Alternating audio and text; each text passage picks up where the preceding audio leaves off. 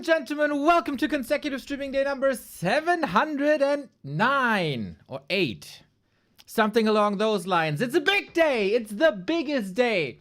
It is the last day of the Super League. 6 weeks have passed. We battled through a long group stage, and now we had 2 days of playoffs, and we have a little paradigm shift in the Warcraft 3 scene, I think.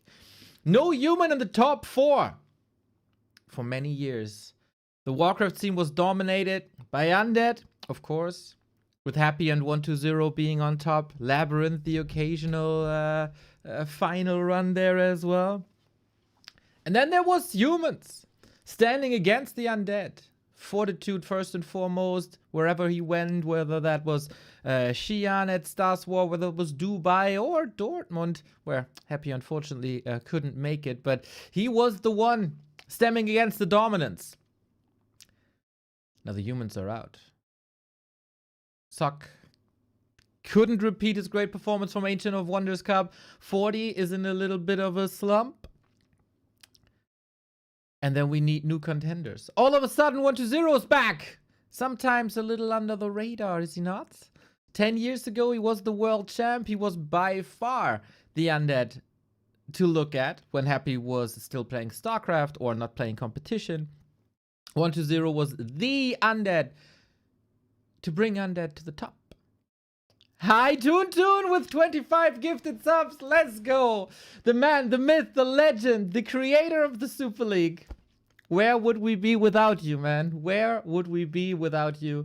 Not only the Super League, also the Dolphin Cocoon into Butterfly Cup that Soul 8man is currently casting. Without this man, the Warcraft scene would be nothing. If you want to learn more about the Dolphin, behind the Dolphin Warcraft Super League, a couple of months ago I conducted an interview with him. It's up on warcraft3.info. It's called Do What You Believe Is Right for Warcraft, Not What Feels Right for You. Here is the link. And if you want to help out HFI Toon a little bit, then we got a survey up with ! feedback. We're always striving to make competitive Warcraft even better, and with your input, we can do that.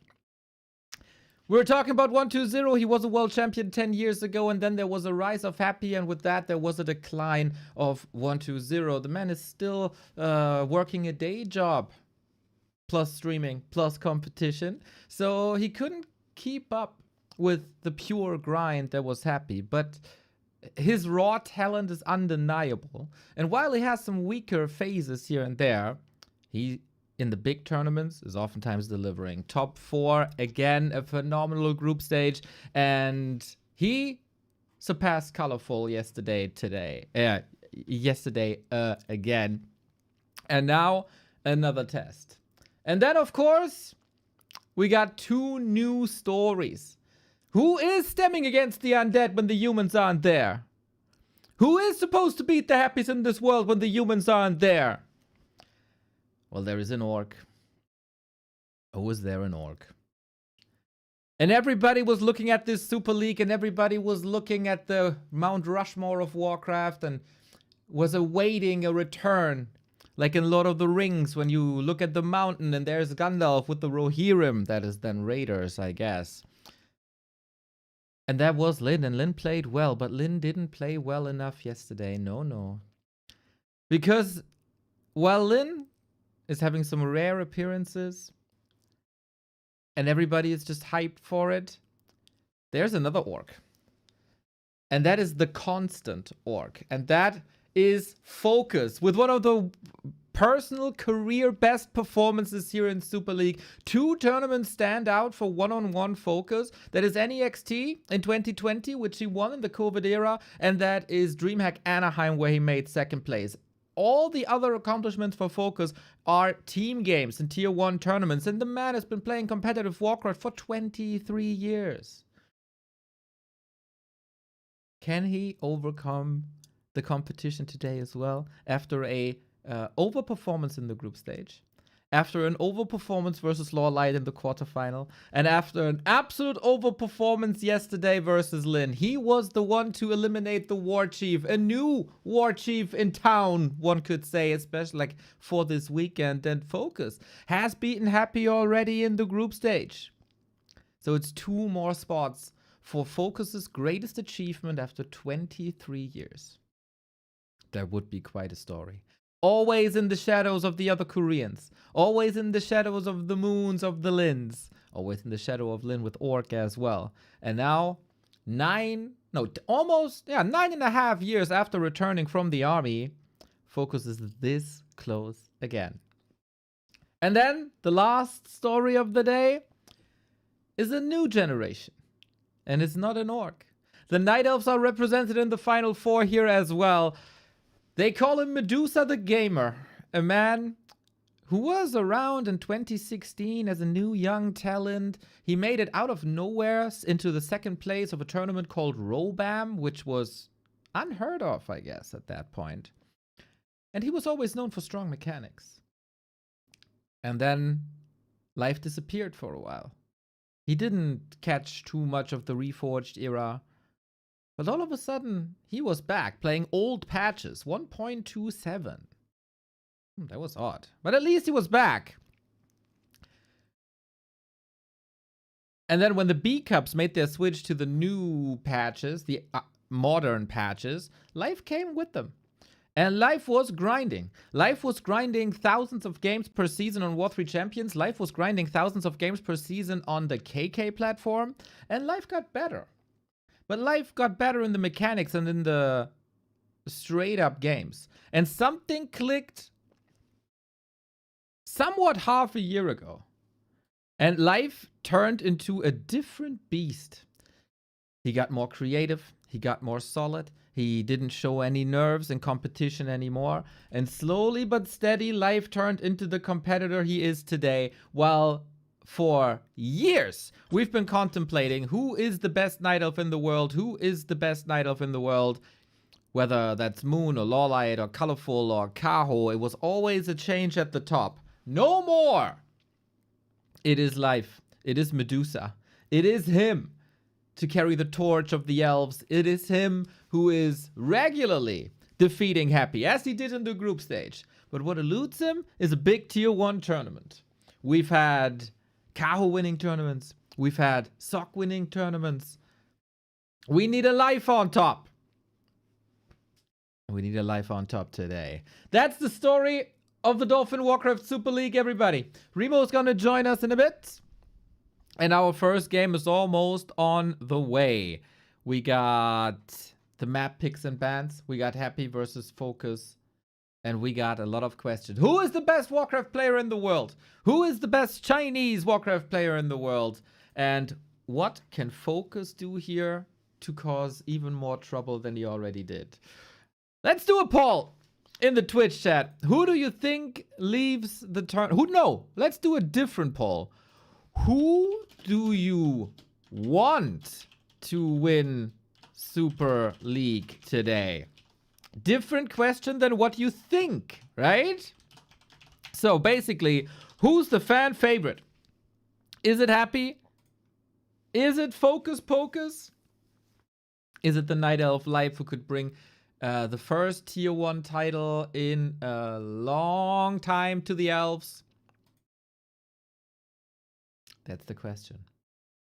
Again, thank you, HiToonToon, for the support. That is a lovely. Thank you, Nunox, for the 10 euros. Thank you, Nunox, for subscribing yourself. Those are the appropriate hype levels, I guess. We've been here 6 weeks, day in, day out, every single game.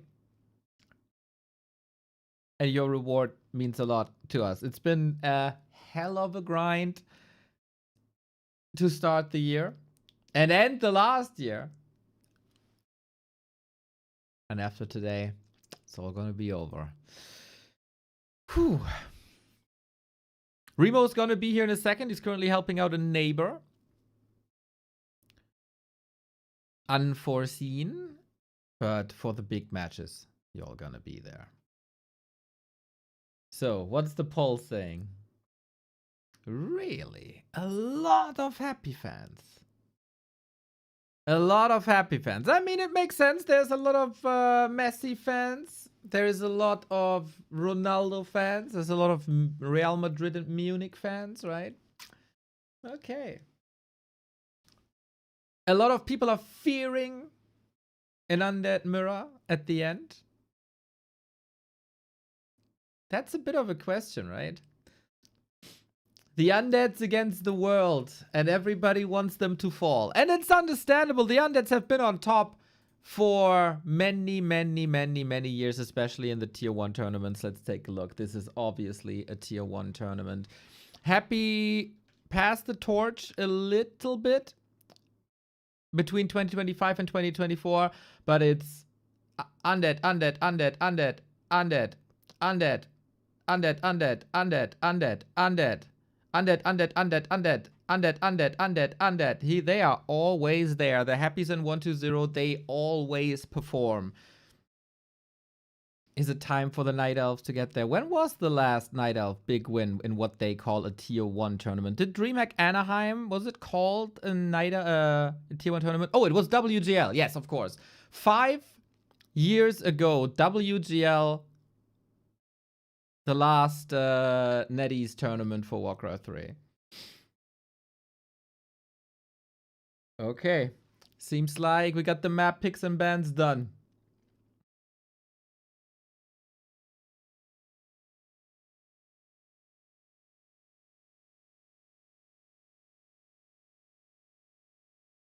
Lots of happy fanboys. Lots of happy fanboys. FoCuS a clear number 2 at the moment.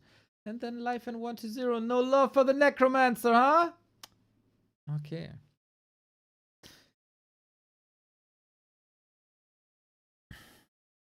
We're ready to go.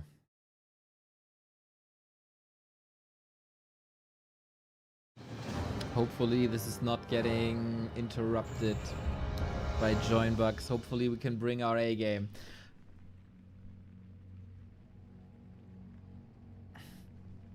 This is an unfortunate join bug, and yeah, maybe we have to say this as a little bit of a disclaimer. We know the group stage match between Happy and FoCuS was a win for FoCuS. That was played on KK. I'm not too sure how much that is changing from a competitive standpoint. There is a ping equalizer on KK. I don't know how functional that was that day. It's just something I cannot answer. But it's a good excuse for the Happy fanboys for sure. But there's also lots of hope for the FoCuS fans out there. Man, after so many years, wouldn't it be an amazing, amazing story if FoCuS takes it all home as nobody had him. Nobody had him as a winner. I'm so sure about that. Second try. In the meantime, I might ask for your vote. We are nominated as the best non-mainstream streamers of the year again for the 3rd time. We're basically the Happies of the non-mainstream streamer category at the Early Game Awards. This award is very near and dear to my heart. It's an amazing reward for the year that's to come. And we can win this for the 3rd time in a row with your vote. Exclamation mark award. All you got to do is to put the check mark in. Oh, apparently they changed that. You got to put your Discord in or Instagram and get your votes in. The 3-peat, everybody. The 3-peat is nigh.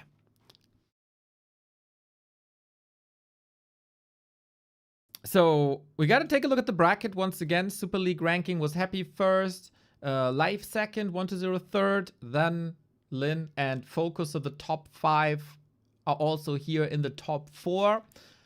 Happy defeated KO yesterday, and we gotta say, I very, very much anticipated a clear 0-3 by Happy yesterday.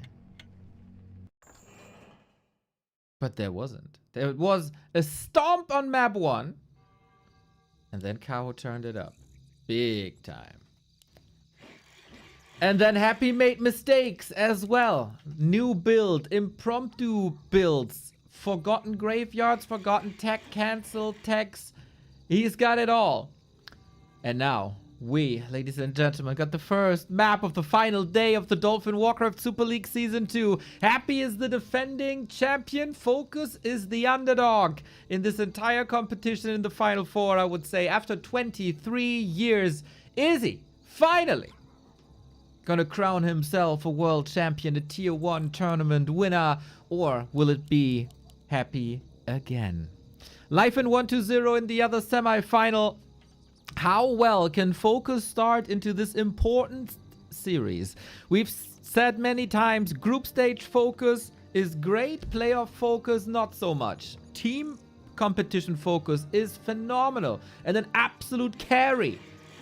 But now he's all by himself. Of course, he got the Horde with him. Hopefully he did some practice sessions with Lin yesterday, who also defeated Happy. There are new answers to the undead who've terrorized this matchup for such a long time. DK, Lich, Dark Ranger, ghouls, skeletons, deletes every orc ground. And then there comes an alchemist, and then there comes gargoyles, and they delete the orc air. So what do? You shift between both of them. That's usually the strategy. Out of sight of relief. It is a Blade Master for FoCuS. It is a DK for Happy. We are on Shadowed Exile, the organizer's map pick here at Super League. One of the greatest maps that we got in the pool. And we kick things off with the Blade, with no barracks, with the fast tech.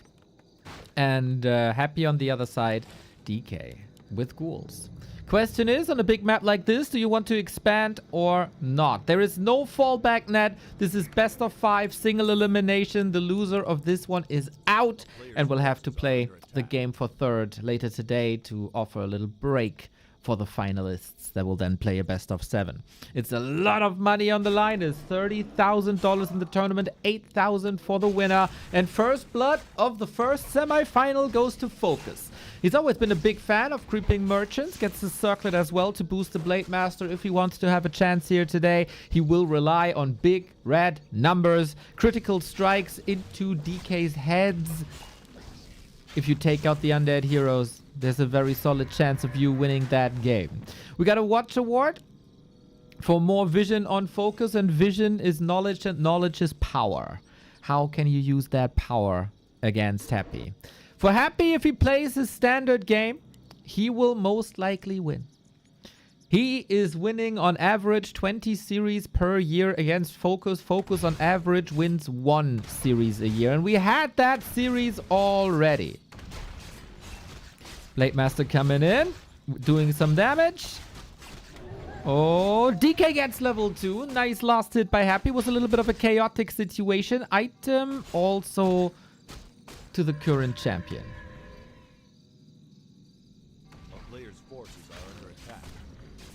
Ghouls can be very, very, very oppressive. The orcs try to save themselves. To the wyvern. Oh, who gets the last one? FoCuS a little bit too early. 1.5 so far. This harass not working out too well. But the tech. The tech is the major advantage. 30 seconds. And Happy surely must have went back to the drawing board. Lin annihilated him. Also the loss against FoCuS earlier in the group stage wasn't that pretty. Blade Master hurt. DK hurt.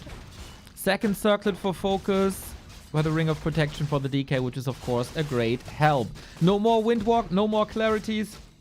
Harass seemingly over. FoCuS can't stop walking. The skeleton is chasing him trying to interrupt the heal self. DK gets the rest of the camp. That is 2.9. Tier 3 on the way. Shadowhunter, Beastery. What is the strategies of Happy? Is it the old Dovak style? With ghouls into fiends? Is it a couple of Gargs? Is it tier 3? What's the hero gonna look like? Will we see Alchemist? Will we see Dark Ranger? There is a lot of variables. On paper, this is looking pretty atrocious right now, is it not? Level 1 Blade Master, level 3 DK. If you are not that educated in Warcraft 3, you might think this is over already. But no. There's a big power spike coming for FoCuS. He was very greedy in the beginning. Skipped every tier 1 unit to put it all in Wyvern. Shadow, Hunter, Wyvern. Nice idea, stealing some creeps away and some items away, but the one who gets every single reward and all the loot is Happy. Double claw. Very, very nice for the Lich, and Happy is opening as he oftentimes opens. One gargoyle into Lich. The Fiend Wyvern approach doesn't seem to be a valid play anymore. Not on this big map. Happy so far caught every single creep spot, and now he might get this one too. There's no Wand of Negation, but there is a level 2 coil. FoCuS has to hex the DK. Oh. Happy is waiting. He moves around the forest for the coil, but takes... Oh my god! He steals it! The XP goes into no man's land as the Shadow Hunter hexed the DK. It looked like the DK was too late, but no, he came right on time. What a beautiful play by Happy. Gets the vision with the illusion around the forest, and the coil arrives right on time. FoCuS has a Herculean task ahead of him in game 1. He needs to pimp the blade. And he needs to level that SH. Creep manipulation with Hex has been a saving grace for Orcs for a long time. You bring in the control with that Hex. You bring in the damage with the Wyvern. And Happy opens up the final day with the first play of the game. Strategically, nothing fancy. An earlier graveyard might lead to earlier lumber. But that's about it. He got the Wand of Negation against the Hex timings. Even though it was nerfed recently, it's still hella good when it comes to disabling that Hex. Now, I think I set the stage properly. But a final day requires a dual cast, and a man who not only carried part of the Warcraft scene on his back, but also a cupboard of his neighbor, is Mr. Remo Demo, who will join us in a second and then didn't hear that fancy introduction that I gave him. Anyway, game continues. Double Claw and Robe is an insane Lich inventory. We got a big mana potion. Happy couldn't dream of a better inventory here for now. TC is coming in as a third hero. We get Kodos, and that's Lin's revolution of this matchup. No bats no more. It's about the Kodo bees. They are sturdy. They are tanky. They're not that easy to be taken out by ghouls and gargs. And they still do some fancy damage with the piercing against gargs and definitely against ghouls. Can you protect the Wyvern? It's only 2. Orcs have to diversify their armies in many, many, many ways these days. Happy pushing up a little earlier. The hero levels for FoCuS aren't there. Good day, Neo. Good day, Chad, by the way. I'm really sorry for being a couple minutes late. Goddamn neighbors. But I am here now. What a day it's gonna be. First map of the day. Our champion seems to be in a damn good spot so far. Definitely taking control of that early game, but as so often in this matchup, one hero kill can turn it all around. And while Happy is rather fancy with that potion and the claws and the damage, he's very fragile. One ring, okay, but get hexed, get stomped, get ensnared, and critted a couple of times, and everything can turn around. But yeah, that first game, definitely in Happy's department. Happy, I think, also making a bit of an adjustment from the past, right? We used to see Gargs with Alchemist lots by him. Now he's going Dark Ranger instead. We saw the Alchemist very often getting chopped down by the Blade Master late game with low armor and no coils to save him. So Dark Ranger better to keep alive, but of course no Acid Bomb. No Acid Bomb and not too much fodder for the Skeleton Snowball that we usually see with the Headhunters. The Kodos are basically replacing Headhunters. This is the first moment. Coil Nova on the Wyvern. The Gargs take these Wyvern apart. Sweet silence on both of the heroes. Destroyer, though, under attack. There is an Orb of Lightning. There is a Claw. Kodo safe, but Nova against him. Stomp. Big Ghoul still ravaging the ground. FoCuS down to 38. The first semi-final map might go to Happy, especially with the Shadow Hunter down, annihilated, no heal wave possible. The first map win is a pretty damn clear affair, and the winner is Happy. Was a bit of a shocker, of course, in the running season when FoCuS was able to beat Happy. I remember there in that series, Shattered Exile, he looked really good. Now Happy seems to have done his homework. Super clean early game. He got way more experience, way more items as well. Super strong lich that he was working with. And FoCuS also, I appreciate that he's adjusting his play. Didn't just play standard. It wasn't just Mass Wyvern. It wasn't just, you know, the norm, either Headhunters or stuff. Trying to mix in Kodo Beast. Interesting. I think we sometimes saw it in the past. But Kodos as your main army against ghouls and gargs didn't look too convincing there. I guess the thought was his heroes were supposed to carry him. Didn't quite get to that point, though. Well, that was the Lin revolution in the Happy Lin series. Replace Headhunters with Kodos to still get piercing damage in while eating some units. But yeah, the damage wasn't there. And that is a result of lower levels in the early game, because Happy got every single encounter, every 5 contested spots went to Happy, and therefore no level 3 Blade Master. Then you can't roam too much to creep steal, to gather information, to solo level the Shadow Hunter. And then when Happy started pushing, it was 2-2-1. Orc heroes are goddamn strong in the later stages with 5-5-4, but 2-2-1? That's ridiculous. And then of course Happy chops your head off. Happy looking to be in championship form. We've been talking about FoCuS's form a lot over the last couple of days. Yesterday, you said today was going to crumble, didn't you? But you said it kind of as an anti-prophecy, I think. I wonder, how much can we take away from FoCuS's daily shape now from just one map? Turtle Rock it is. The second map right here. Happy, very, very confident, but let's remind ourselves of yesterday, Mr. Remo. There was a quarterfinal of Happy versus Kaho, and the first game was simply annihilation. No chance for Kaho. He got surrounded, he got killed, he contested nothing. And then at the end, he made it to game 5 and had great chances of winning that. FoCuS has to do the same as Kaho did. Turn up, heat up, and tie up the series. He has shown indeed against Happy that he can do this. He finally broke that long loss streak. Happy there, in the spirit of transparency, had to play on KK. Now we're playing on War 3 Champions. That is a bit better conditions for both players. We had Ping Equalizer back then. Off to a good start, of course. FoCuS, yeah, I trusted him to have a chance here. I was fanboying out yesterday. I am so impressed. I have been so impressed with FoCuS over the last few weeks, especially here now, the last couple of games we saw from him. If he was to be able to make the grand final and make the championship, I would be so, so happy for him.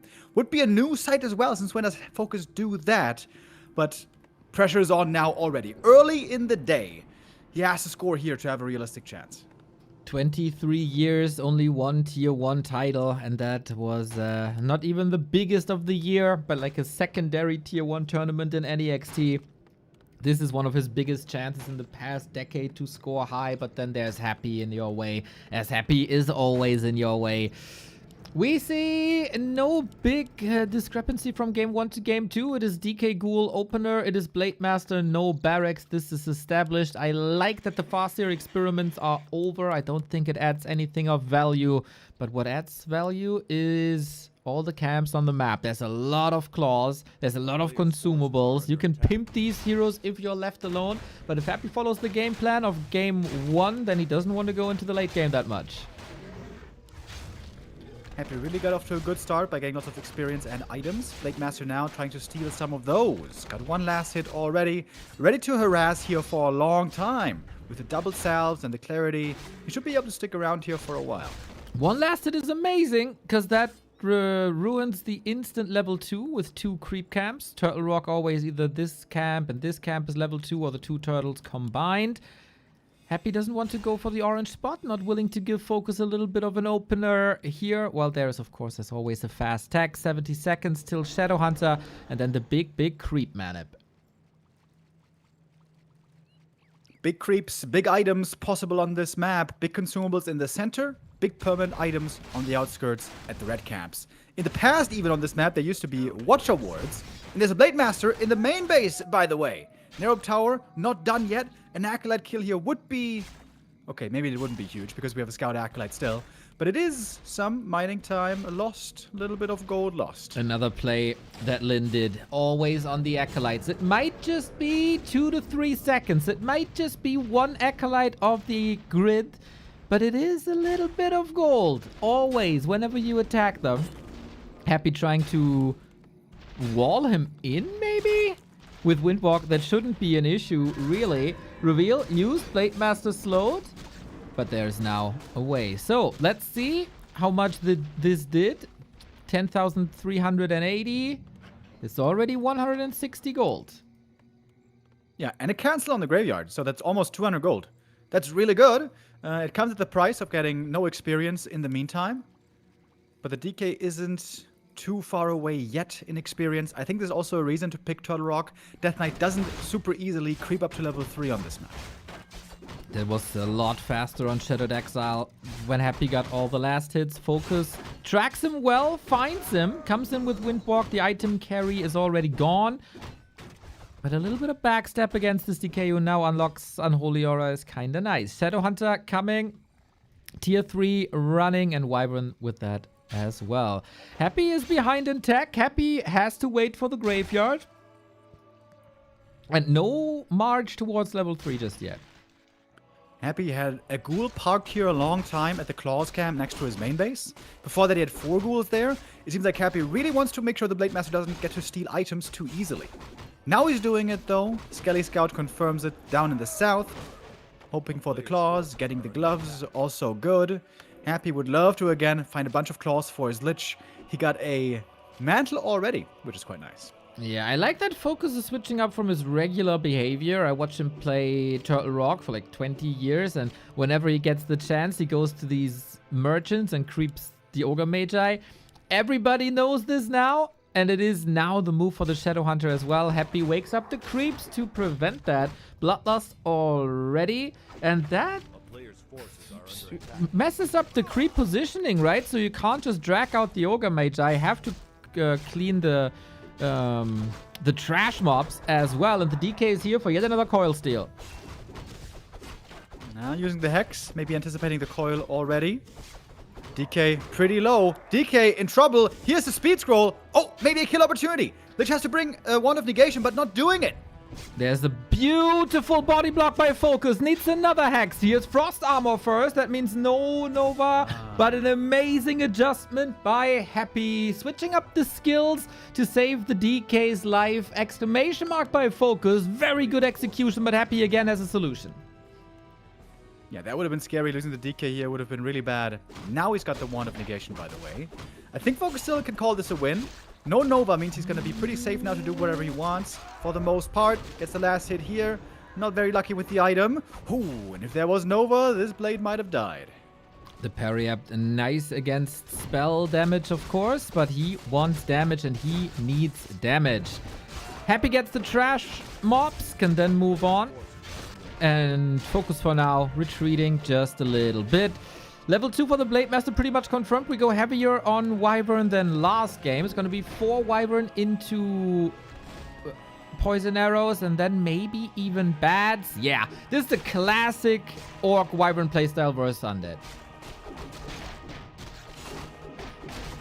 I wonder if this time then against that, Happy's going to go rather for the Alchemist. Something he has displayed many times before.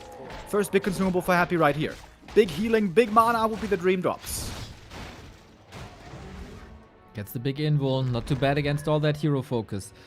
FoCuS gotta be a little greedy here, and he wants to be greedy, but that's also predictable. Red Spot lured in. Shadowhunter all by himself, but since he doesn't have to fear a Nova, there's no crowd control in Happy's side.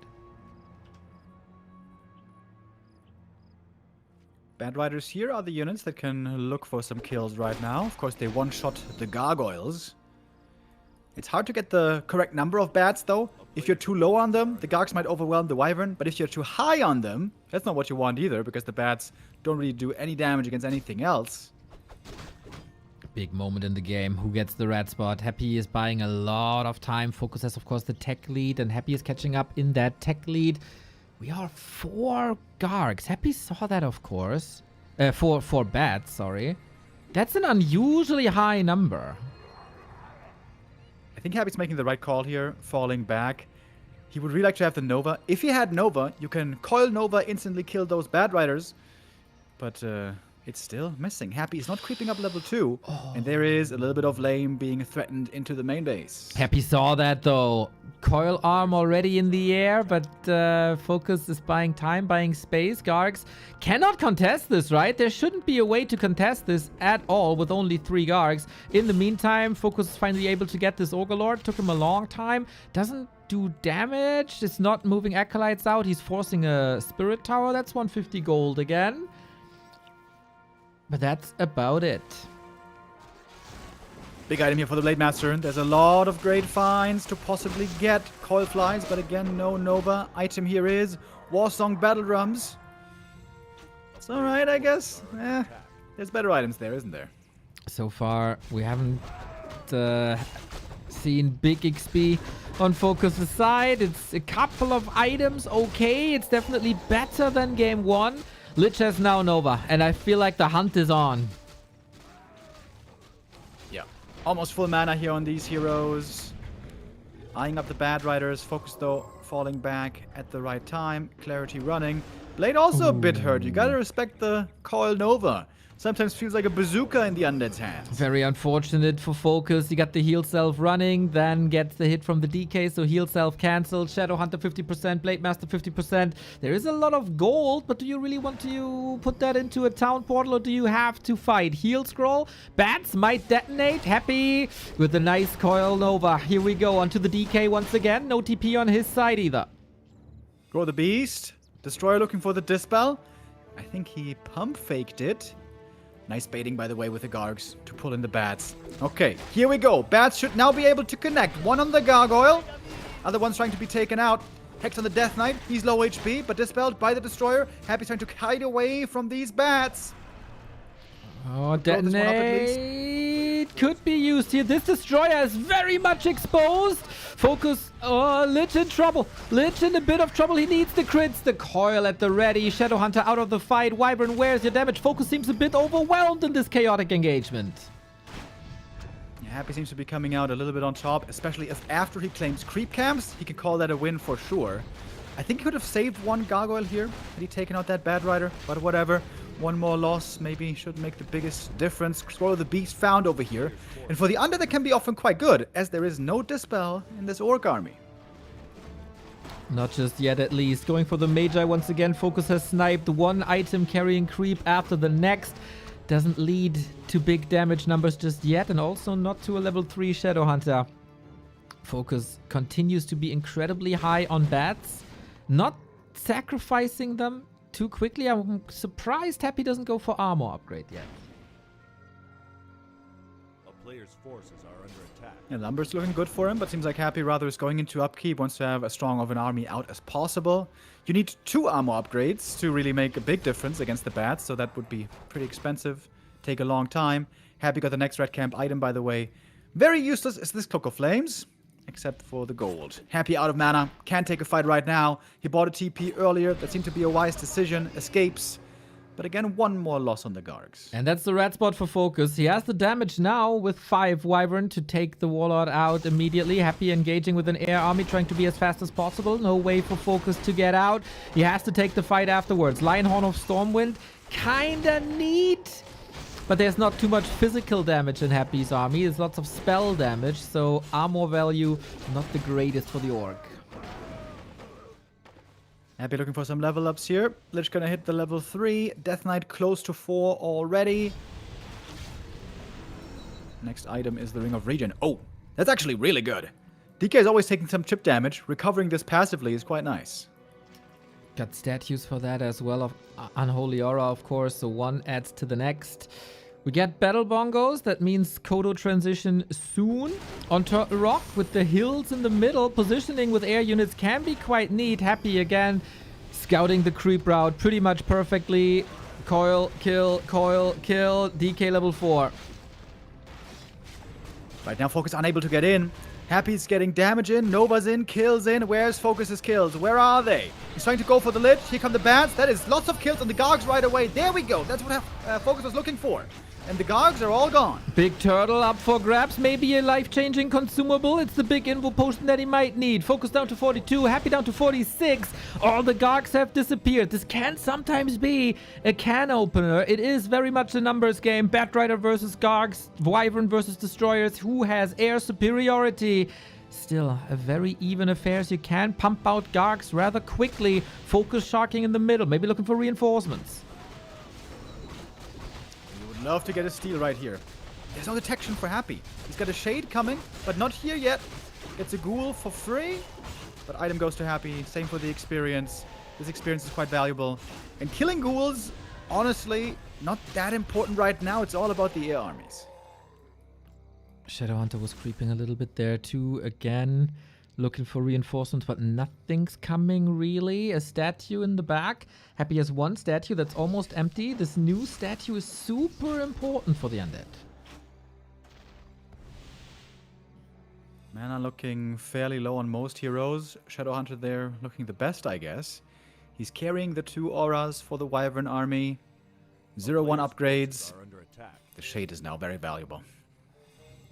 No Witch Doctors to detect them, just more damage, more Wyvern, more Raiders. Mr. Apeman, thank you for the continuous coverage of the Dolphin, Cocoon, and 2 Butterfly Cup, and your everyday raid. Hopefully you have a wonderful day and can enjoy these games with us. Also, thank you Loshek for the 14 months and Herr Schnuck with 47. One of the last big creep spots here for FoCuS. Item on the ground. It's not really sure what that was. Big damage it is onto the DK, but he's so sturdy with that ring, the gauntlets, and the Ring of Regen. This is perfect items for the DK to just stay alive, survive the FoCuS, and then passively heal up. Love these items from the Death Knight. I love that they're not getting sold in the late game. Happy, more and more appreciating armor items, except when he plays Crypt Lord for some reason, but I guess those days are over. Nobody going for an expo. FoCuS, we have to say, has 1,400 gold. That could be a tiny Great Hall. That could be lots of potions, big armies. Happy is getting ready for 70 and 80 food. He was also rich for a second. 800 gold floating as everybody was staying in upkeep. Highly optimized 50 food armies. Good levels. 4-4 was 4-3-3. Happy's going for a second Shade. He really wants to know what's going on the map. Looking like we're moving towards a slow late game phase. FoCuS. Oh, does he have the tiny? Yes, he sure does. Happy sees it immediately. What can he do about it, though? Can FoCuS fortify this? He's trying to buy time, marching across the map, expecting Happy on the left-hand side, but of course, vision advantage for Happy is massive. And FoCuS, he has a speed scroll to get back. He feels like he needs to scout a little more. Half of FoCuS army, like a lot of skeletons moving to the right-hand side, but they will not do much against this Great Hall. If he brings the main army and the skellies all together, though, the skellies might get overlooked. As FoCuS is trying to catch reinforcements, but of course with Happy's Shade Vision, hard to accomplish that. Okay, FoCuS. If you hold this attack right here, if you can survive 2 minutes, this game should be yours. We get more bats, we get more Kodos, we get more burrows. FoCuS is spending a lot. Supply is even. If only this burrow would be up already. 20 seconds. Shadowhunter needs to be safe. Got an invo potion. Big invo for the blade. Little bit of prep damage. Skeletons here, left, right, everywhere. Blade Master not level 5. Kodos coming in for a big damage boost. We go Nova right away on the Wyvern. What is a lot of damage. Here come the Bat Riders connecting. Second armor upgrade is done on the Destroyers. They're still in the air, and the Bats are gone. Wyvern eating a big Nova right there, and they're disappearing quickly. The Destroyers here, as long as they have mana, doing good damage. FoCuS now changing targets. Hail Mary play, trying to go for the DK, but this guy's so tanky. Go, Coil misses, but the Nova hits hard. FoCus's weakness in this matchup for years. Not able to split the Wyvern against Nova or Acid Bomb, and now everything has disappeared. 43 food. Happy's Destroyers are losing mana though. They're not as effective as there was anymore. Maybe the Kodo Beast can get some kills. Blade Master's level 5. Still got that Invo Potion. Still got that Heal Wave. This ain't over. Speed Scroll, Shadow Hunter. We have more hexes here. This DK has a TP. And he's trying to force it. Trying to reach. But can't. Is this attack over? Is this Expo up? And can FoCuS macro up and get the army back? Blade Master level 5 has turned many games around. He can be that ultimate damage dealer in the late game. But he doesn't have the best items. I guess he got a bit unlucky with the item drops. No claws at all, no slippers, Quel'Thalas. Level 3 crits aren't going to be that high, really.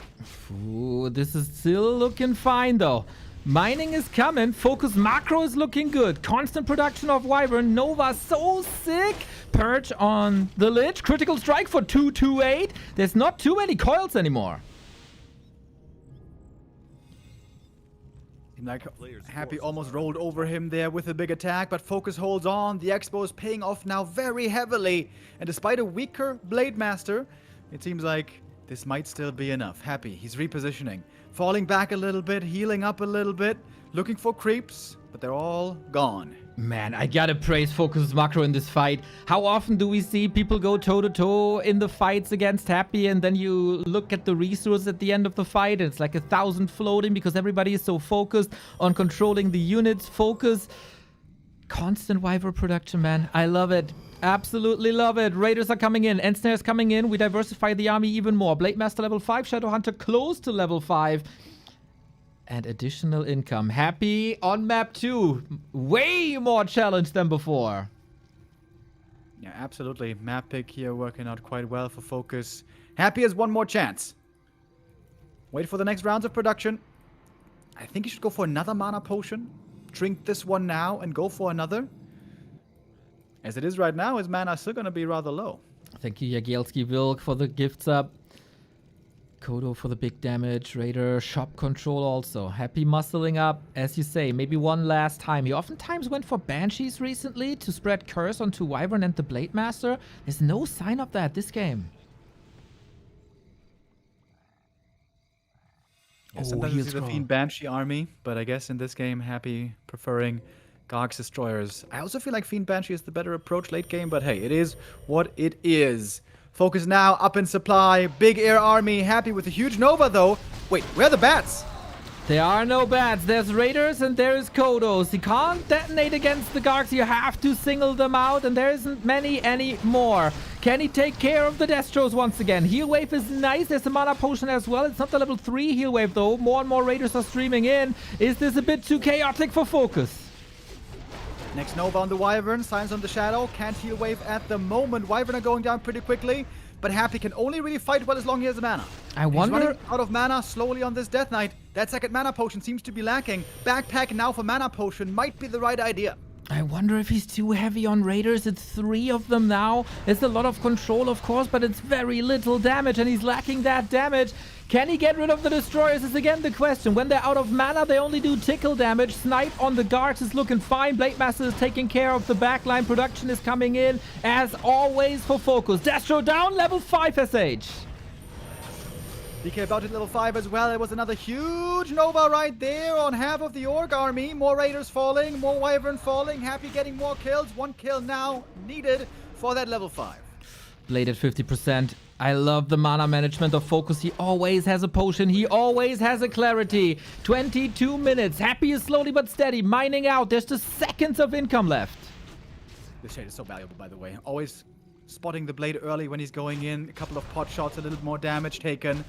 DK can smell the level 5. He's so close. Oh, the Novas are always so sick. Blade going in once again. A Destroyer will be falling soon. Happy's mana is minimal, but he got one more coil to save this Destro for a while at least. Little bit of hero focus trying to move the Wyvern out.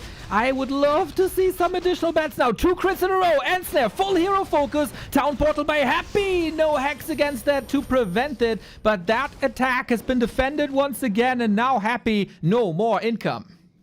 Yeah, we're mined out on Happy's side. FoCuS is wondering, man, how much do I have to do to win this goddamn game? He keeps defending. He's got the Expo running. FoCuS is actually down in supply right now. He just has to hold on, though, and surely this game must be his. If he keeps his nerves together, surely can. All you gotta do is wait, build an army, let the opponent come to you. Scout for Expos, of course, as Happy always has a backup plan. Big Black Citadel down. That's 500 gold just like that. Coil Nova games continue. Every Coil Nova is a win. FoCuS, is your army big enough for this? We got 2 Ensnares. DK has lots of strength. Plus 9. Now the Shadow in trouble. Both Invul Potion. With that surviving for the time being, Blade Master has to do all the damage right now by himself. Going for the statue. That's a big pickoff. That is the sustain. That is the healing for the undead. Crit on the Death Knight. Ensnare. Purge. Looking for the next crit. The Windwalk's ready. The DK might be dead. What about him? Can he survive this? If there's a purge, the game's over. You need it? It isn't. He blocks himself. Level 6 Blade Storm celebration. FoCuS needs a little bit. All the damage is so crazy. The heal wave is coming in as well. FoCuS wins game 2 and we got a series. Ooh, almost seemed like Happy was gonna able to break through the expansion, but a wonderful hold by FoCuS. Was able to be very, I think the most important thing was being very cost efficient around 50 supply. He got so rich at some point, staying at 50 the whole time, Happy going into upkeep earlier. Maybe Happy going into upkeep a bit too early. Seemed like he ended up missing out on a lot of gold compared to the opponent. Man, FoCuS so calm and collected. This is surely so far one of the best FoCuS games that I've seen in a long time. Very, very patient, hoarding lots of gold, engaging when he feels like it's right. Very good army compositions as well for the most part. We were thinking, is it time for bats? Should you go for bats? Aren't you needing the damage? But in the end, FoCuS had the bigger vision as he had 3 Ensnares for the hero FoCuS when that was most important. The heal selves were there. The hexes were there at the right moment. You got the critical strike, even on an underdeveloped Blade Master. 250 crit on level 3 is very strong, and the Blade Storm, man, spin to win to take Happy's Nova away as you get or become magic immune in Blade Storm was a very nice touch at the end. It wasn't just celebratory, there was purpose behind it, and FoCuS weathers the storm. We're down to a best of 3.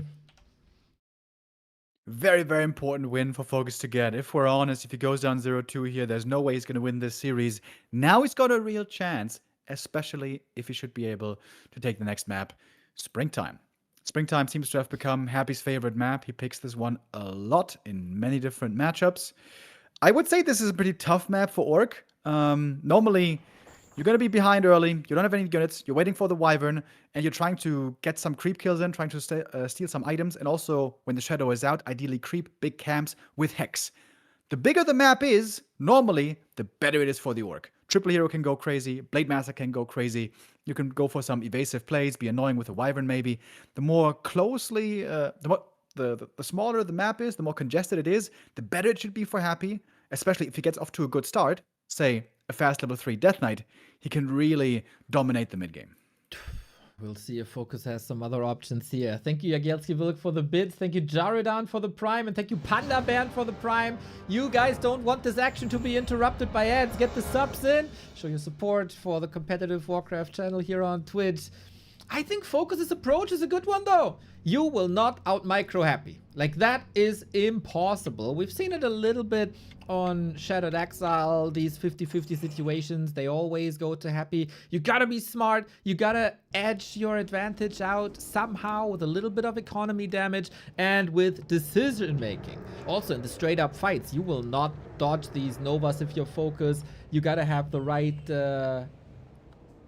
right focus fire instead, and have the heal wave ready, and item usage by FoCuS. Top-notch clarity, heal potions, heal scroll, invo potion. It's always there when he needs it.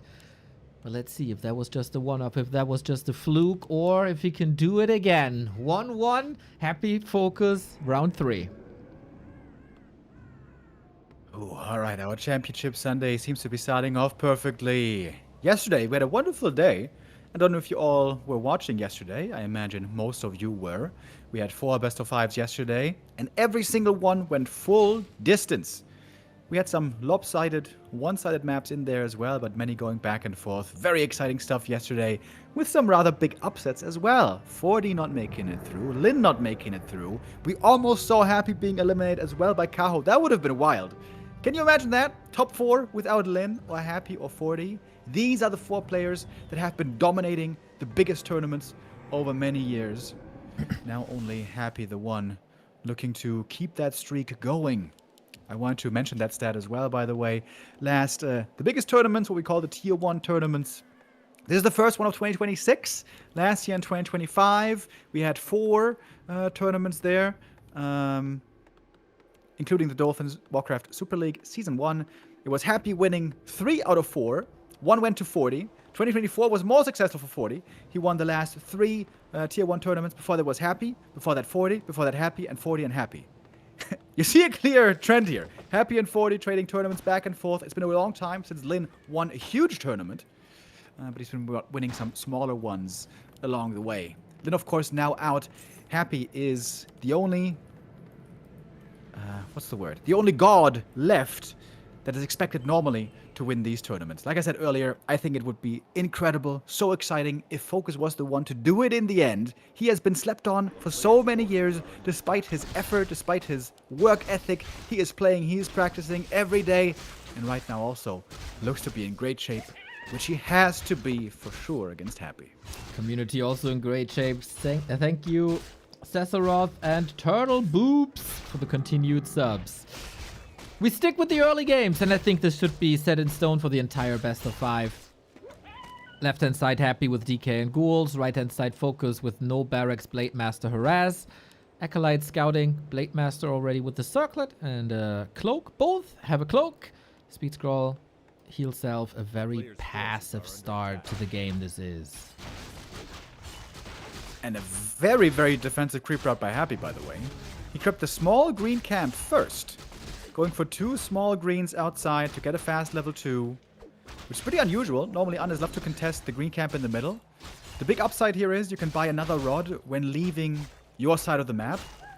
But he's not even going to do that. So, alright, I guess the priority here for Happy was get level 2 uninterrupted. That aura, as we know, does make everything better. There we go. That is a clear focus on Happy in these early games. FoCuS is items, of course. Again, he's a little unlucky. Acolyte sees the heal self, like drawn to this like a magnet. New heal self, very fast heal self nowadays. Happy going for the shop. Will FoCuS read this and will he arrive in time? He is a little bit too late. DK gets the big item, big invo potion. Can be quite nice indeed. FoCuS might be able to get a ghoul kill here. No, not quite. The coils are ready. Happy, by the way. Good scouting here. The Acolyte saw the creeping of the green from the blade, so that gave him the confidence they could go for this camp and almost finish it fully without any real danger. Could invest a coil, but then you just reapply the self. Blade Master went into Acolyte's last game. That paved the way. This time, no real opportunity to. Happy walling off the graveyard at 3/4. But at least there is knowledge. A little bit of dust. And then heal self cancelled. Little bit tame. Couple of... like, just give me the Skelly, man. Yeah. Just give me the Skelly. It's level 2. Not allowed, man. We're denying these skeletons in this stage of the tournament. A player's forces are under attack. Happy now also very close to a level up. Level 3 right around the corner. Skelly distracting. Happy knows how important the Skelly is for the... Ah, it expires! Are you kidding me? Ooh. Half a second before the hit comes in. And if Happy finishes this camp, this is going to be level 3. This is looking like a good start for Happy so far. Chance for a big steal for the Blade Master. Yeah, it does look a little... There's level 2. It does look a little like Shattered Exile, our first map, where Happy was extremely dominant. I think it's a little better still. FoCuS got that level 2 unlocked. He tracks Happy better, and he's contesting for level 3 a little longer. This Shaman here, very annoying as it has rejuvenation. We all know how strong rejuvenation is. Happy forced into yet another coil. And the big question now is, what is FoCuS doing with the Shadow Hunter? He's trying to stop level 3, and that might be successful indeed. So almost the perfect early game for Happy, but because he didn't get level 3, not quite perfect. Speed scroll invested to slow down the Death Knight. He's ready to coil steal. Yeah. He got this amazing play on Shattered Exile. FoCuS now has to make sure that there is no vision anywhere. Shadowhunter right there. Bro, you ain't doing this with me again. I'm ready for your shenanigans. Or are you? Rejuve! Oh, still got it. Item goes to FoCuS. XP goes to Happy. At least the DK is half mana. It's always terrifying when the Death Knight is level 3 early with full mana. Good start for Happy. Decent beginning for FoCuS. I think nobody is too bothered by this just yet. I gotta say, the Shadowhunter looks a little overwhelming. Was it worth the time? We're going for the next one, the next camp. Blade Master, under-leveled, under-geared. Lich out, this time with Nova. Last game, Happy was forced into an early Frost Armor. This time, he got lots more damage output. He doesn't have the Wand of Negation, though. So Hex is going to be really, really good here. Many great targets for it. And with the Wyvern and Venom Spears about to finish, we're going to have some real damage kicking in momentarily. Is the Blade Master just chilling here at the shop? Is this invul so important to him? Maybe. I guess so. It's ready now. Maybe also a heal scroll? No, invul potion it is. This level 2 coil is the dominant factor in the game for now. No progress on Blade Master, no progress on Shadowhunter. FoCuS hiding in the shadows. No Windwalk. Insanely fast Shade, by the way. Scouting Acolyte survived the early game. Really early Sack Pit. Really early detection. Okay, does this have... Like, he can still go Frenzy and he can still go Destroyer upgrade. Feels like FoCuS is contesting the Tavern a little bit. I mean, there's a bounty here with the Ogre Magi. Happy at some point wants the Dark Ranger, I would say. Good pickup. Big heal potion against Undead. Always nice. Happy with the block. Little attack on the Shadowhunter, but sweet salvage by FoCuS.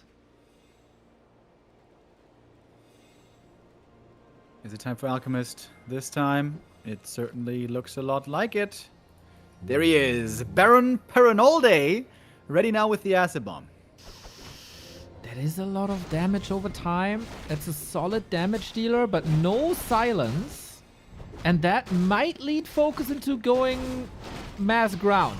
Bad Rider taken out. That was an essential one. New Bat coming in. Detonate right away. Only a 1-for-1 trade. Not ideal. Coil takes the Wyvern. FoCuS still busy with the creep spot. Shadowhunter didn't get one of the drinks of the Blade Master. That egocentric prick. He had an invul. He had a heal potion.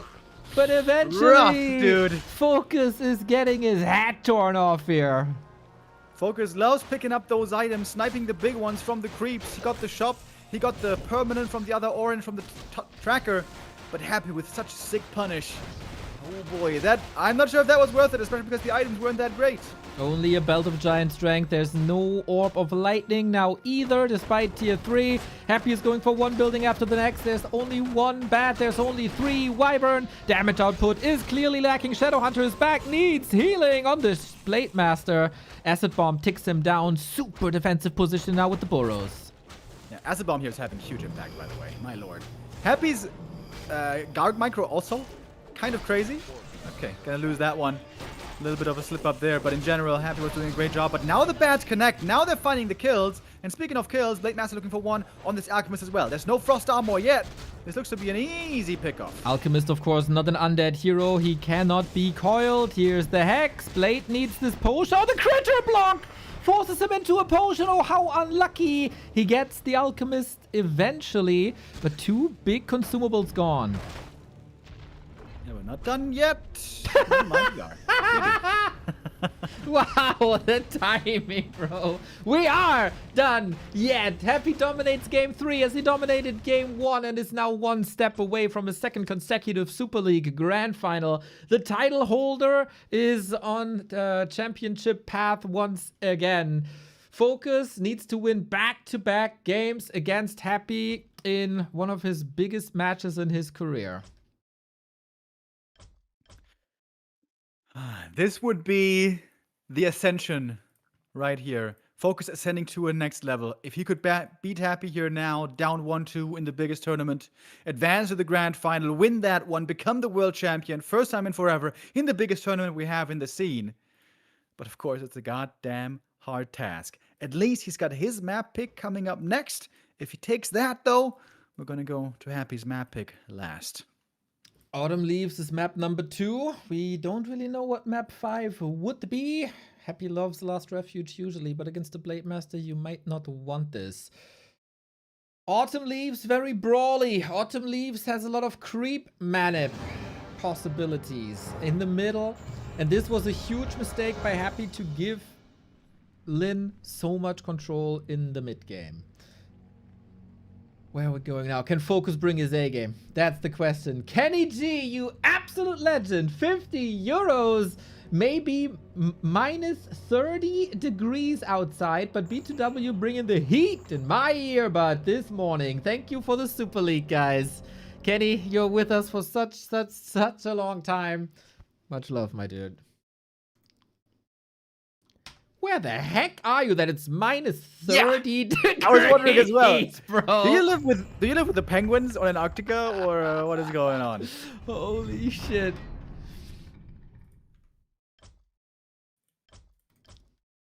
Well, as long as we can heat it up for you, brother, we try our best to keep you warm and hyped.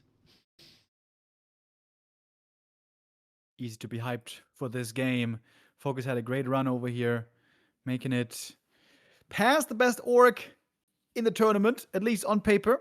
Was able to eliminate Lin. Once again, Lin didn't get super far in the playoffs. Last time that frustrated him enough to stop playing for 4 months.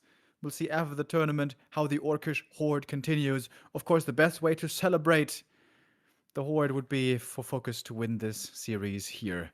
It would be a bit of a legendary Sunday for him. FoCuS, I think a top 4 finish is already an accomplishment, but of course, if you get so close, and if you see on map 2 that you can be Happy, you want more, and FoCuS has all the tools to become successful here. His last map pick, lots of items up for grabs. Can he perform a little bit better? Can he slow down Happy just a little bit more? The race for level 2 and 3 for the DK is so essential. FoCuS knows it, Happy knows it, we know it. But can you stop it despite the knowledge? Match points for Happy. FoCuS in the ropes. He needs your energy. He needs a little bit of focus pocus magic now to stay alive. A little bit of magic here to help us come to a 5th map. This is FoCuS's map pick now. I think Turtle Rock especially worked out wonderful for him. Of course, that was the map he won. The early game was looking good already. DK can get level 3 though easily on this map if uninterrupted. There's a bunch of green camps, there's the shop, there's the natural. All these are easy to take, one by one, with ghouls and skellies. So I think FoCuS will have to be aggressive here. Make sure this Death Knight doesn't get that level 3 early. Ideally, keep it on level 2 for a long time. I fear a little bit that this is a Farseer. I really hope he's not doing that just to switch it up. FoCuS is a person of culture. Blade Master is the way. Big red numbers is the way. Blade Master is the way. Yeah, fourth consecutive time that we see the same builds, but it's all about the execution. It is all about items and levels, and it's all about gift subs. Way better with 10 of these beautiful gift subs. Thank you, thank you, thank you. Thank you very much for the support, guys. Looks like you guys are hyped for our Championship Sunday, and I can get behind that. So am I as well. Top 4, the best players in the world. We got 4 matches today. 2 semifinals, 3rd place decider, and then the BO7 Grand Final. Would it be too much to ask to go full distance everywhere, just like yesterday? Mr. Remudimo, I like to spend time with you. I like to spend time with chat. What else is there than competitive Warcraft in my sad life? I want every map. I want all the action squeezed out of this last day of Super League. League Master early on, putting the squeeze on the Acolyte. Takes out that one, so it's going to be a little bit harder to go for early shades if Happy was trying to do that again. And the Blade is not harassing early. Happy knew the Blade was busy.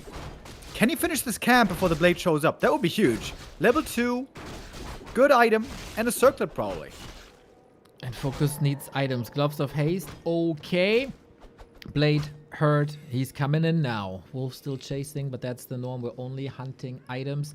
It seems like Happy has eliminated all the maps that have a marketplace, which is not too many in the first place. Sasquatch goes down with Coil Circlet. Claws, nice start. Blade has arrived. Can he get a ghoul this time? None of them are super hurt. Oh, following one into the main base. Good movement, kind of making him stutter. Oh, Happy slipping between the buildings. Blade should be able to get this, but it's taken a while. I like that he's going for the Acolytes and again forcing some economy damage. Minimal economy damage, but it is economy damage. This was the early way to victory on Turtle Rock, and he got the time to bring this back. Plus a couple of hurt ghouls. This Acolyte movement here ramps up, and so is the tech for FoCuS. I think this is an essential move right here. Only chance to kill something now is before the Narrow is up. Can't do it though. Blade has to fall back. How much gold did this cost, Happy? 450. Okay, about 150, 200 gold. That's not too bad. But he didn't get any kills. Good defense by Happy. And maybe the most difficult thing here is Blade Master has 0 mana left. Happy knows this. There's no Windwalk danger right now. That is indeed true, and that is not the case for a long time. And so Happy is confident, going for the right-hand side. It's a big spot. That is pretty much confirmed level 3, and this is something you always want to prevent somehow. He's got really good items already, by the way. Blade. If he gets this last hit, he might be a descendant of Houdini. Should be impossible. He's revealed.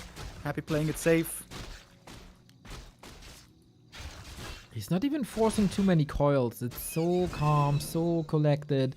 Pendant of energy. GG! Just like that. FoCuS, a bit of frustration building up in the semifinal. Not fighting to the last. Just ownage on map 4. 4 minutes 47 in the semifinal of the biggest tournament of the year. Yeah, I think Happy here with a lot of small, perfect moves. Acolyte Scout keeps the Blade busy. He knows he's got that time. Instant level 2 for the DK from the first camp. Getting the circlet as well. That's such a good start. Next creep camp, next claws. No kills found. No mana on the Blade. That was... The Blade Master a little bit misplayed, honestly, in the early game. And FoCuS feels like with a bad early, he has no chance. Wasn't willing to play it out. Very atypical for FoCuS, who's usually always a fighter.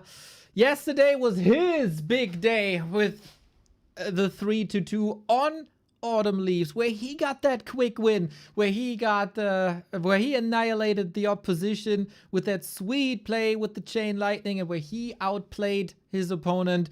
But today everything is a little different, but one thing remains the same. If there's a Warcraft 3 tournament, then Happy is going for the title, and he is now. Just 4 maps to go until he defends that sad title. Korea has been eliminated. The Orcs have been eliminated with a top 4 finish. Not too bad. But yeah, today's FoCuS wasn't yesterday's FoCuS. It wasn't the group stage FoCuS. He couldn't amp it up anymore, but still a top 4, maybe even top 3 finish is a phenomenal run for FoCuS that nobody expected. And this semi-final versus Happy shouldn't really overshadow the past 6 weeks. Yeah, I agree. FoCuS had many amazing showings, including against Lin, including against others. It is always way harder to look good if your opponent is playing very strong. And I think that is worth mentioning here as well. On some of these maps, especially map 3 and 4, Happy was able and looking to punish every small mistake. Not even big mistakes, but I don't know, he's forgetting an invul for a hero kill or something, but creep routes, adjustment, getting ahead on levels, getting ahead on items, the deadliness with which he looked for the timing as well on tier 3, on map 3. With the Alchemist, FoCuS's emphasis on trying to gather items, he was able to punish that. Happy just looking absolutely deadly here so far on Championship Sunday. Right on. This is where it usually peaks, right? I mean, last Super League as well, doing so well on the final day with that 4-0 victory versus Labyrinth in the grand final. Hopefully, we got the one-sided game out of the way now and we get the bangers from here on out. Thank you very much, Jeridan, for the gifted sub. Yeah, we will see FoCuS in the game for third. Maybe he can show his strength against 1-2-0, maybe against Life, because that is our second quarter semi-final. We will have a Chinese facing Happy. That is clear. Is it the battle of the undeads and the undead overperformance, the undead supremacy continuing, as we've seen many times, that especially WPL, was it WPL, the Infi Fly tournament? Warcraft Pro League, right? Yeah. Yes. Yeah. TPL. TPL as well. TPL. Yeah. TPL. Yeah, there we go. This is where they faced each other quite a bit. Now, that would be the same old story. It doesn't mean we won't get good games, but it would be the same old story. I'm here for a sequel. I'm ready for Medusa the Gamer. Life ascending to the top of the scene as the established #1 Night Elf. Rank 2 against Rank 3 in the group stage. It was a long group stage. These guys have performed the best outside of Happy. Now, who's gonna be the one facing Happy in the grand final? I'm very excited for this. I feel like Life has been looking phenomenal lately in this matchup, specifically in the Counter Expo meta. But the meta is shifting a little bit. Who is the best Night Elf that we have right now in the world? Well, that is clearly Life, but can he bring it to the table? There is a lot of Night Elves, and of course there's 3 top undeads. You need to have a good human undead versus Night Elf. You need to have a good Night Elf versus undead if you want to be a champion. Life is matching incredibly well with Happy. It's about pure mechanics. It's about fighting. Now, how does this go against other undeads that are a bit more strategical, like a 1-2-0 and like a Labyrinth? Usually not as well as it is against Happy, but Life is making improvements in that regard as well. Well, for a long time, 1-2-0 was the favorite against Life and was always able to outmaneuver him, especially in like December of 2025. There has been a shift. There's been more and more games between 1-2-0 and Life in the Gladiator show matches by our friend Yutian. And Life is taking advantage of these series now as well. 1-2-0 has defeated Colorful yesterday. It was an incredibly close series. You could say that Life is better than Colorful in every single regard. So does 1-2-0 have some new tricks up his sleeve, or will Life outperform him and go up against the 2 best undeads in the world back to back? Let's go. eer0 vs DK, of course, should be our matchup between heroes for the entire series, unless 1-2-0 wants to get very cheeky with the Lich, which we see a fair amount of the time on some maps.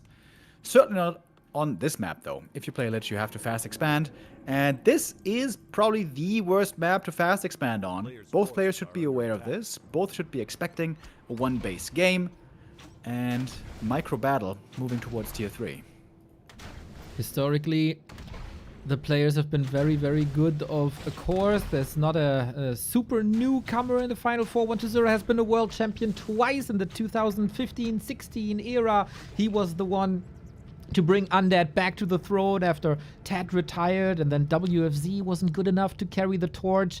He picked it up and brought Undead back to the top of the scene. Then Happy, of course, surpassed him, even though 1-2-0 always up there, always competitive. For him, it would be a return to the top of the scene after 10 years. Life has never won this tier 1 tournament, but nobody grinds harder. Nobody improves more than Life. But the question is, you performed well in the group stage. You performed well yesterday and weathered the storm against Fortitude and eliminated one of the greatest players that we got in the scene. Do you keep your nerves together on the final day as well?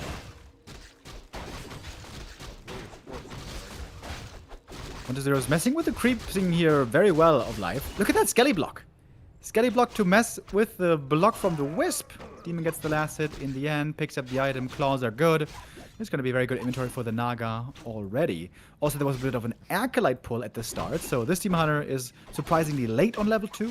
DK gets it first, but he's certainly got the worst items. Ooh, threatened a little skeleton hit here too. Yeah, we mentioned this a little bit. The Night Elf started to do this new creep manip on Rock, and Undead's adjusted quickly, 1-0, pretty much perfect. Also sends a message. I know what you're doing, I know where you're doing it, and I know what to do against it. And since this is Turtle Rock, I know that you don't have immolation, so I'm gonna rush you with a lot of ghouls. Alright, we're going to keep an eye on the losses here. Many Archer and Wisp losses will be pretty painful. One Hunter's Hall there gets cancelled. A little bit late on the mana burn. Ideally, you want to do that a bit earlier. But now the ghouls in the main base, pretty scary. Quick reactions needed. 2 Wisps go down. That is a little painful already for the lumber economy. You don't want to lose more than 2 normally. And of course, on this map, we don't have a Shredder to catch up in that regard. Need to juggle a little bit. This Wisp is safe. How much damage can Life do to 1-0? The Ghoul micro seems superb. Demon Hunter is now getting rid of all the mana. There's one more coil, maybe for an Archer, maybe for a Wisp, preparing that right one pretty nicely. DK is diving deep, though. It is nighttime. Archers can hide, but early game Ghoul pressure by 1-0 came as quite a surprise, I would say. Overwhelming Life in the early 5 minutes of the game. I'll just have to stick close to the Moonwells if they want to survive. Demon Hunter. Damage uptime here, not the best, by the way. I would say Life here with a okay defense, losing only 2 Wisps in quotes, but this wasn't quite perfect. The burns were a little bit late. Uptime wasn't the best. To be fair, it was also made quite a bit more difficult by these interruptions. By blocking with the Skelly, by most importantly, pulling with the Acolyte. If he had crept that faster, quicker level 2, would have been able to burn quicker. But 1-0 here with a nice move, getting just a little bit ahead early. 400 gold on Life. We got the Naga already. No boots just yet. Has some map presence as 1-0 is licking his wounds just a little bit with the DK hurt, but continuing to contest this. A little bit too late. Item on the ground. Ring of Regen for this demon, but 1-0. Pure aggro play with Naga. Backstab. DK coil. This demon hunter is in dire straits. Able to go for the town portal. Reveal used as well. Archer slaughtered. 1-0 with a phenomenal start to the series. Yeah, this is not a great spot for Life. Good thing he's got that Ring of Regen. That is actually wonderful to have right now indeed. But he doesn't have boots. He doesn't have a tech yet. Low on archers. It was a tough start for the Night Elf. Once again showing the versatility of 1-0 in this matchup. So many different timings. We've seen it all. Tier 1, 2, 3 expansions. We've seen a new build where he rushes Frostworms, but it's all been rather conservative and a creep heavy. Now on the final day, he's displaying another layer to his strategy with ultra pressure, without any ghoul pull shenanigans, just DK, Naga, go, go, go. This is looking a bit over-aggressive right now, pushing into the main base, which is not going to lead to anything, except for forcing the Night Elf back. I guess as long as there's no ghoul losses here, that's fine for 1-0. And it's always a dream early game for the Undead if you can manage all ghouls surviving in the early. That was the case here. And because there's no boots or speed, it's so damn hard for the demon to get any chase kills. And also, no immolation against these ghouls. Ancient of War is going down, the best creeping tool for Life taken care of. But now the Naga is hurt and the counter Naga is here, and that helps with the chases. Ghoul block? No, it's 2 kills. Naga versus Naga. We usually see these engagement. Life with the first bit of momentum of the semi-final. 1-0 has no TP. Oh, can he really get this kill without boots? That shouldn't be happening. Block from the Demon Hunter. Almost there enough. Dryad still in range. Scary for 1-0 all of a sudden. Running back, licking his wounds. 2 ghouls lost versus 2 wisps and an archer. I guess pretty even there in kills. But I would say Life is still in the worst position because he doesn't have level 3 demon and he doesn't have any easy creeping now with that Ancient of War gone. 1-0 might bring the classic 9-minute 30 timing back by being on the same lane, pretty rushable. Demon Hunter under-leveled, Naga under-leveled. We bring in Fiends. The tier 3 is incredibly fast. Life still trying to catch up. The late game might belong to him. The ultra late game, if you reach it. Life wants a kill here. Life wants to slow down 1-0 even further. Naga pressured. DK has no mana for a coil. And with Reju, the Demon Hunter can tank the world and threaten the undead on the other side. Oh, right-click battle. No chance for Almost. 1-0. As he got the big mana potion here. Usually, it seems like elves don't appreciate that mana on the Naga too much. A sell here seems likely. Demon Hunter now suddenly close to the level up. Naga, by the way, with +6 damage. That double mantle has also been really nice for her on life side.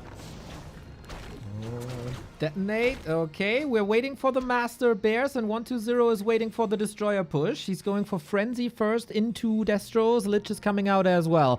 Calm before the storm. We're 30, 40 seconds away from both players reaching their temporary peak, where the first big fight is happening. Did you slow down the Undead enough? Did you slow down the Demon Hunter enough? Life knows exactly...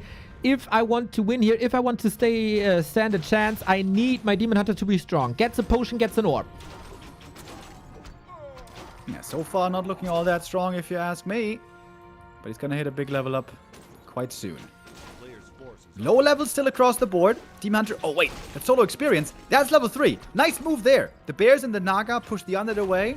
Demon Hunter got that one little creep necessary for the level 3 level up. Extremely potent Demon Hunter now. With that level 2 mana burn, trying to shave away some Nova, some Coil. Of course, the deadly combo. Probably the deadliest combo we got in all of Warcraft. We got more Dryads in. Both capped at 50 food. 1-0 might get a fight outside the Night Elf base, and then Life can't use his Moonwells, but maybe he doesn't have to. 2 burns before the first real fight. This is wonderful.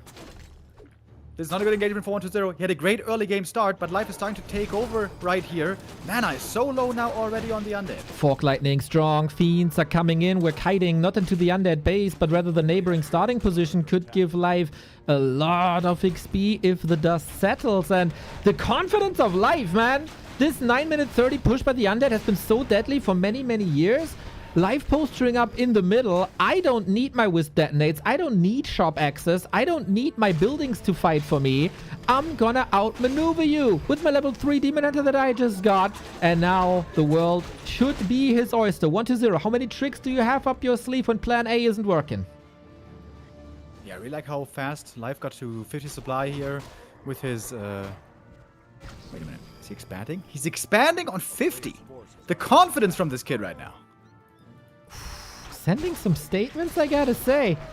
I am better than you. I'm in better shape than you. Demon Hunter gets the item. Ring +5 is so good. XP as well. There is no staff though. There's also no invuln. Life has to do a lot of damage. Otherwise, 1-0 might still be taken over with the strong undead army. Demon, is he overconfident now is the question. Invul potion available. Naga level 3. Life is amazing. The Lich is dead. He doesn't even need these potions. Just waiting for another rejuve. This is just Life marching forward. 1-0 had a sick early game here. Great preparation, wonderful flowchart, wonderful build. But he's not able to deliver in the late game micro. He's getting completely outclassed right now. This is big mistake in the Fiend kiting game. And this is usually the world's best Fiend kiting game. 1-0 might not be online just yet. Dryads are coming in. Usually the big strength of the Naga is to slow things down. Now taste your poison, Snake Lady. Life 1-0 in dominant fashion on map 1. Arguably, after quite a difficult start, Demon Hunter took forever to level up. Didn't get level 3 for the longest time. The ghoul pressure in the main base was unpunished for a long while. But Life, trusting in his fundamentals, trusting to take a good fight once he finally hits those big power spikes. Level 3 Demon, Orb, and 50 supply, and he was ready to go. Very well done. And 1-0, I don't know what was going on here. Was he resting on his laurels a little bit too much? Was he getting complacent after a great early game? Because that was rather poor control, to be honest, considering the level that we're at right now. Well, as so often, Remo, the first map of 1-0 on a day is oftentimes the weakest. I hope this is just the classic 1-0 momentum that starts to build up now, and not a sign that 1-0 on a final day might not be in the greatest shape. It is an amazing sign for life, though. This was the one map where you don't go immolation creeping, which is usually so fast and usually your biggest weapon in the early game. He had to rely on lots of right clicks and positioning, and even there, he made it to level 3. Very, very smart, nice adjustments, nice plan Bs. Good start into the series. Next up, we go into a very, very different map. Still a big map. Shattered Exile waiting for us. And speaking of immolation, I'm pretty sure we're going to see that here a good amount. There's a lot of small creep camps that Demon loves to go for. Speeding those up with immolation would certainly be my expected thing to look forward to here. And yeah, big map like this. Does that mean more Expo play again by 1-0? Last season, he was expanding all the time. Him and Labby expanding every single game. That is less predictable these days. And speaking of predictability, that's normally 1-0's big strength. He is so hard to pin down. You don't know what he's going to play. He's not like Labby, who always goes macro. He's not like Happy, who almost always goes one base, except for some maps. He's in the middle of everything. He might also be going for a tier 2 expansion. Expansion on the way to tier 2, on tier 3, or worms. We want to see the bag of tricks now. He might spin a wheel in his room right there to determine what the play is. We try to start this game once again while we can celebrate our subs. Thank you, Enkla. 77 months of a tier 2 sub. Great support, grand support. Thank you so much. A role model for all of the others out there.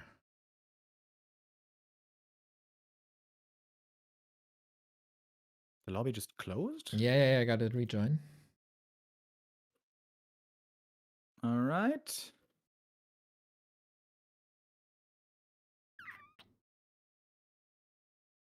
Couple of Trying to get the next game ready. The players are ready. Want to jump into the next one. And as always, after the first map loss, it's pressure right now on 1-0. Really important not to go down 0-2. Yeah, winning 3 maps in a row versus this life seems impossible. The hardest working man in all of Warcraft. Not only thousands and thousands of ladder games, but also dozens of show matches every day, playing late into the night. It doesn't matter if best of 5, best of 7, best of 15. We've seen it all from Medusa, the gamer, and now it's finally paying off. 1-0 for the Elf. 1-0. Can you strike back? And how are we going to try to do it? We are on a big map now. A little bit bigger than Turtle Rock, I guess. Unlike Turtle Rock, it's a little better for expanding. It's not the easiest map to expand on either. We have orange camps here. If you try to go for it, a creep jack could be painful, especially with immolation, Demon Hunter, of course. Not the sickest camps for immolation here again, I would say. It's a lot of camps where there's 3 creeps and mostly range. That's not what the Demon Hunter likes. The Demon Hunter likes melee, and the Demon Hunter likes lots of small units like Murlocs. But yeah, definitely better than Turtle Rock for sure. 1-0, how do you approach this? Is this one of the Expo maps, as the orange ones are relatively simple to creep? It's far away from your opposition. But then Life could also go into a second base or go for one of his patented AP pushes. Both players have lots of tactical depth here.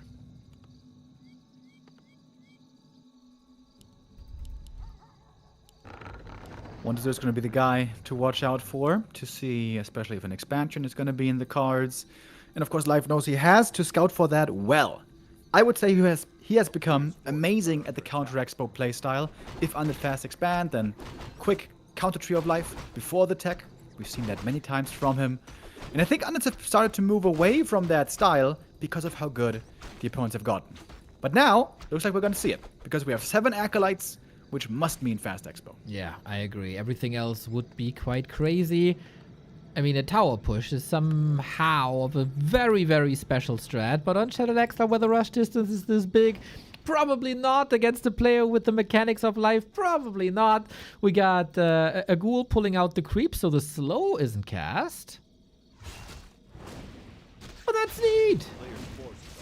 Demander's coming over, but he's not here immediately. Again, the Acolyte pull, significantly slowing down the arrival of the demon. Well done there by 120. Killed 2 creeps already. Gonna kill most of the camp already before the demon arrives. Really good start by him.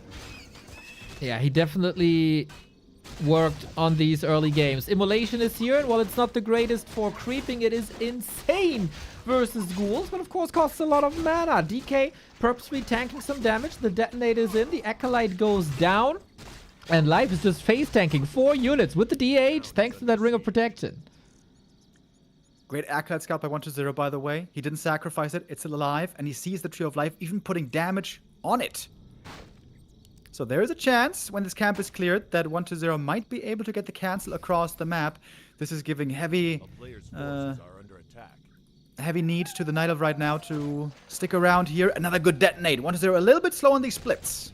Lots of min-maxing here on both players. We see Acolyte damage. We see the DK parked on the Blight. Immolation here now once again. Huge moment in this early game. How many kills can you get? How much time can you buy? Once the Narrow Tower is up, the demon's gonna have to fall back. Oh, but he's catching the ghouls on the retreat. Looking for a kill, but also... Oh! Last hit stolen! The Archer! Got the little creep, that's level 2. Now we got the mana burn. And he gets the ghoul as well.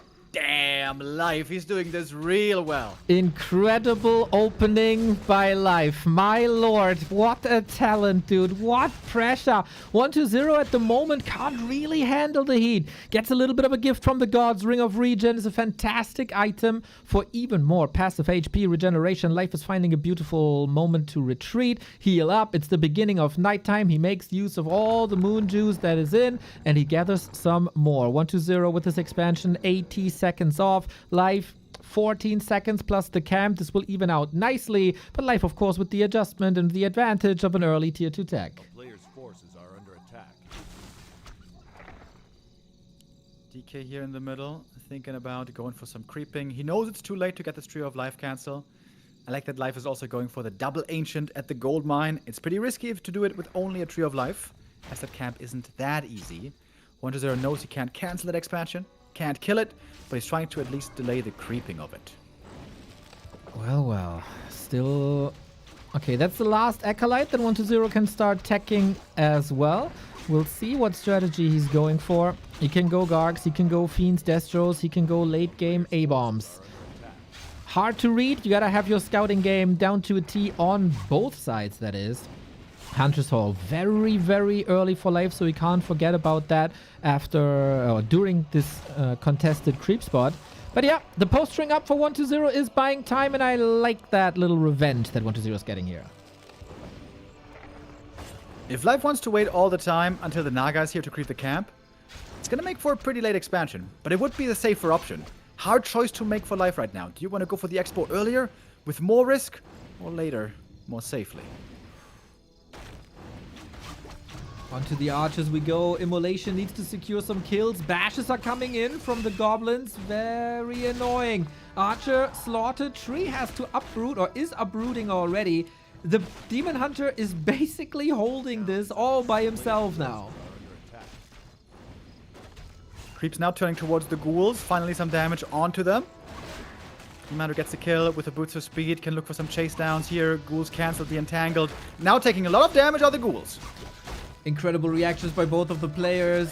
Shifting momentum left and right, chasing each other across multiple screens. The Ancient of War is a big help indeed, like the point that you made there before. With only the Tree of Life, this would have been a disaster. But as we've seen multiple times across the past couple of weeks, an Ancient of War at home or in offense is a lifesaver. Tangle Goldmine here. Could be cancelled perhaps again. Demon Hunter is very low HP already. Gonna have to retreat to the Moonwell soon. There's not much juice left, by the way. Ancient now goes down. The repair may be a little bit too late. This Cobalt Taskmaster, man, if 120 gets this win here on this map, he can thank the Cobalt Taskmaster for a lot of heavy lifting. Naga comes into the rescue. Night Elf tech advantage always prevalent in this matchup on even basis, and she's here to save the day. Really good delay by 120. Night Elf expansion here got significantly slowed down. It cost a lot of ghouls in the end. But I guess he can afford them. Remaking plenty. Indeed. Double crypt up in a second. We got tier 2 finished. Expansion paying off more and more. Life goes for a Shredder. One of the big advantages here on Shattered Exile Laboratories. Easy to access. Fast to access. And yes, this was a bit of Wisp detonates and Wisp kill, but the Shredder makes up for that multiple times. We go for the tier 3 double lore up. And 120, he likes the taste of this harass that we have just seen, and he's trying to go for it again. But the Naga should control this way too well. Can't prevent the Demon Hunter level 3. The Lord of the Rings with 16.9 armor. Yeah, that's really good. He is going to be the frontliner, of course, eating the Focus Fire, eating the Curl Nova much of the time. I'm very surprised he didn't go for the mana potion there to get the steal. But, okay, I guess holding on to that for longer. Life leaves the tome on the ground. Uh-oh. Don't look, Twitch chat. I know, it's painful to stare at. But not a painful game for Life. It was a difficult early game, certainly under pressure. But I would say he prevailed quite nicely. He dealt with it well. Still, the fact is, however, 120 mined earlier, has a big gold lead here still. Very much agree. Also, tech lead by a couple of seconds. It's always about that timing of ghouls and destroyers. This seems to be the case for 120. 11 minute 30 is the regular timing with an expansion. Still working on the slaughterhouses, still working on tier 3. Now 120. Are you willing to commit the potion to steal the big one? Wisp in, block, nice, detonate, no more mana. Naga level 2 for the Fork Lightning. DK should be able to get away.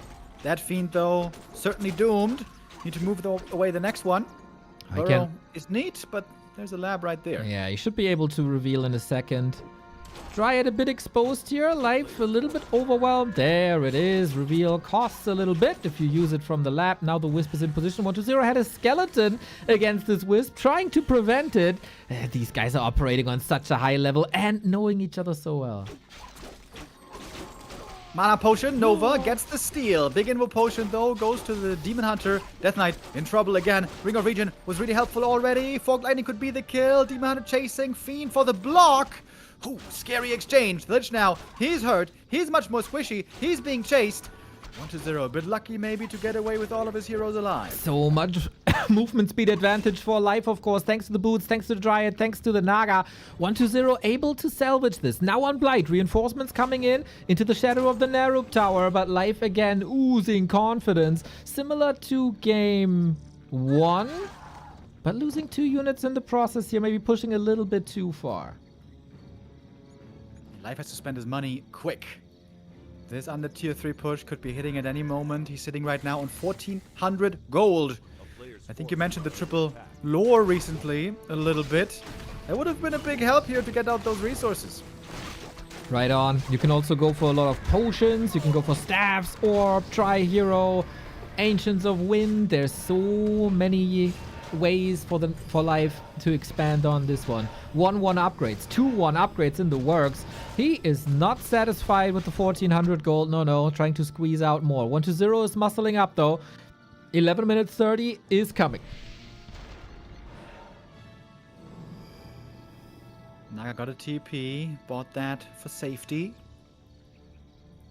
Still lots of gold on Life. He's got Dryads queued, Bears queued, they're now popping out. Life finally entering into upkeep. Might be worth going for a Potem here maybe. Just to spend your money. Not sure if it's gonna be there in time. Life must have known the timing coming. He had good vision, he had good knowledge, and of course he got great knowledge on that matchup in the first place. Orb up, Demon Hunter is the vanguard. He maneuvered out of Immolation. Not the greatest solution against these ghouls anymore. You would love to have level 2 Fork Lightning against the ghouls, but that also has not yet been achieved. Levels across the board rather low. That's a big undead army here. 120's best chance to win this game, I think, is here right now with this push. If life holds with somewhat even supply, he might be favored moving forward, but this is a scary attack. Right on. Fork Lightning available. Ghoul still ravaging. Destroyer focus is nice. The Shredder is still harvesting lumber. He's not attacking too much. Damage uptime is basically non-existent. Let's be honest here. It's a Demon Hunter against 70 undead supply. And he's finding some kills. Most ghouls have been taken out. The mana on 1-0 is very low. There's very fast reinforcements coming in for the Night Elf player.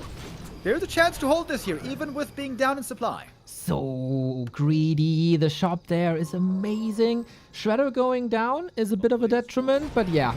1-0 is finished with the first push. A bear safe to the side, left-hand side with another redo. He will be there soon.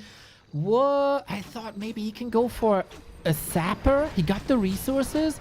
There's no Nature's Blessing, and the lab is right there. 1-0 not taking care of that one, rather going for the red spot in the middle.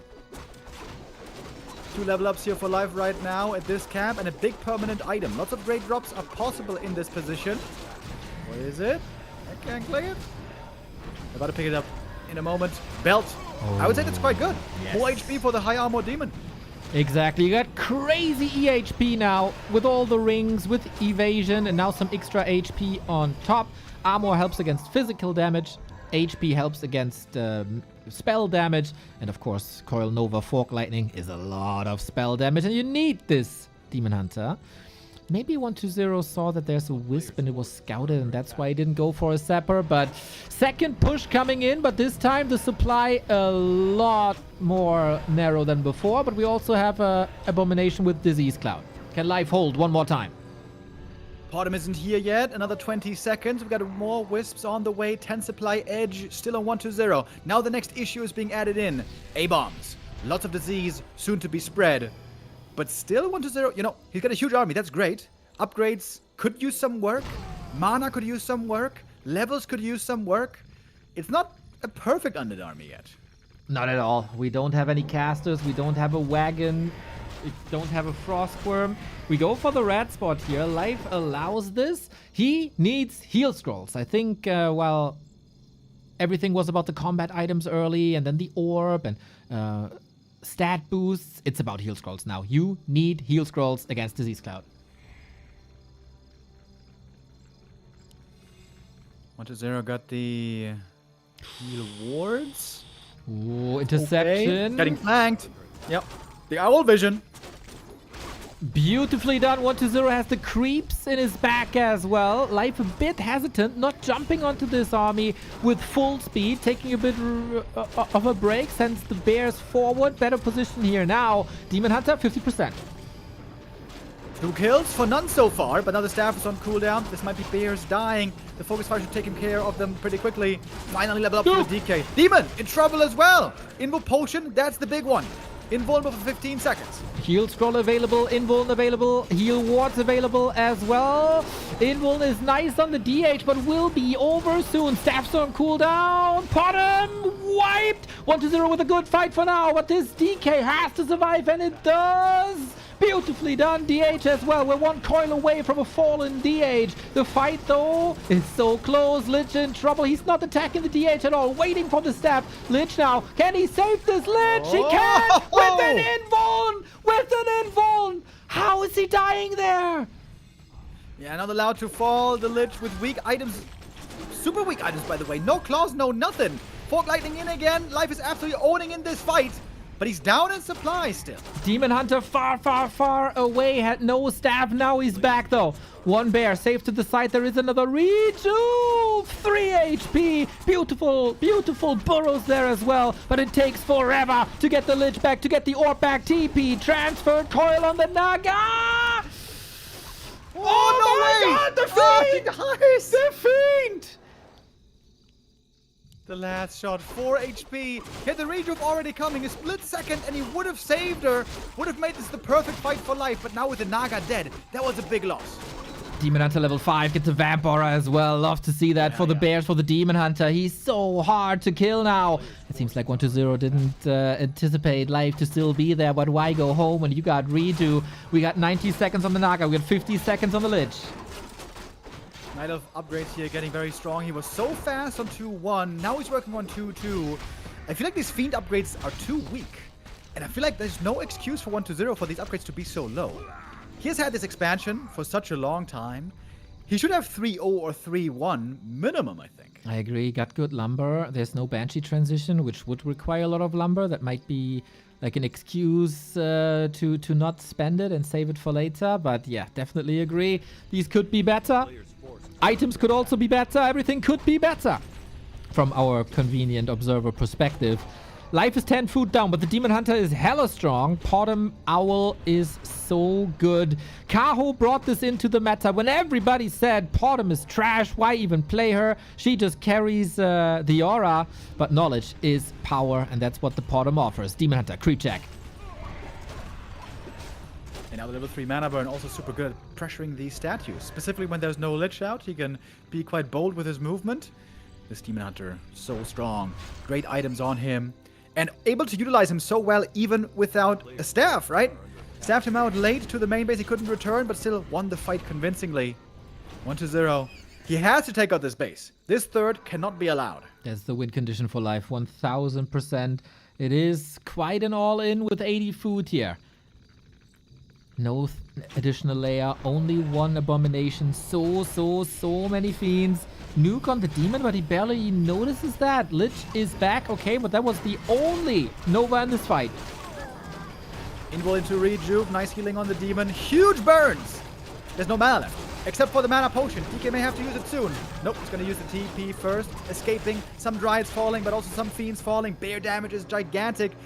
And life holds on to the expansion. That is likely looking like his game. 1-0. He has to go back there. He has to take out this third base. It cannot be allowed.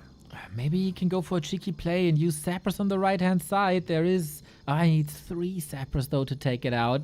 1-0, high upkeep.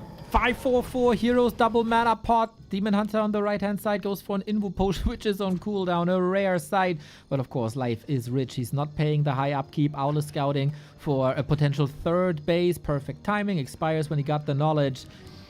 More A-bombs, more Fiends. And the Doomsday clock is ticking.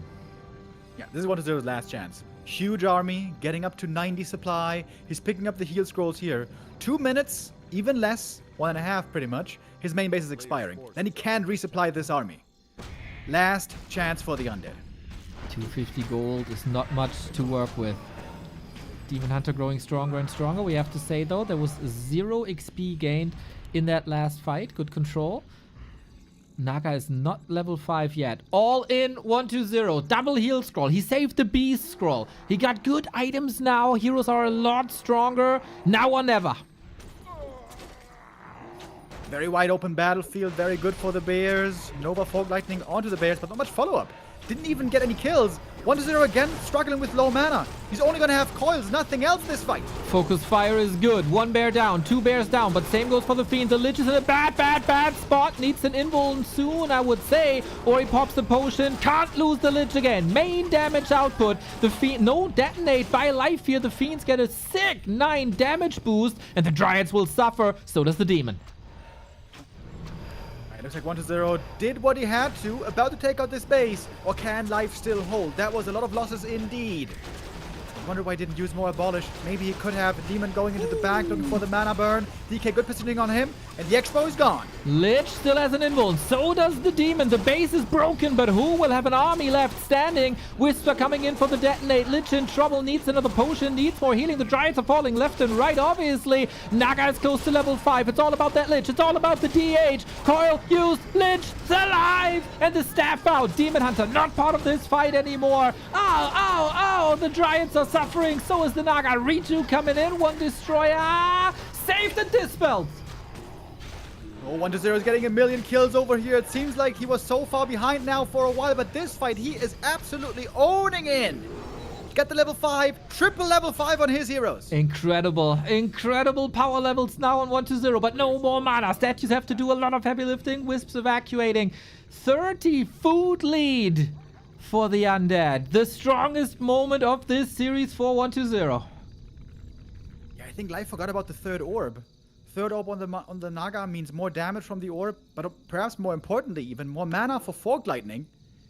This game now, which looked so good for Life, how did it slip away? It seems like now it is almost going into unrecoverable territory.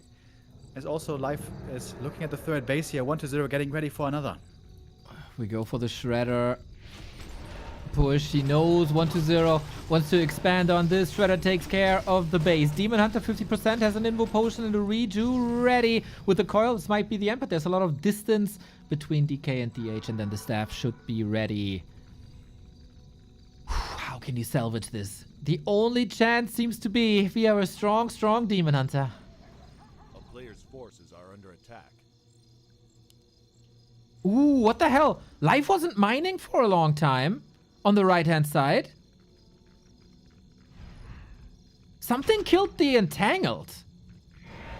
Oh, I guess we kind of missed that one. Was that a Sapper, maybe? Yeah, I didn't see. I'm not sure. But now it's a gigantic army. These A-bombs are proving really hard to deal with. Sure, the Bears can get Fiend kills pretty easy, but on the A-bombs, a lot harder. 1 million statues, by the way. 5 statues on the ground. Typical 1-0 play. Lich gets the call to mana burn just a tiny little bit too late, but the Lich is still clearly out of position. Definitely a point of attack. The Bears are mauling away. And the Lich! Shocking turn of events. Life maybe has one last chance, and he's trying to see that Invo Potion, Demon Hunter, Reju, the ungodly combo that everybody fears so much. 1-2-0's hero control. Always between heaven and hell. This time he might get punished for it. Wait a minute. We had a 30 supply lead a moment ago. What is happening? 1-0. It seemed like this had to be your game. It ain't over yet. We're still fighting the DK in trouble. Invo Potion badly needed. Team Hunter hurt as well. Yes, we staffed away. 1-0 calls it GG. He went for the Hail Mary! What a sick save by Life! They were so close together. He anticipated Mana Potion Coil and he got the staff ready. How many times have we seen Night Elves throwing the game away in situations like this? But Life, the gamer, he's seeing the Matrix, the sickest reaction, and the save, and 1-0, giving Life an opportunity for the comeback. And he says, Shishi, my friend, I'm gonna take this series. I'm gonna take map 2, 3 match points for Life. Sick plays by Life here. Man, not an easy game. When this huge unit army comes barreling towards your expansion, it happened not once, but twice, maybe even 3 times this game, barely holding on. Fighting at home turf with closer reinforcements and Moonwell support, of course, the Knife does way better. Fighting away out on the map, he sometimes had issues, especially the third base fight looked really rough. That triple level 5 for the unit heroes, so strong. 1-0 gave him a gift, though. You know, we see lots of Happy games recently where Happy keeps TPing away, TPing away, TPing away. And I guess we see the reason here. You need to have that TP if you have to escape. When the mana is gone, when the invulns are gone, you need another escape mechanism. And here, 1-0 forgot about the TP. That probably cost him the game. Also, does he have to be there? Like in the first place, of course, it is one base then, but he had the expo coming up. Couldn't he force Life to come to him? Like, why having this urge to destroy the right-hand side base? And Life, though, staying in the game after the 6 o'clock went down, seeing the win condition, having this beautiful gameplay with Demon Hunter, Invul region, always the Invul, always the staff. Sick reaction, and now he deserved this second map. 1-0 in trouble, man. We need a reverse sweep now for the Undead Mirror final. Yeah, honestly, I think it was totally fine for him to attack the third base. He saw that he had a big supply lead. That fight at the third base was amazing for 1-0. Attacking the first expansion, I think I misspoke. Attacking the first expansion there when he did, I think that's fine. You just have to bring the TP. You have to bring the TP if you need it. He had a huge army. He could have afforded it. Oh, 1-0. What does that do to his mental? Is he kicking himself right now? Giving away such a good position? I hope not. I hope he can shrug it off. But man, how well is Life playing? Not just playing good from good positions, but playing really well from bad positions and fighting back. That is oftentimes the mark of a champion. There's a little bit of an odd happening here as we started the game and then Life left for some reason. Well. Just going for a rehost, I guess. Something was off. Happens. Whatever. Man. Yeah, what does this do to his mental? That is the question. You could switch up your game, go for expansions, go for your worm play. You can still switch up a lot. It's not that 1-0 is playing bad. He's just maybe mechanically not at the very, very top as at the moment only Happy and Life seem to be. So you gotta find your solution elsewhere. And he was very, very close. Game 1 wasn't that close. Game 2 could have been 1-0's game for sure. He can only kick himself for that. But it also speaks for the fighting spirit in life, for the newfound strength, for his mental. Like, he was almost down and out, but he sees the matrix, he sees the win condition, and now one step away from his first Tier 1 Grand Final. Very exciting. Life so far is doing this so wonderful. If he keeps playing this way, it's hard to see 1-0 have 3 comeback maps. Not impossible though. He has done it before, but 1-0 needs to step it up a little bit. Needs to make sure he's got the proper control, the proper safety mechanisms. Some of that was lacking on the first 2 maps. But you know what's perhaps most exciting for me right now? Over the last 2 years, I think we can go and expand that to 3 years. There have been 3 clear top players, Happy, 40, Lin. And no other Niles there were being mentioned really in that illustrious triumvirate. Because we kept on saying, yeah, that's good Night Elves, yeah, they do well, but they're kind of inconsistent, and nobody seems to be playing on that God level, where we see Happy, oftentimes on God level, Lin, same, oftentimes God level, same for 40 on that insane level.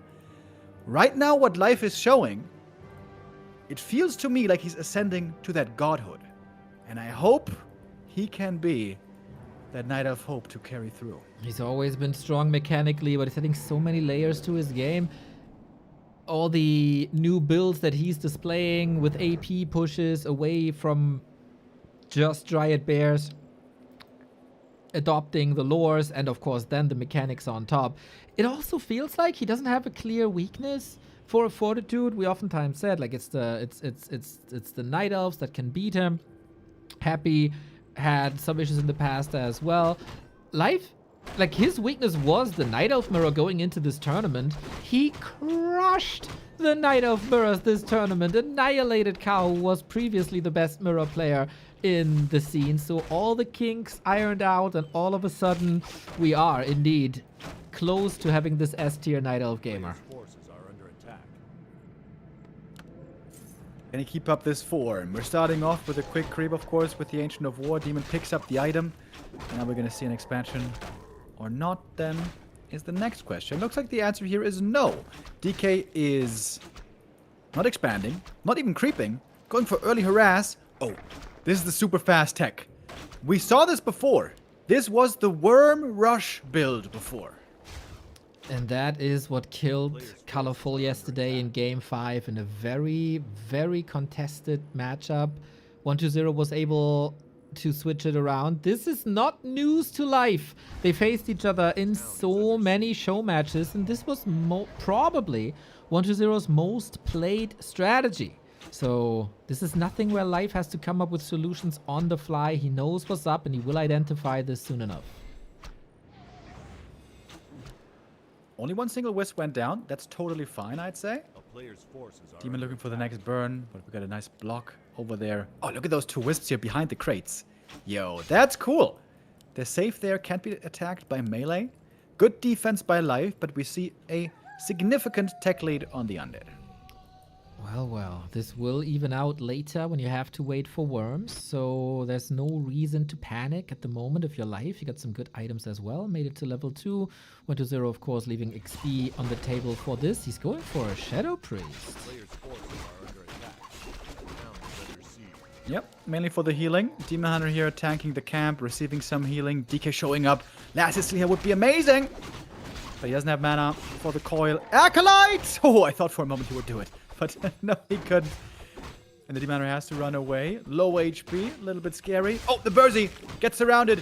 Is it worth TPing here? Not really. That's a big kill for the Death Knight. Can the creeps block the DK? He has no TP. Any chance to block further? Skeleton with the counter block. High level plays on both sides. Mana Stone, obviously. Sweet to save some Moon Juice. This DK still being attacked by an Inner Fire Sasquatch. Wait a minute. Demon Hunter, despite low hit points here, still feeling feisty. Acolyte gonna go down. There's an Ogre Magi here. He's not quite sure. Can you take this camp right now? DK's around the corner. He does have the aura now. You're gonna have to retreat to the Moonwell sooner rather than later. Oh, you know what? You could use the Mana Stone here for better healing. He could.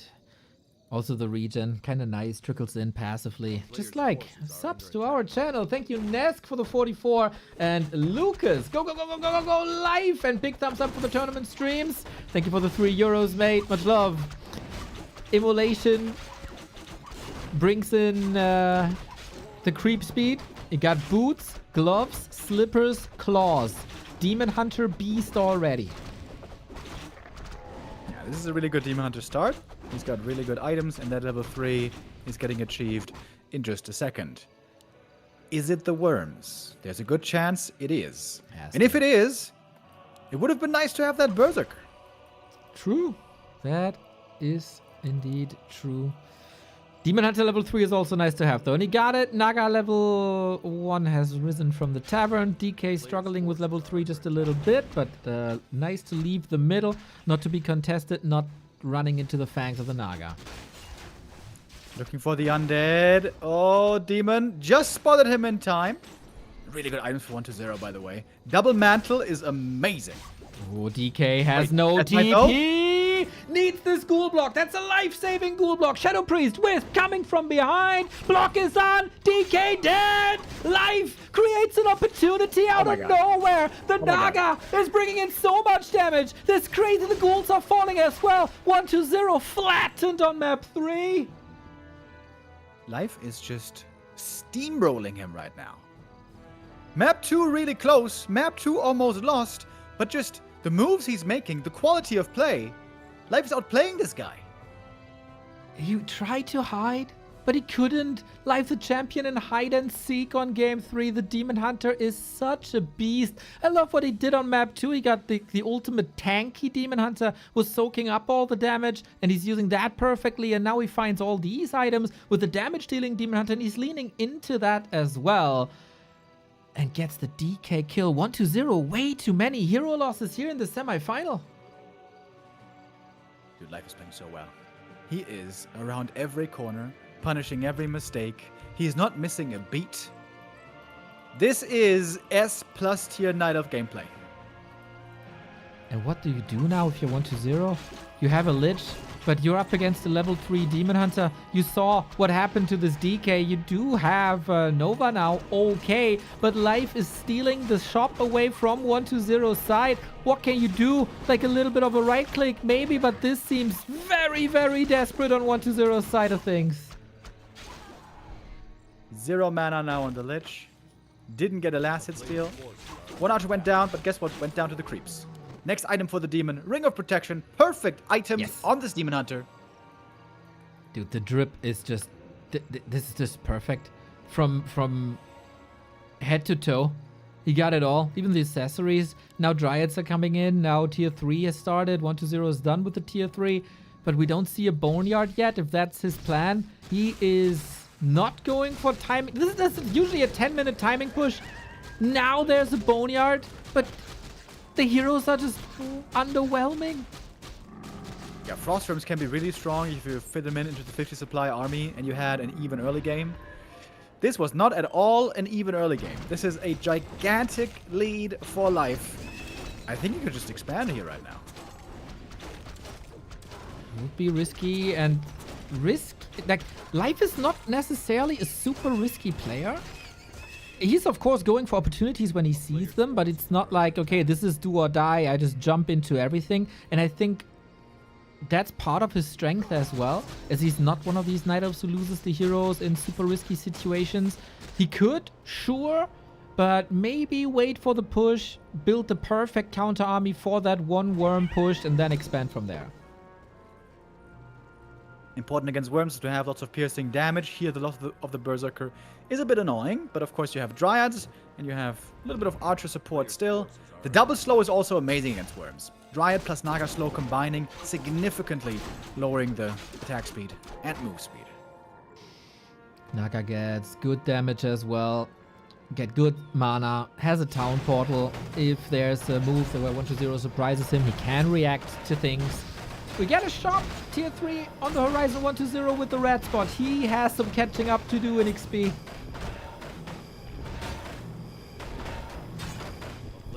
It looks like right now Happy and Life on a collision course in the grand final.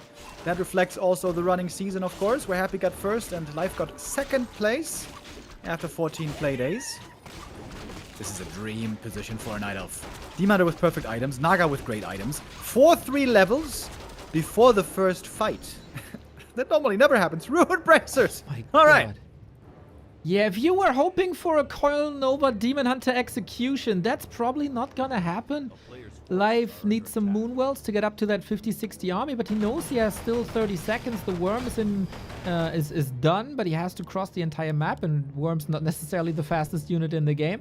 And all the prep work for Life is done. He got a staff, he got an orb, he got the potion, he got the TP, he got the levels, he got the level 2 mana burn. Even against all these ghouls, he still got a little bit of immolation. Might need an invo potion here if he wants to. 1-0 has a Herculean task ahead of him. He just sold the Ruined Bracers. Confidence.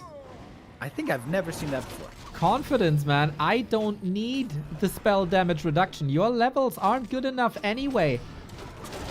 Oh, that Worm position is terrible! Naga taking lots of damage. He has the heal potion.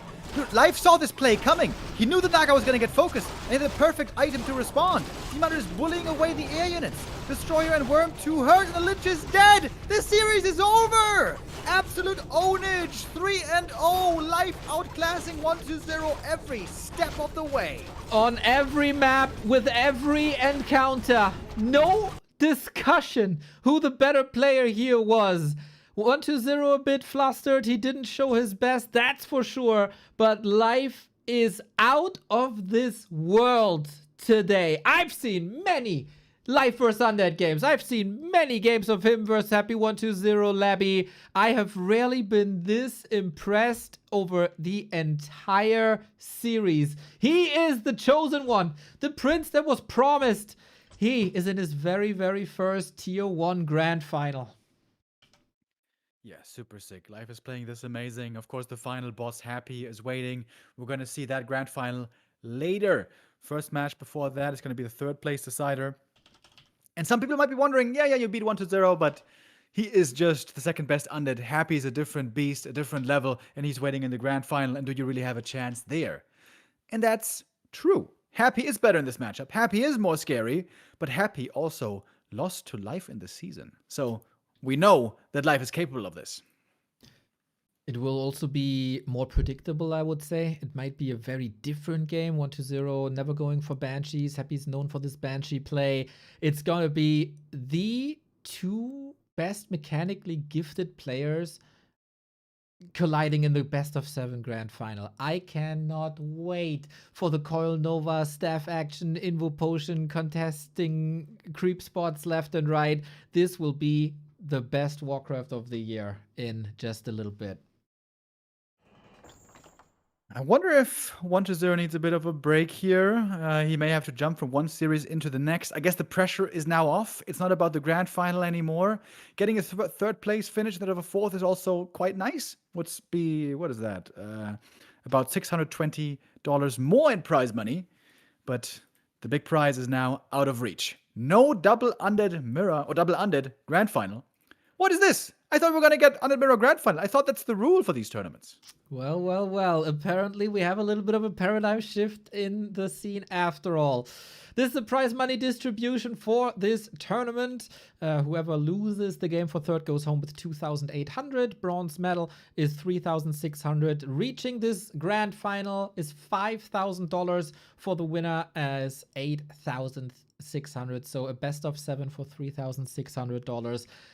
And yes, it is rank 1 and rank 2 of the regular season also in the final. 1-0 and FoCuS rank 3 and 5 respectively. The best players in the playoffs are also the best players from the group stage. Yeah, it seems like they certainly deserved it. Life right now, he's on a crazy win streak. It was 10 wins in a row towards the end of the Super League running season, then beating 40, close series 3-2, then beating 1-0. incredibly hot run, incredibly hot streak that Life is on right now. Indeed. And the community is also on a gift sub streak. Thank you, Mats Booze, for the 10 gifties, as well as the 4-year resub from you, man. Championship Sunday. Let's get the hype train started.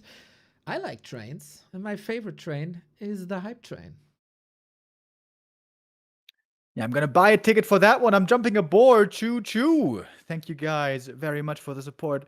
Really goes a long way. We're feeling all excited for these matches today. We were hoping for just as close of encounters as we had yesterday. I guess it never really happens, does it, Neo? It never happens 2 days back to back where everything is super close. So we had some one-sided ones, especially thanks to Life. And this, Mr. Remo Demo, is why they call me the Prophet. I called that, of course. And yesterday, Mr. Remo, you said if I pay you as much as Kendrick is getting paid for the Super Bowl halftime show, you're gonna put a little show yourself. So I can report that Kendrick Lamar did not get paid a single penny for the Super Bowl halftime show, and that is now, of course, what you're getting as well, Mr. Remo Demo. The stage is yours. Yeah, I read that as well, but Neo, you are being a little evil devil right now because I didn't confirm it. You asked for confirmation, and I heard the evil joy in your laugh. I was like, wait a minute, something here is wrong. So I'm afraid one Macarena will have to do for all of our fans. Not a man of his word. He's letting you all down, guys. Hopefully these players are not letting ourselves down. This is the game for third. It's a little bit of time for recovery and preparation for life, and happy for the grand final. Game for third, money on the line. Both players will, of course, be disappointed that they are not in the grand final. FoCuS had to tap out of game 4 after 4 minutes. 1-0, didn't get a single win in his semifinals. So if these players are not able to bring their absolute A game, I think we shouldn't blame them too much. Best of 5, game for third. The bronze medal of Super League up for grabs.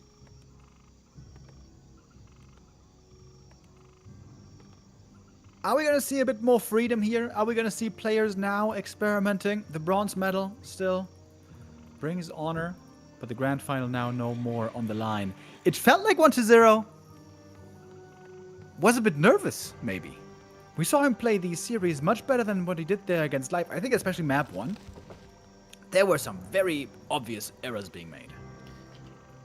It is a little sad that we praise 1-0's consistency for 6 weeks, and then on the final day, he shows one of his weakest performances of the league.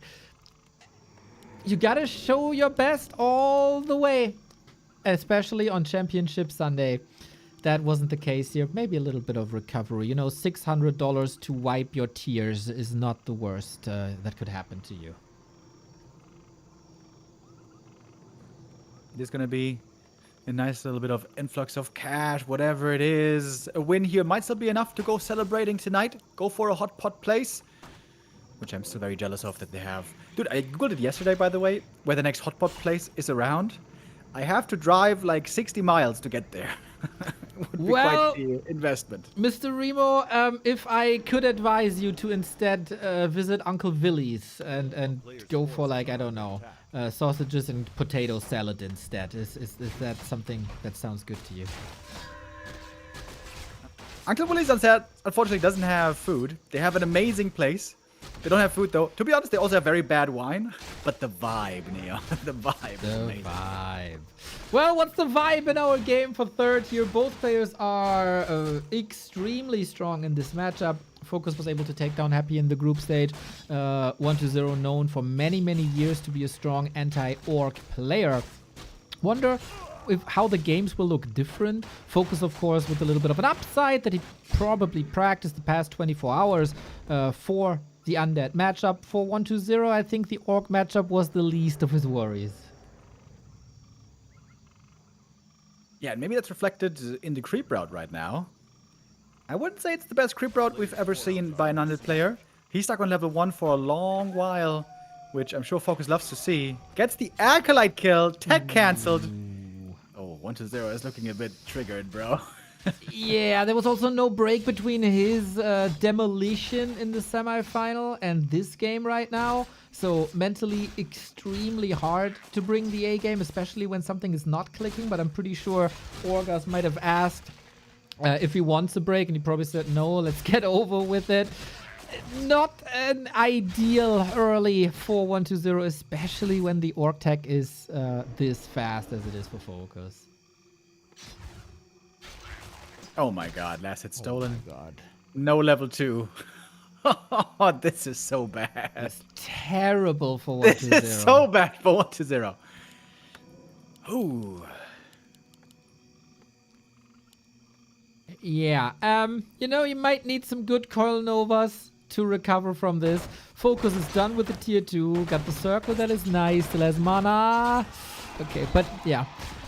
This also goes to show how strong Happy's early games were, right? On this stage, he was level 3 and putting pressure onto FoCuS, who couldn't respond to this. This looks very convenient for FoCuS so far.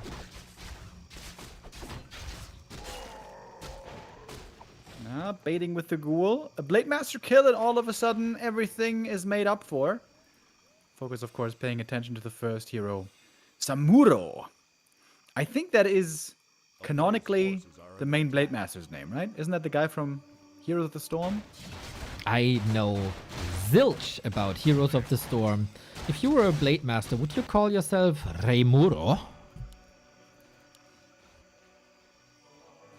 Selflessly, I have to say, Samuro is a better name, especially for a Japanese Blade Master. Well, well.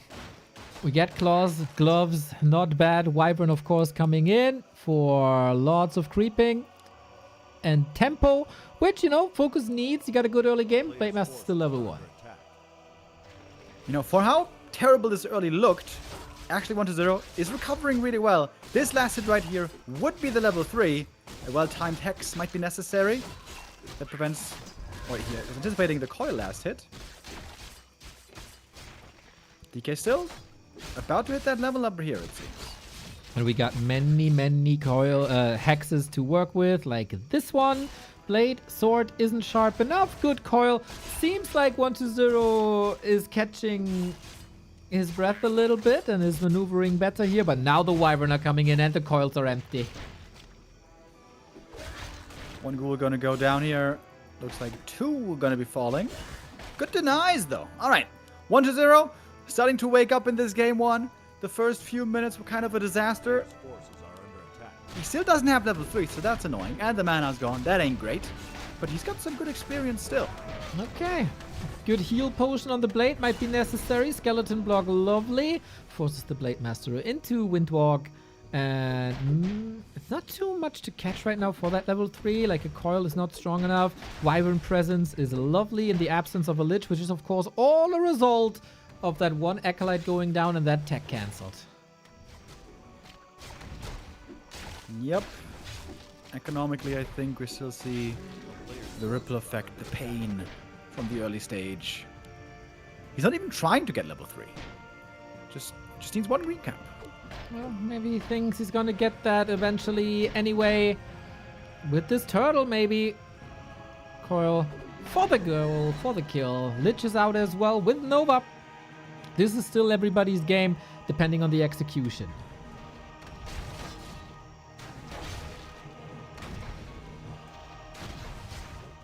FoCuS here with Hex creeping, continuing to try to find big items.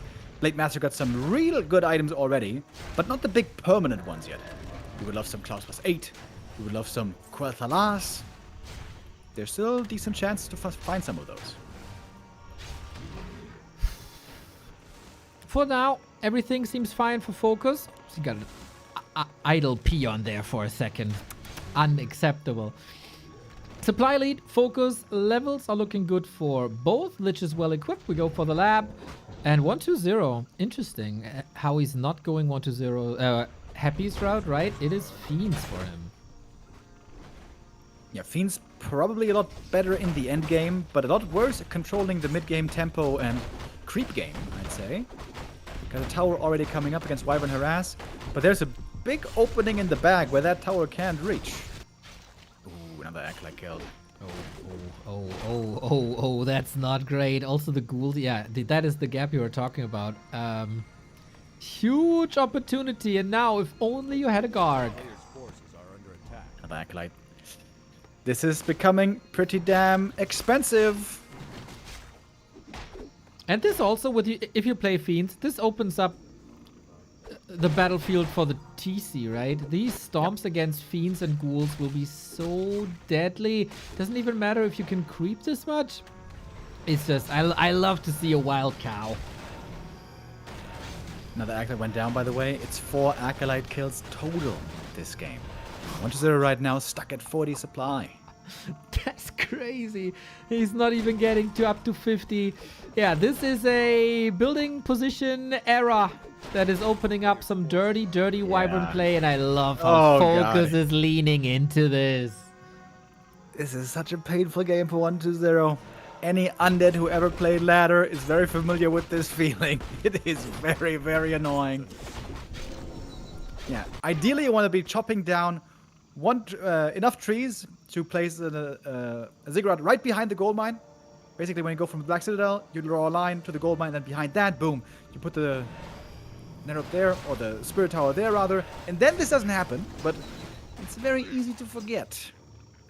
That's right. Rope for the Shadowhunter claws and slippers for the blade. Where were these items in the semi-final of FoCuS versus Hefty? A little bit unlucky in that regard. Now we're going to see some big red numbers.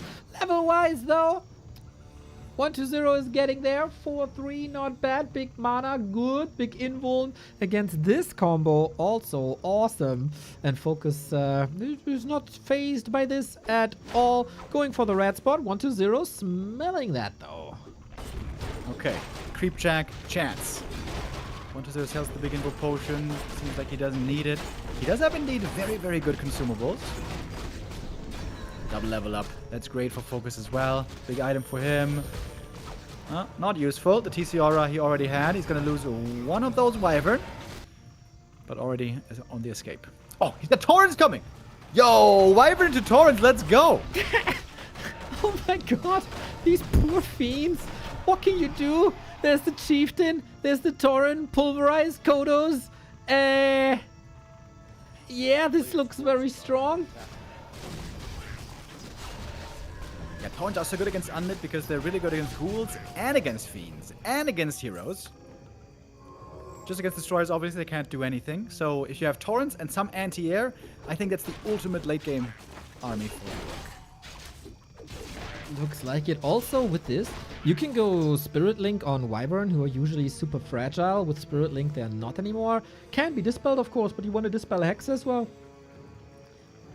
So this ain't easy. FoCuS is going exactly that path, putting on a show for the fans.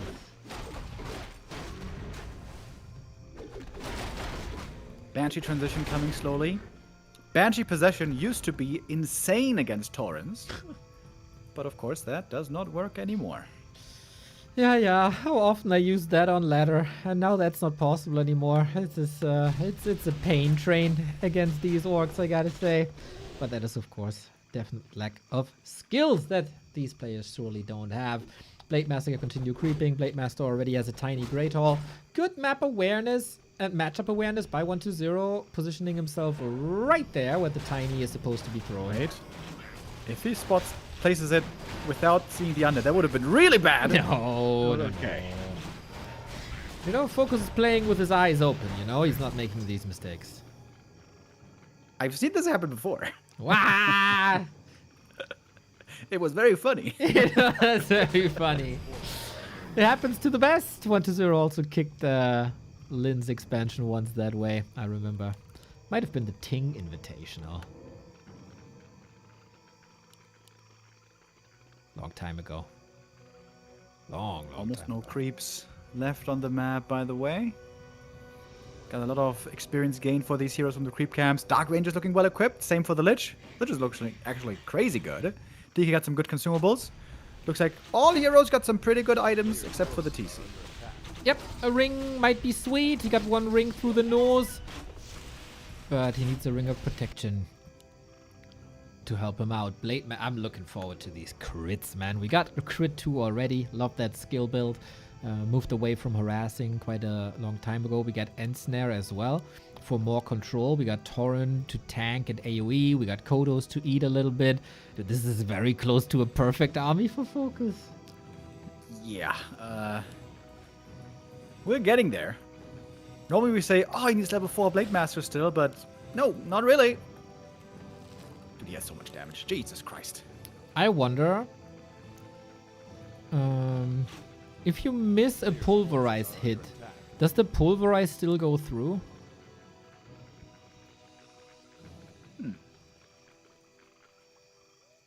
I got no idea.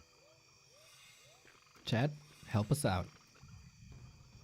This is such a beautiful defensive position. I also love how orcs are realizing the role of a raider way more the past couple of months. I think they are a support unit, not a fighting unit, except maybe against dryads. So having one Ensnare here is so good. Rules versus Pulverize. Oh Have fun, buddy. Oh my god. Oh my god, that lich. Info potion immediately. The Axe was quite nice. Destroyer Fiend shots take care of one of these Tauren, but yeah, there's two more. To be honest, the Taurens are dying fairly fast. Oh, big Info Potion though. Huge stomp. Blade Master doing damage in the back. 237 crit. No miss there. Lich trouble again. And dead. And GG. Jesus. It was so one-sided. Holy shit. No chance for 1-0. Aim for effort, I guess. Trying to get back into the game after this atrocious early game that we got. Acolyte killed, tech cancelled, under-leveled. This was FoCuS all the way. 2 maps away from a bronze medal. Yeah, it was a perfect start. It was a perfect harass. 1-0 here. He looked a bit uninterested. He looked a bit distracted. This was very far from his best. Hopefully, he rediscovers his motivation here for the following maps. Yeah, I think just a better early game can switch everything around, and then it's way more competitive. This game 1 is not really an indicator, hopefully, for the rest of the series.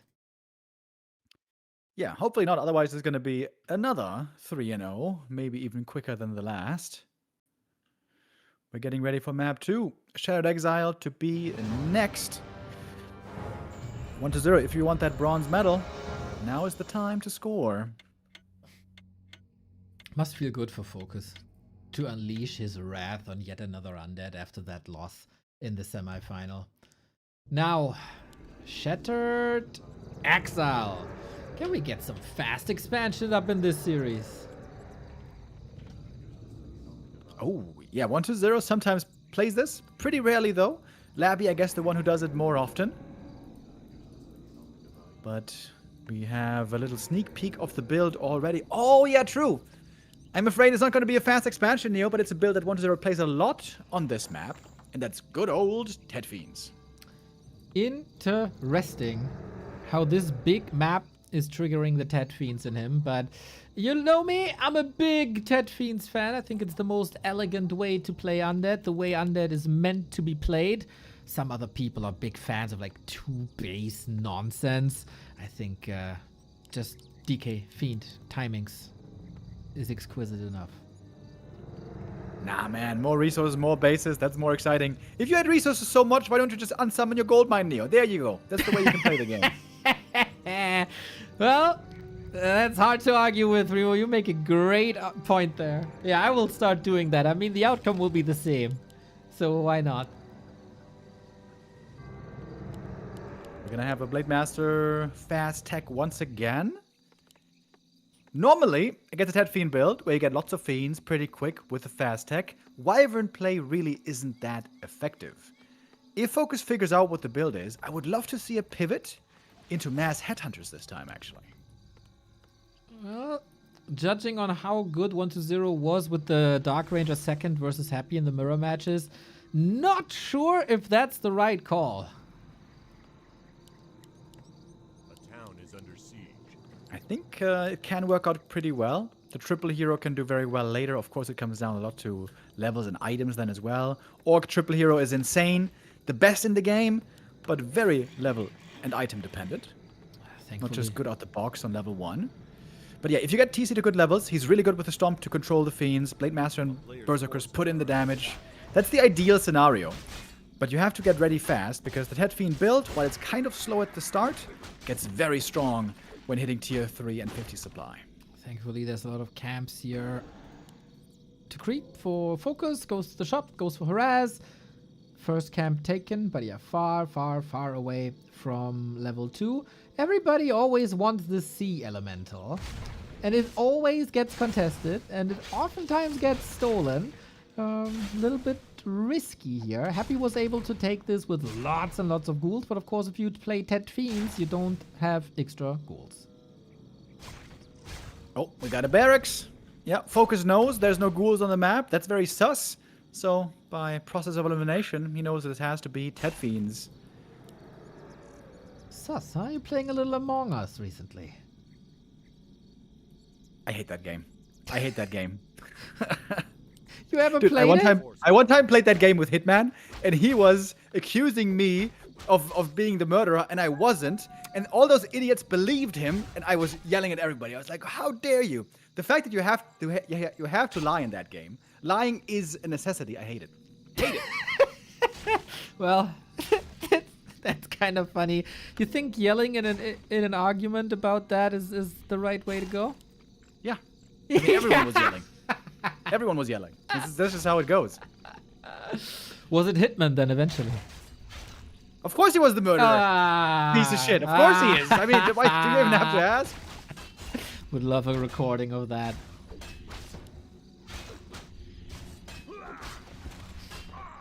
Very low level game so far. DK. If you're going for DK creeping at the start, shouldn't you go for the lab, by the way? It's also easy to creep just with skellies. Yeah, you got a wild affection with this elemental in the middle. So far, nothing crazy happening. FoCuS also not producing after finishing that barracks. It is Beastery afterwards. FoCuS has also played this very old school 2010 style of Orc vs Undead with Blade Master Shadowhunter TC, Headhunter Raider Kodo. And I wouldn't mind seeing that here. A little blast from the past. I think if nobody's creeping at the start, that's quite good for the Orc, despite them being so reliant on levels. Because when Shadowhunter comes out, the Blade and the Shadow can creep very well together. Especially with Headhunters. Oh, Coil on cooldown. No way. Is he gonna get a Fiend kill with a Blade solo? Oops. Dude, I swear. I want the 0 again. This water elemental spot is cursed. It's like, this is a crazy graveyard here with so many units falling. I don't even know if it's worth it. It's like a tiny little item. It's a tiny bit of XP. Just skip it, go somewhere else. Yeah, and what he got for it was a ring. A Great. ring. Yeah. Doesn't save the Fiend. Nope. Sure didn't. Helps later, though. We're quickly moving to the tier 3 late game phase, where FoCuS has a huge tech lead, by the way. My lord, that's a full minute almost. Yeah, This is going to mean very fast TC third, very fast triple hero creeping. I like that for the Orc. Indeed, we go Kodos very early on with the Headhunters. Good creep speed. Lich underleveled, DK underleveled, and yeah, usually with Tet Fiends you want that timing push. I'm not sure if there's a position for 120 to do critical damage here to the Orc. Nope. Carnova is a danger, but also Hex focus on the Death Knight. Now the rings are really good. Yep, he always has this forward DK position. Uh-oh, rings don't do much when you're hexed. But less card control. There's another hex. Can he reach? Acolyte block is actually helping. Headhunters being attacked as well. Coil ready. And no more hex, so he doesn't have to fear too much. Oh, Kodo goes for a little snack. 120. Show your Fiend, Micro. Good saves pretty much everywhere, by the way. Headhunter survived in the main on low HP. The second one might survive as well. Fiends saved. Devour avoided. Crises averted. Lich still chasing this one Headhunter. Come on. For the mental. Come on, get it. Dude, maybe the Acolyte can kill both. That'd be funny. Lich is diving deep. He really wants this. The DK is pretty far away. And snare. Oh, Berserker trading finishes! No, you gotta be kidding me. He is gonna get one. This Lich is so... There's End Snare. There's soon Hex. He's so dead. 1-0 is looking a bit triggered, I gotta say. He really, really, really wanted that Headhunter, and you know, eventually you got it. Nice, got him. Got him. Sometimes it's about like sending a message, you know? Okay, Joker. I am quite funny, I gotta admit.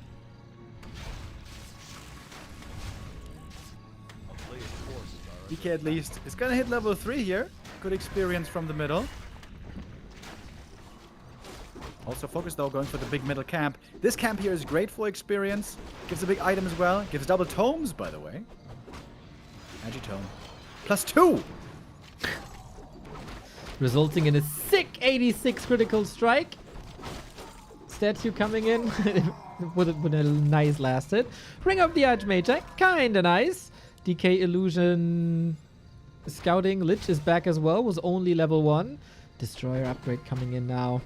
Good retreat by FoCuS. Not giving 1-0 any moments here. A player's forces are under attack. Lich is level 1 right now. Not perhaps what we would call ideal. Nope. Nova a bit too late. Yeah, buddy. I don't know if you want to fight without Frost Armor. That might not be the best idea. Yep. Oh, yeah, that is indeed a good point. It needs level 2. He's not really close. Blade Master also very underleveled on a big map like this. Without Wyvern and without Hex, is creep speed for Orcs is very slow. Speed scroll. Now they're fast. Big item picked up by the Death Knight. Ring of the Archmagi. Quite nice. Here's the Ensnare. And there's no Frost Armor. Oh my god, this is the recipe for disaster. You gotta get out. What are you trying to accomplish? He's going for the SH? That doesn't work. FoCuS still plays to the best of his abilities. The Storm is lovely. Blade is safe. Shadowhunter is a bit low on mana. Yeah, Stomp was way too late, actually. He had the perfect Stomp position there next to 4 Fiends and didn't Stomp. That was a pretty big mistake. Doesn't have a Dust either. That's another mistake. FoCuS missing some opportunities here because of negligence. But hey, so that's triple hero. Just need some more levels. A good horse only jumps as high as it has to. A good whore does what? Horse! I'm not talking about your mom. Okay, dude. Uncalled for. Jesus Christ. I see isolation is not treating you well. No.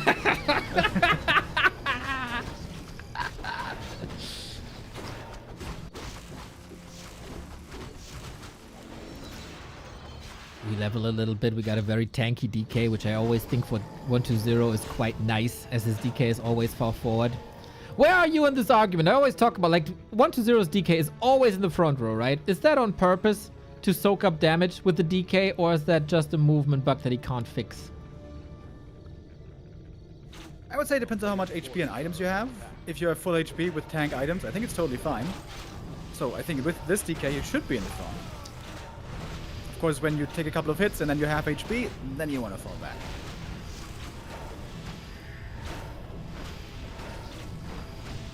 Plus 12. Ooh, that's a great item right here. TC, by the way, also got the Medallion of Courage. That was very good. Pendant of Energy. Holy shit, this TC has a lot of mana suddenly. Oh, yeah. He's looking... Oh, he's also pretty tanky with that HP. Shadowhunter a bit naked. Not too many spots left on the map. Bottom right-hand side has some still left. We got Temple of the Damned once again, and we're straight into a Torrent Totem. So Banshees coming, Walkers coming, maybe even the Torrent again. Torrents here would be phenomenal. Torrents, in my opinion, always a perfect fit for Orc army. As long as you also have some anti-air, which this game certainly do. Late Master items. Not the greatest, really. Nope. We've seen under-equipped Blade Masters in the series was happy. He was still able to get 250 crits out, but that was level 5. We are not even remotely close to level 5. TC level 3, though. nicely well-rounded army. Good stomps, heal scroll, invuln, FoCuS is ready. Anticipating this push maybe. Got the fortified armor for the burrow, so the destroyer push won't do that much. No repair here on the burrow. We got a lot of skelly boys, by the way. A couple of them expiring, but still a bunch left over. FoCuS needs to properly group. Doesn't have an invuln to break the silence, which is kind of annoying. That's right. It's level 2 Stomp. He still gets it through as there was no silence. And 1-0 gets out of there ASAP. FoCuS in the meantime thinks, you know, I got a little bit of gold, but what's even better is more gold. And there's a gold mine very close to my main. So let's fortify this a little bit. I still got some good inventory. And boom, tiny Great Hall. This is going to be insanely hard for 1-0 to crack. He got lots of gold. Needs to build a bigger army and punish this immediately. FoCuS now not so high on gold and quite low on lumber as well. Torrents very lumber heavy, 100 apiece. But he's making some peons already. I like that. Rounding out the 50 supply with peons. And now we got the expansion mining. I think FoCuS should waste no time here going into upkeep. I agree. Waiting for the peon. Here comes the Torrent. 5 supply immediately. Now he's out of resources, but he got the 2 towers up. The base is super sturdy with the burrows and the cement as well. And 1-0 is on a timer and he knows it. And it's a long travel road for the reinforcements to reach the north. Would love to see a shop here behind the towers. That would be super cool. FoCuS spending the money on more Torrents. Hell yeah. Mr. Blackmire saying, if you miss a pulverize, it should be effectively useless. That's how it is with Tidehunter in Dota. Dota 1 or Dota 2? You're old school. You're probably talking Dota 1. Oh, interesting. Gotta do some research on that. 1-0. We gotta see your brilliant Fiend micro if you want to stand a chance here. First Fiend goes down immediately. The Torrents being focused quickly. We do have improved pulverize. We have Banshees as well. The Curse here could do wonders. TC, by the way, still so much mana. He's silenced right now, waiting for that to wear off. Frontline units for the Orc going down pretty quickly, but the heroes are standing tall. Ooh, that focus fire on the Headhunters is looking tremendous. One skeleton after the next. The clean Fiend Dark Ranger Lich focus is looking hella good. Nova very disruptive. And this TC doesn't have the impact without the Invo Potion. Miss against the crit. That Storm way too late. FoCuS still having a chance though, if he can stay in this fight. Blade in the back, doesn't get the kill there. FoCuS a little bit sloppy. Kodo didn't devour, didn't walk back, didn't use the dust fast enough, and maybe most importantly, didn't pull back into the towers. Why didn't you pull back into the towers, FoCuS? He's out of heal wave mana right now. Yeah, but no heal scroll anymore either. If he wants to salvage this with hero focus, there's invulns. TC about to hit the deck with the beautiful Coil Nova. The Blade Master also dying. Double kill for 1-0, the first map win of the day for the player that came in thriving for the championship with a disaster on game 1 here in the game for third. At least can show one great fight here on Championship Sunday and still all the chances in the world to get the bronze medal. Yeah, 1-0 here with a good fight despite a bad position. FoCuS botching a great position. This fight he managed poorly. The fight before that he also managed poorly, especially because of Ensnares, because of Kodo Devours. This is not quite the top level, but okay. It's just map 2, still best of 5, many maps to play. Maybe he got a little complacent there as well at the end. Everything looked so good. The fights were so nice. Now, maybe a little bit of a wake-up call. You know, okay, this 1-0 guy, he can still play. He can still bring his A game if it's necessary. The fight was nice. The focus fire on the Headhunters were really good. It remains true. Doesn't really matter what you pair him with. Dark Ranger will destroy Headhunters. And then he sees the opportunity with some good fighting. Now, this is the 1-0 we wanted to see all along. We're down to a best of 3 in our game for 3. Turtle Rock, the map that earlier against Happy also looked tremendous. Unlike the game creation, who has failed us once again. Yep. Whoopsie. A little bit of a restart. You know, we had like 200 and plus games in this league. You think we had more games or more join bugs? I think that's a question I don't want to know the answer to. This might be a very frustrating answer. Very depressing answer indeed.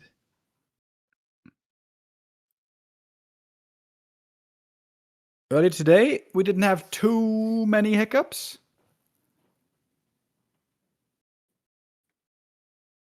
Would be funny if we could force our players to do a handstand to get rid of the hiccups. Have you ever done that against hiccups? Yes, of course. Does it work? 100%. I just always hold my breath. But during a cast, how you do that? Do you want to do a handstand right now during the cast? Yeah, easy. I mean, we gotta jump into the game and then the first. That's a shame. But then you're doing the handstand. I mean, when the game. I mean, I don't have a hiccup, so that doesn't solve the purpose. Just for practice, though. I got enough. Yeah, you normally do them one-handed as well, right? I think I've seen that before. No. The left arm is very strong. The right one needs some practice for that. Okay, I've never done that before, though. How long does it take? Like, how long do you have to hold the handstand for the hiccup to disappear? That depends on the hiccup.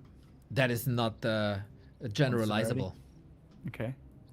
You gotta try it. Because when you hold your breath like normally a minute, or maybe 2 tries of twice a minute, is also enough. But someone's gotta cast and someone's gotta talk. That is. Yeah, sometimes you can just, let the silence breathe a little bit and do the Control C. Yeah, that's your style of casting, not mine. Now you gotta let it breathe, Neo. Like a good fine wine.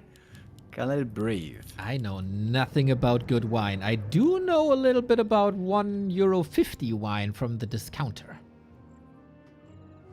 That sounds like my atrocious. casting style. €1.50? Yeah. Do you mean like 10 years ago or to this day? Oh, actually, I don't know. It might be €2 now. That sounds like Turmboy days. Those days are over. Dude, did I tell you? I told you already. Turmboy is no longer at Rewe. It's a disaster. Unbelievable, right? But who gets their purchases at Rewe? It's way too expensive. Except for Turmboy. It's premium groceries at Rewe. Well, not only though. They also have their own cheap discounter stuff. Rewe looks too fancy to me. My discounter has to be a little bit dirty. Like the Aldis and Pennies of this world. If there's not at least 5 homeless outside, is it even a real supermarket? My area of living, too rural for homeless people, I gotta say. Not the way it used to be, huh? Support them, by the way, if you can. Lots of people suffering under these temperatures. Lots of what's it called? Charity places that are supporting the homeless in these dire times. Is it still all covered in snow where you are? Hell yeah. Dude, it's so crazy. I hear that from so many people, and here it's just 0 snow. Dude, I think a couple of days ago it was minus 10 degrees. I can't remember when Hamburg ever had minus 10 degrees. Here it's like 10 positive, almost 7 positive. Time for it the is a shorty winter pass. wonderland. And it's a Fazir, by the way. Maybe we should talk about the game a little bit. Oh, surround! Yo! Wolf summons surround. Opens it up, though. It's a double surround. Fazir might be in trouble as well. Game of chicken. FoCuS is the chicken. Bok bok. Oh! That troll. Oh, that was so close.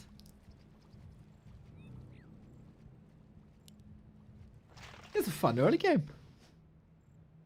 Straight Fazir headhunter play is what we're seeing here. A player's forces are under Do you want my opinion on this strategy, or is that clear? I have no idea what it is, Neo. Please tell me. Well, it's not the highest of opinions that I could have. I can tell you Is that that much. so? Uh-huh. Really? Uh-huh. Huh. Interesting. Interesting. You know, I would kind of like it if he's transitioning into Wyvern after baiting 1-2-0 into a Dark Ranger second. Yeah. We've seen that sometimes before. I think that's the main reason why you don't want to do this anymore. Show the Dark Ranger too early. Yeah, that can get hard countered quite a bit. FoCuS putting a lot of effort into killing that Scout Acolyte, indicating that he's up to something. A player's forces are under attack. Vasya here on low HP, a little bit afraid. Gonna need to get some healing in finally. Shadowhunter second should be coming up next.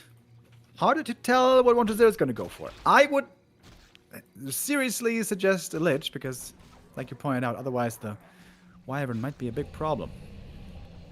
Well, if he wants to go for tempo, Dark Ranger surely is a play. He's maneuvering towards the middle with one skeleton. I think the path is clear.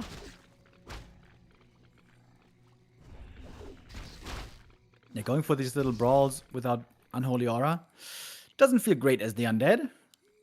A player's Fiends forces without are under attack. Unholy Aura, they feel very sluggish. They feel like they're walking around in the first gear. Unholy Aura, second gear. Would be nice to kick into that second gear for sure. Now FoCuS knows that it's Dark Ranger, and the reaction has to be Wyvern. Committed to 5 Headhunters so far. He's gonna have to go tier 3 regardless. So he wants to do that first. FoCuS going for the item before the Shadowhunters here. That seems pretty dangerous. Gets the last hit, but not the item. Dark Ranger picks it up.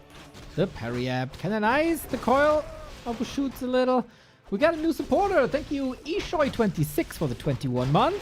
Chain Lightning FoCuS gets a little bit of a revenge kill. Still a long way for 1-2-0 to get to level 2. A level that he much needs. With camps, though, on his side, should be achieved momentarily. Player's forces are under We're on the way to tier 3. We got the first bestiary. No headhunters at the moment. Maybe it is going to be those Wyvern. So far, it's only one bestiary. He's a little short on gold for that. And with this all being contested, this is not the usual Shadowhunter creep manip. It's just regular creeping. Even a grunt in the mix here on Turtle Rock. And I'm still waiting for that second bestiary. Should be time now. He continues to build headhunters. He's playing headhunters Neo. How do you like it? You know, there's a couple of strategies I like a little bit more. You know, that might win. But it's good every once in a while to show the world how bad headhunter strategies are. Yeah. You know, without shadow, there's no light, basically. Yeah. Berserker strats, like, not actually good enough in any matchup right now. It's crazy, right? A couple of years ago, Berserker strats tier 3 were dominating every matchup. And now, seemingly too weak everywhere. I don't want to get the chat too crazy up, but I think Berserker buff might not be the worst idea. Ay, can of worms opened. We get a Shadowhunter and the Headhunters in. Kodo coming, tier 3, almost there. DK still far away from level 3, but at least he got the aura. We're going straight for the feed. That's a kill. TP away. Solid fight for FoCuS. Almost was able to get a Chain Lightning kill there as well, but he gets the rest of the red camp. That is really good. Big item for him, big experience. With TC soon joining.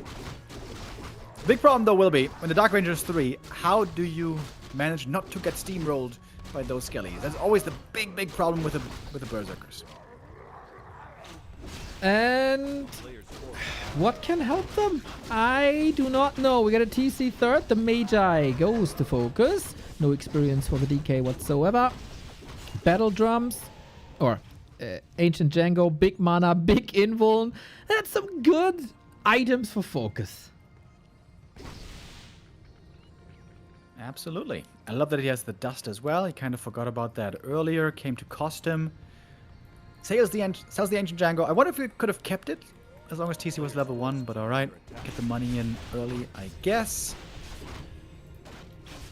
And he's progressing pretty nicely on the heroes. TC, though, still will need some levels. There's a lot of experience on the right-hand side of Turtle Rock. You got the orange, you got 2 red spots as well. Here on the older version. And yeah, TC is coming. Destroyer upgrade as well. And FoCuS, while he would love to get all the creep spots, I'm pretty sure he knows that 120 is coming to his base soon. DK scouting ahead, finds the Orc early on. Cross plus 8 found, by the way. Good item for the fast here. And snare on the Dark Ranger. DR.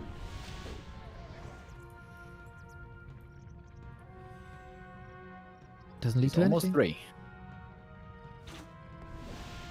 That's usually the death sentence for the Berserkers.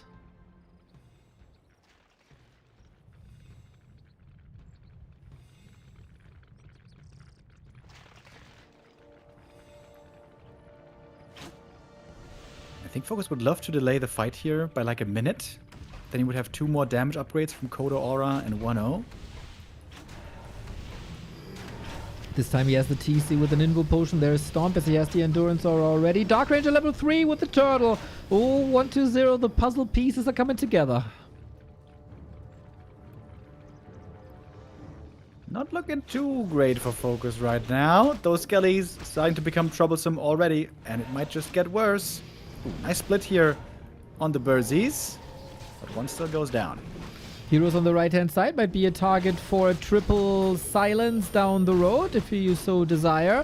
That Stomp was lovely, but not just that great. Heal Scroll used, Fiends about to fall. TC with an Invo Potion and a Stomp, but how do you heal that up? Coil right in time for the Death Stroke, but only for a second. You can say about Headhunters what you want, but the damage output is really good, and the damage uptime is way too good because 120 doesn't find a way to threaten these Berserkers. Lich is low mana. Without Nova, it's harder to find the kills. But there's one. Or was it even 2? Skellies keep getting raised. TC healed up nicely after the Invo Potion. Back into the front line. Almost has the next Stomp. But man, I say it all the time. Without Ring of Protection, this TC is just so frail. He is. The coil missed, unfortunately. Fiend was frail there as well. FoCuS still with the supply lead, and their Berserkers are up. Raider can't be safe. That Fiend, though, the other Fiend, down in the ground. TC threatening more coils. I think FoCuS is taking the initiative. And I think the big reason why 120 is doing rather poorly here is he doesn't have statues. Where the hell are the statues? He didn't lose any.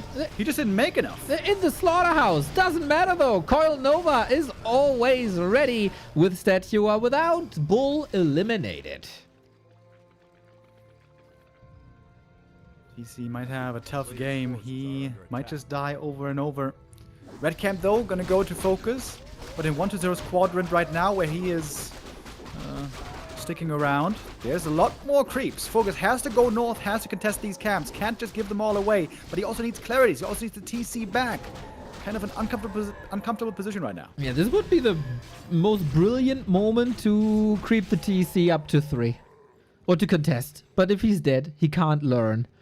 And that's a bit of a problem, so we get Dark Ritual now, and this is the brilliant synergy of Dark Ranger, Black Arrow, Lich, Dark Ritual for infinite mana, and we even got statues now.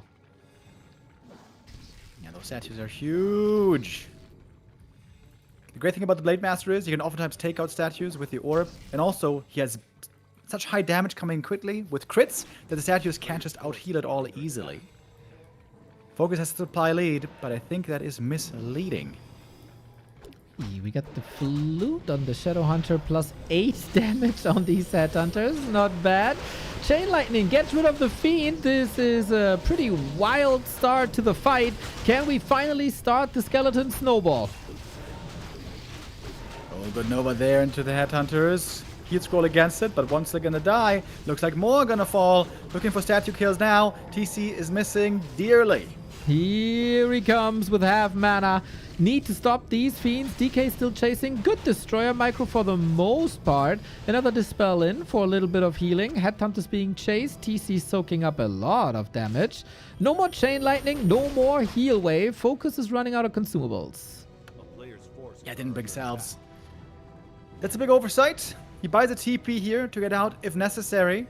If this TP is forced, 1-0 gets all the creep camps here up in the north. That would be a disaster for FoCuS. Yeah, can't really allow that. There is a Great Hall coming up. Not a tiny, but a regular one. Looks a little bit like a Spiral Expo, but we'll see about that if it ever comes up. It's a nice timing for that, of course. Stomp, sweet, TC, punished. How do you heal this bull up now? I think he can only escape with the TP. What about the Shadow? Can he get away with the Hex trying to move out of there? Really good kills here being found by FoCuS, but he still has to leave. He doesn't have mana left. He's too low HP.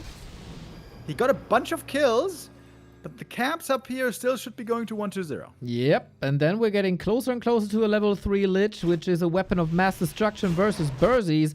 The good thing and the silver lining for FoCuS is, yeah, he can hold his ground in the fights. Very, very respectable engagements here. And Expo is 13 seconds off. So, I think this Expo is the win condition over the Undead Heroes. There is a chance here, although I'm not loving FoCuS's creep position. As mentioned before, 1-0 can still take all the rest of the camps. I love more subs. Thank you, Randy Watson, for the Prime.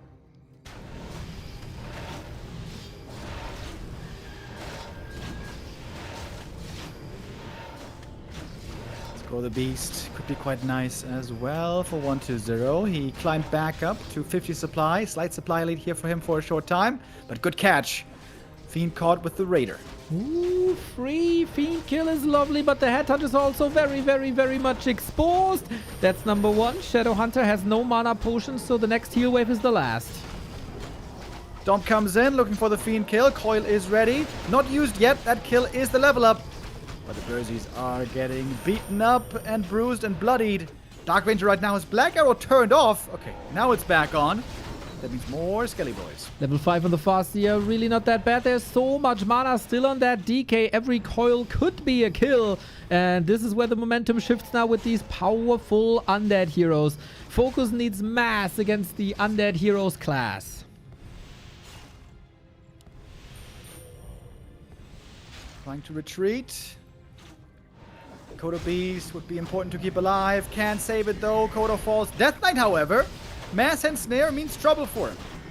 He might get hexed and then can't go for the invuln, but now he does. Level 3 Wolves, always good fodder for the Destroyer this spell. 1-0 is of course aware about that expansion now. He is under pressure, dealing with Wolves and Raiders, taking out damage and control. And where is the Coil Nova ending up on? The TC, fragile. Farseer, fragile. Shadowhunter, fragile. Berserkers, fragile. Ouch. This is a wipe. Kind of a typical Undead versus Berserkers late game, to be honest. Seemed like FoCuS there had the chance with the expansion coming up. But now I see a lot of skeletons. Hell yeah. Army of the Dead race. Peons are fodder. No fortification. In the game against Happy, FoCuS had a burrow here, and that saved the Expo.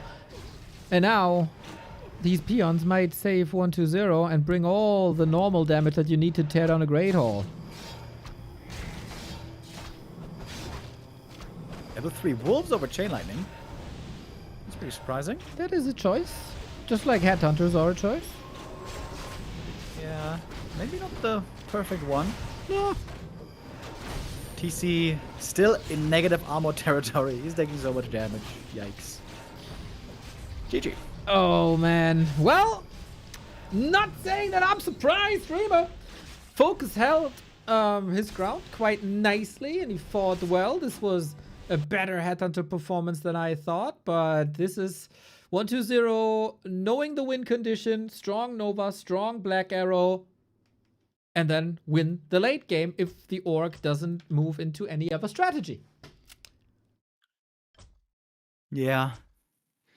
It seems like sometimes orcs, when they had a good early game, back when Farsi Identity was the meta, was the norm, they had perfected the strat and had min-maxed it so well, that become so good at it that it could tempo towards victory. I feel like FoCuS didn't quite play the strat perfect in the late game. Admittedly, though, he wasn't in the best position to do it. And yeah, it is just at some point a losing matchup against that Dark Ranger power. She's a very, very strong, independent lady that she is, even though she's nerfed in the life drain. The Black Arrow remains strong. Just like your support for us hopefully stays strong, as we are nominated at the Early Game Awards as the best non-mainstream streamers of the year for the 3rd time in a row. We were able to win that competition twice in a row, and now we're aiming for the three-peat. I used my second voice in the vote that I got after 1 week today, and hopefully you guys are doing that as well with all your devices, with an IP, with mobile, with LAN, whatever. All the votes we need for Back to Warcraft to get that title home again. Exclamation mark award for the link. No sign up needed, no newsletters, nothing. A click is all it takes. One click sometimes also seems to be all it takes to kill those damn headhunters. Kept on being killed, and then Skelly's being raised. 1-0 must have been enjoying the end game there in the last 2 games. Maybe Ted Fiends is the way for him to play, to prevail and take a strong bronze medal to end the tournament. Ted Fiends again, indeed, he is going here on our 4th map. And we get more research info on the Miss and Pulverize interaction. I put in the hard time to research. Miss Pulverize does 0 damage to the main target and 0 damage to surrounding targets. I'll DM you my bank details soon. Mr. Maya, thank you very much. Interesting interaction, huh? Yeah. Really is. Cool. Nice that people are finding out. Dude, if you still did damage from Pulverize despite miss, that would be a really good counter to Banshees. I still feel like Torrents is the way of the future for orcs in this matchup. Yeah. Torrents are just so good against so many things. You were hoping for it for 15 years straight. There might be the time for it at some point. I still think it's Wyvern. Wyvern is the best orc unit. Meh. What meh? It was just that wasn't whining. That was just the fact. No, I'm whining. Ah, you're whining. Wyvern is so boring. Well, did you ever ride a Wyvern? It's fun. I mean, that's like saying frostworms aren't boring because dragons would be fun in real life. Yeah, in real life, bro. I don't see a Wyvern coming over here to Karlsruhe. Why not? Don't you have a zoo? It would be so amazing to have a Wyvern pet just sitting in your garden, and then, yo, buddy, we gotta go shopping. You jump on its back, fly over to Lidl. Yo. You can probably also threaten your neighbor to do your grass cutting and stuff, a little chores around the house. Oh, you really don't want to mow my lawn? Ah, my Wyvern is on the loose. You know, I could call it back, but. You know, also win-win if your neighbor's pets are annoying you. Oh. You know, Wyvern is a hunter. Just can go for a little hunt and take them out one by one. Also, that saves on pet food. Accidents happen in the best neighborhoods. I got a feeling though that they would be a bit smelly, you know? Ah, so are we. Whatever. Not the cleanest of animals. Ah. Yeah, but I don't smell my own smell, you know? It's the others that I'm worried about. You just have to fuse with the Wyvern. I mean, you gotta spend a lot of time on the Wyvern's back, right? The chat is also saying you can't dismount from a Wyvern like you can from a Hippogriff, so you're basically one. You'll get used to it. I mean, there has been evolution. Sure, the units in Warcraft 3 can't dismount, but in World of Warcraft, I know you can ride Wyvern, so that's proof. That is proof. Well, I hope you won't get a big argument with people who dispute your evolution claim. What would be the best Warcraft pet to have? Like, out of all the creatures, I feel like Wyvern's pretty cool. Frostworm, you know, is really cool, but literally also cold. Riding a Frostworm, man, you're gonna have to put on, like, 5 pairs of socks. Oh, in the summer, it would be so good, man. When it's way too hot outside, just call your Frostworm. Boom, minus 20 degrees. Dude, that's actually the tech. Frostworm in the summer, Who do you need in the winter? Yeah, who Griffin. needs AC? Yo, Griffin, dude. Fluffy. Oh, cuddling a griffin would Perfect. be nice. I'd also like to cuddle a Sasquatch. Players' forces are under attack. You have been weirdly obsessed with Sasquatches lately. You know, look how pretty he is. I saw on the Channel 5 video where they went on the Sasquatch hunt. Is that where you're going next year? Is that your vacation plan? I watched that video as well. It is a... it's one of my favorites.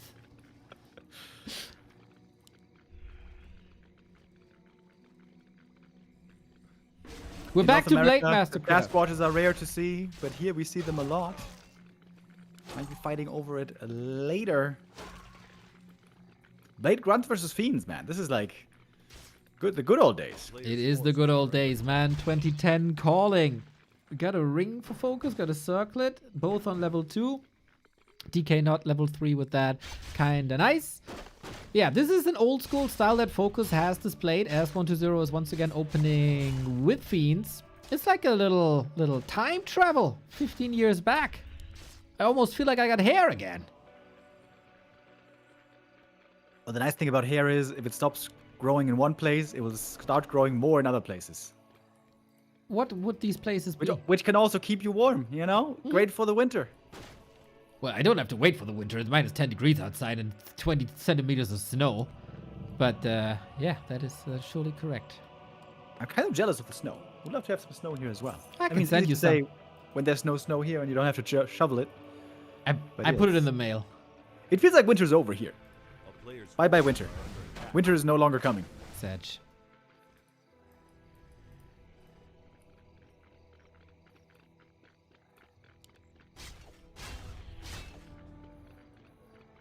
Lich is also coming.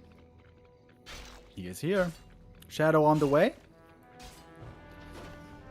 Shadowhunter, normally in this matchup, you want to be solo creeping pretty quick. He's going to need that level 3 more than the Lich will. So being over-aggressive often turns out to be a mistake, you know, going for the Hex Hunt, if you don't find kills especially. FoCuS going for some Hex creeping. We know that he loves that. Yeah, he doesn't have that much damage that he would have with Headhunters or Wyvern. So Blade Master needs to help for his own level 3 and that prolonged Windwalk duration. 120 smells this. FoCuS doesn't yet know if it's Nova or Frost Armor. Oh, Frost Armor it is. Noise, noise, noise. And with Raiders, Ensnare is around the corner. Way more control now, but it feels like the damage output is simply missing. Are under attack. Yeah, with the speed scroll now over, the Frost Armor is really good. He does have a second speed scroll though. And Ensnare is ready soon. Everybody wants the Sasquatch. Oh, Hex, well timed. Blade Master looking for the steal, get it. He does this so well.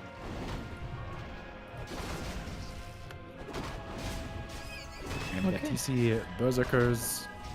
Yeah, this really is a blast from the past. This is what we used to play many, many years over. Yeah, that's like, I don't know. Who were two good Orc and Undead players from back then? Lucifron versus Rain. Happy was around as well back then, right? Ay. This starts an argument now. What's the argument? Argument is that Happy is not one of the GOATs because he wasn't that competitive 15 years ago. So the players 15 years ago were arguably better. But no Undead was competitive back then. That doesn't matter to the people with that argument. I'm just repeating, I'm not of that opinion. So they're saying that low-key, Happy's kind of a noob? Kind of. And Oh, okay, cool. the competition is Interesting. just not that spectacular as it was back then. And also, there's also the subtext of you can't improve in 15 years, which is also fascinating always. Interesting. Uh-huh. Huh. Some people, huh? Some people. Wonders is looking pretty good with his army right now. He got level 3 DK, level 2 Lich, that's all he needs.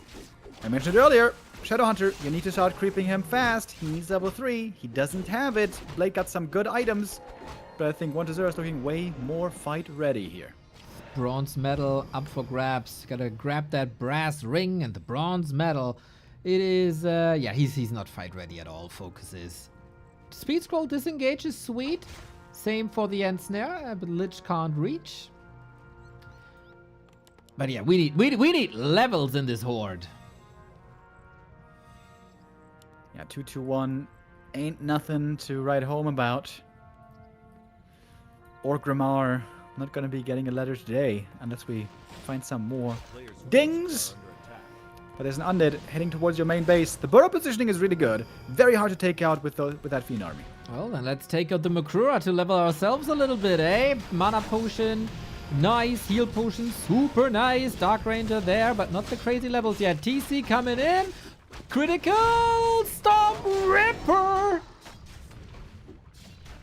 Yeah, big mistake here by 1-0. Does he not have Destroyer form? He does. He does. Not using that yet. No Wand of Negation either. Oh, he predicted that end snare. Unfortunately, on the wrong Fiend. So down it goes. FoCuS with a lot of momentum. Lich back, but with no mana. Dark Ranger also gonna go down. Oh, 1-0. Really messing up this attack. My goodness. That was the big potion. Critical Strike is looking better and better. Love that FoCuS went for crit 2. Windwalk doesn't help that much. Couple of Raiders falling. They're always a magnet to Coil Nova. Still, chase is on. If we get one more Hex or End Snare in, Lich might be dead here. But yeah, 1-0 dodging a bullet, it seems.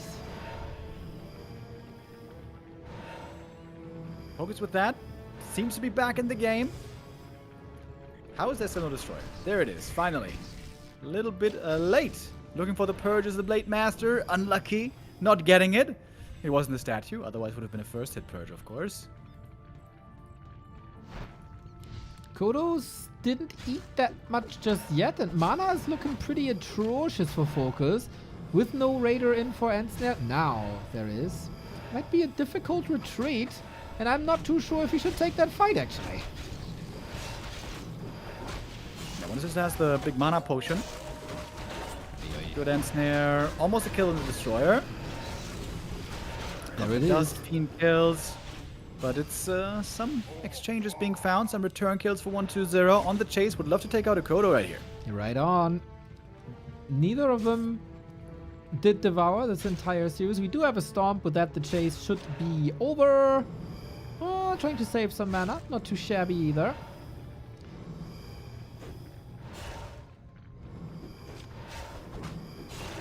Oi, that Stomp was a beauty. Does he have healing on the Blade? The Blade brings the damage. All the Orc damage there is. Invul Potion. Oh, he really wants that Lich again, but doesn't get a proc on the Frost Armor. 1-0 now. Chasing. Nova Coil. That is supposed to be easy kill. Doesn't even need the Coil, actually.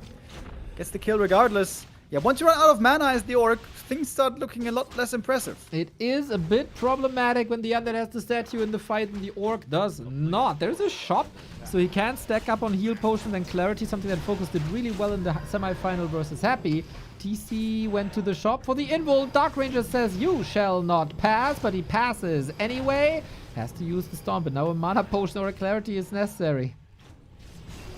Yeah, the Stomp is one of the biggest playmaking tools, so baiting out some to no effect is big. In that fight where he got the kill and then was chasing, it felt like, why does the TC have so many Stomps? And the reason was he had the Pendant. But now he was out of mana, so now he sells it. Not really worth going for mana pots on the TC. I think that does make sense. And 1-0 now finally adding the late game tech edition. Banshees, soon to join. And Silence coming in as well. 1-0 gets better and better solutions and better levels. That Lich is now level 3. Dark Ranger level 2. FoCuS has to catch up. No heal wave second. But big item here. Maybe that adds to the sustain that was dearly lacking before. FoCuS setting up an outpost again. Trying to go for an expansion. As the TC is getting some really valuable solo XP. Oh, this is great. Hits that level 3. Got the Ankh for safety. I wonder if we shouldn't put the ring on the TC, by the way. You love a ring on your bull. And you're rightfully so. We are, of course, waiting for our big grand final after this game for third. The Intermission, Happy and Life will go toe-to-toe for the World Championship of Warcraft 3. who is the best gamer in the world today, decided in the one and only best of 7 in this tournament. But yeah, first we gotta decide who grabs the bronze medal. FoCuS is making a good case for himself here in game 4. And again, win condition Expo that he's preparing left-hand side. No info potion on the ledge. Looks a little bit greedy, a little bit risky. Got some bonus HP at least from the Periapt. And now we got the map almost crept up. Are we gonna see the Tiny by FoCuS? He's got the 600 Gs. Well, that surely is an indicator. 3-3-3 heroes that helped before.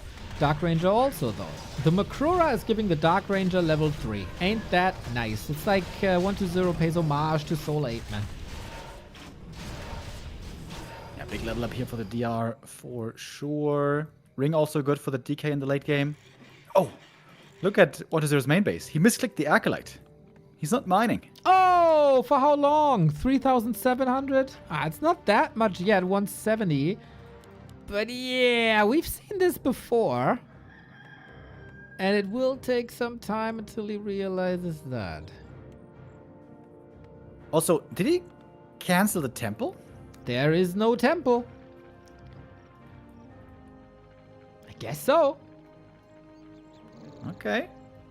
FoCuS now looking in a good position. He's got the Expo mining. He's got a nice defensive setup over here. Would love to add some Taurens now. And here they come with Ancestral Spirit too. He spent a lot of time in no upkeep. Invo Potion on 2 heroes. Ankh on the blade. Fortified position. Burrow, shop, tower. It's all there. And 1-2-0. A pretty one-dimensional army that is not necessarily good at cracking buildings. Got the supply lead at the moment. Going for the Death Knight right away. Calling over on the blade. Lots of damage taken. That Ankh might be triggered soon. Insane stomp! Hitting the entire army. Absolutely phenomenal. TC has a mana potion now. Missing that pendant of energy. 1-0 kiting backwards. Whee! But it's hard to do against the Storm. Blade Master's taking control of that fight. Damage-wise, Raider far forward being sacrificed, but the damage output for 1-2-0 is minimal. We got a silence, we got a blade dead, but he had that Ankh, as Remo said. Next stomp, next few kills. Question here is about the mana. What can FoCuS do when the mana runs out? He doesn't have too much left, to be honest. Yep, but he's taking advantage here. Level 4 on the blade. TC has no invul no more. Didn't use the mana potion to prolong that fight. And the shop, unfortunately, went down early, so it will take some time to recover for FoCuS. Very even. 1-0 trying now to crack the defensive towers. Tauren finally in the army, but FoCuS needs mana. He needs mana real bad. Double mana potion picked up. 3 in total. Blade still has that invuln. Blade still has the damage. Burrow, the peons are suffering. Only 2 survive. TC needs a big impact stomp here, but the Dark Ranger should be ready with the... Oh, no mana for silence. Well, then epicenter storms happen. Blade Master goes down, though the heal wave on cooldown. The Blade couldn't save himself in any way. And that is a big damage dealer now dead. TC might be following. The Ring of Protection not on him. The TC getting run down. Ted Fiends to victory today for 1-0. Maybe not in the semifinal, but in the 3rd place decider, looking to take it right here and now. Oh man, poor FoCuS. I mean, he had an Invo Potion. There was a way to save that Blade. Bit unfortunate. Now Shadowhunter on the menu trying to break through to the tavern, but no access to the tavern here today. After an atrocious game 1-2-0, is able to find his game again, and he takes the bronze medal. An unfortunate, sad and disappointing final day for FoCuS. The Undeads, as so often in his way, he adjusted to the 1-2-0 Fiend strategies, but 1-2-0 is very, very, very good with Fiends and takes home the 3rd place. A good chunk of money and the title as the 3rd best player in the world. Rewards himself for a very good regular group stage. Yeah, unfortunately, he couldn't quite play on that same level that we saw from him for so long. But you know, it's an improvement. FoCuS didn't go missing right away in the playoffs. He played great on the first day, great on the second day. Just the last day, not quite his. And he kinda played well in a lot of maps and couldn't get the W. Other players just a little bit better, unfortunately. Still, a 4th place finish for FoCuS is amazing. I thought very little of him going into this, of his chances, not him as a person or a player, obviously. But I thought other players are just better. He proved me wrong. I think this was some of the best FoCuS games that we've seen in many, many, many years. Unfortunately, still uncrowned as for a long time as a player. Yeah, the Orcs will have to wait a little bit longer to get the big tournament win. The biggest tournament wins in recent years went either to humans or to undeads, Happy or 40, or sometimes rarely 1-0. Now we have a new player in the mix. Life has been playing lights out, amazing. Very, very deservingly, finds himself in the grand final against Happy, and looking to beat him again in this tournament. We'll see about that, Mr. Remo Demo. You can make some quick call-outs and shout-outs to the feedback survey we got. I'm gonna refill me coffee. Indeed, guys, we have a feedback up with a chat command. Hold on, what is it again? Feedback. That makes sense. Exclamation mark, feedback. For the Super League, we want to hear your opinions once again. What did you like? What did you love? What did you perhaps not like so much? Check out this Google document. Give us some feedback. We're going to forward that then to the tournament organizers, our friends over in China. Super League, at least if you ask me, has been very fun once again here in the second season. But of course, there's always some things we can improve. So make your voices heard. Open up that feedback. Give us your answers. And then hopefully season 3 can be even better. Yeah, in season 2 now. We are very, very close to the end. A single match is left. One last best of 7, which, you know what? Bold prediction here, Neo. I am saying this best of 7 is going to be way closer than last season. Last season, that is truly a statement, man. What if you're wrong with that? Well, then we'll all suffer, I guess. But yeah, last season, we remember Labby was the player of the tournament. He won the group stage that put him in the grand final immediately. No playoff games for him.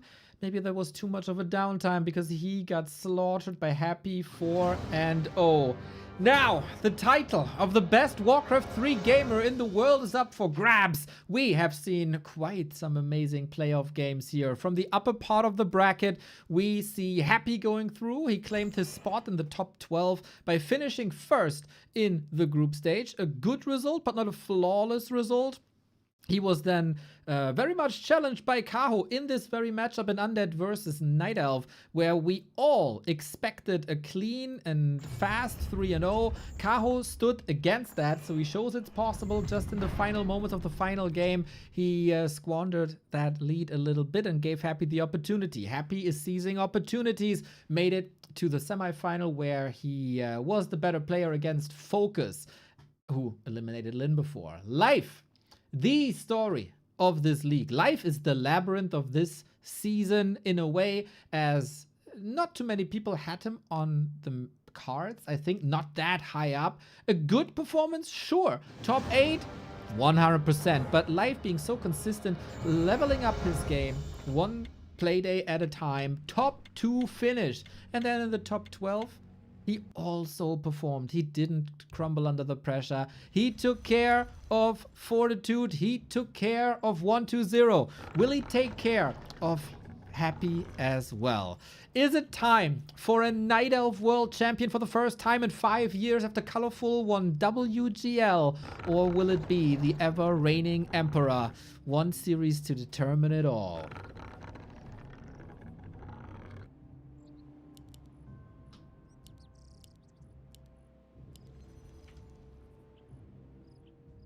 I don't know if you're muted, but I can't hear you right now. Or Remo's taking a little break prior to the grand final as well. Now, for Happy, it would be yet another title. For Life, it would be the first big title. He got team competitions for sure, but his solo win eludes him still. He got close, second place at Robam in 2016, 17 when he was rising to the scene, then disappeared every once in a while, showed back up.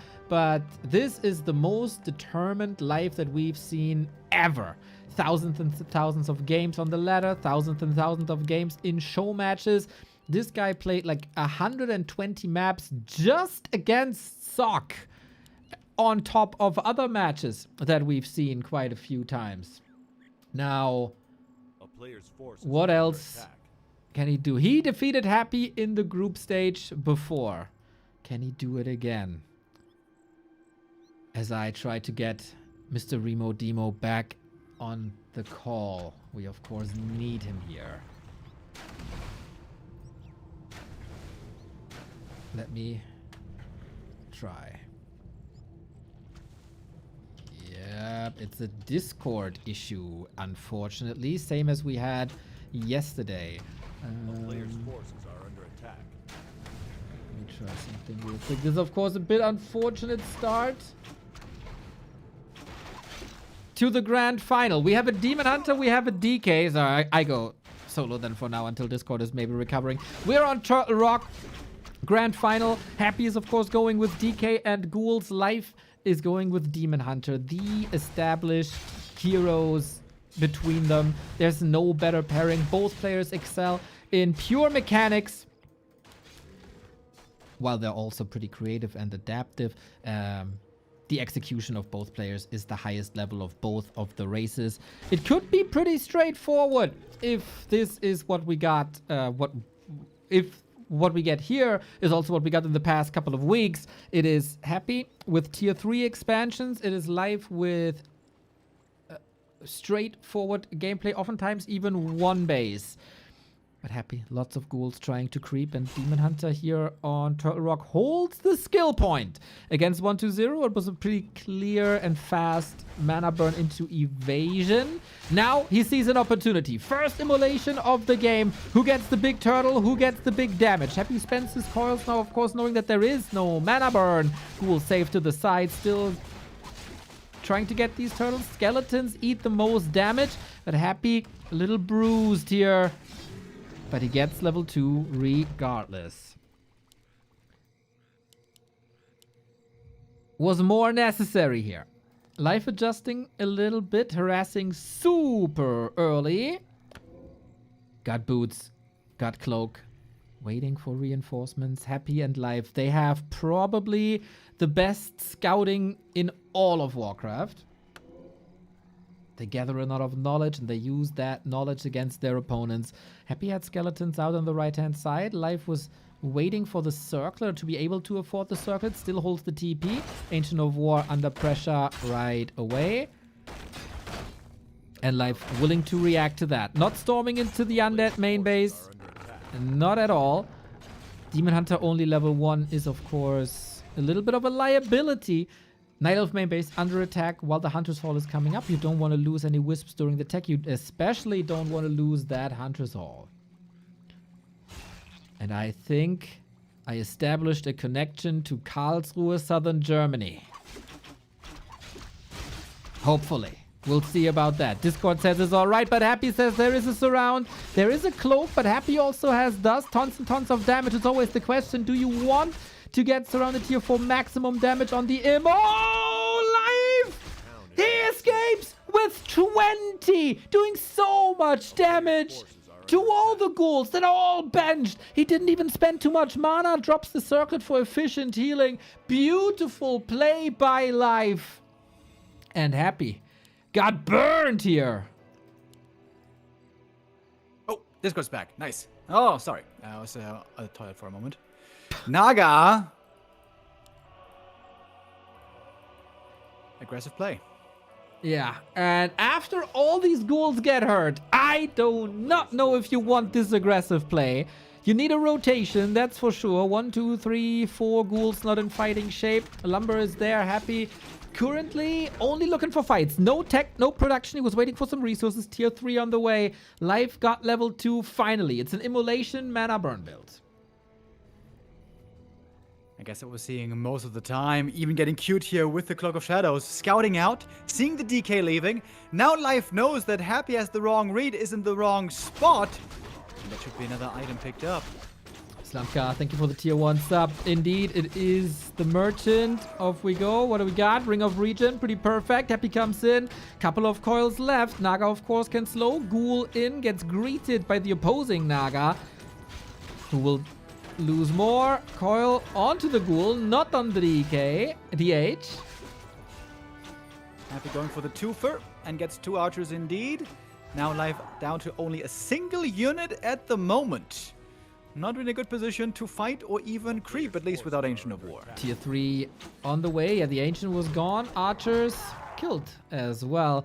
Relatively low XP. No level 3, no level 2 for the second hero. We got Life with the Dryad. Tier 3 on the way. Happy is far ahead in the tier 3 department. That is so far the nature of the matchup. Life storming into Happy's base like Kaho did yesterday. Gotta be careful. There's no staff. And Happy with the 3 points around. Catching that right away. Quick reaction also on the Acolytes. Didn't lose anything there. That's going to be a TP forced. Happy swinging. Looking good so far. Naga slithering away. What a quick reaction speed that was, man. Demon Hunter comes in, knows, okay, there's trees. 1, 2, 3 ghouls is all I need. Bomb. Razor sharp Happy. Both players, of course, had a lot of time in between their semifinals. They should be well rested. They should be well prepared. Now, one chop went to Life. The other will go to Happy. Creep speed is good. Waiting for the tier 3. The question is, since we are on Turtle Rock, is it tier 3 Expo here or the old 930 push? Yeah, I guess with a Naga second and Lich third, it would take a little bit longer. 930 maybe not quite in the cards. We've also seen some Frostworms here lately. Happy had this one game where he tried to play Triple Hero and Frostworm.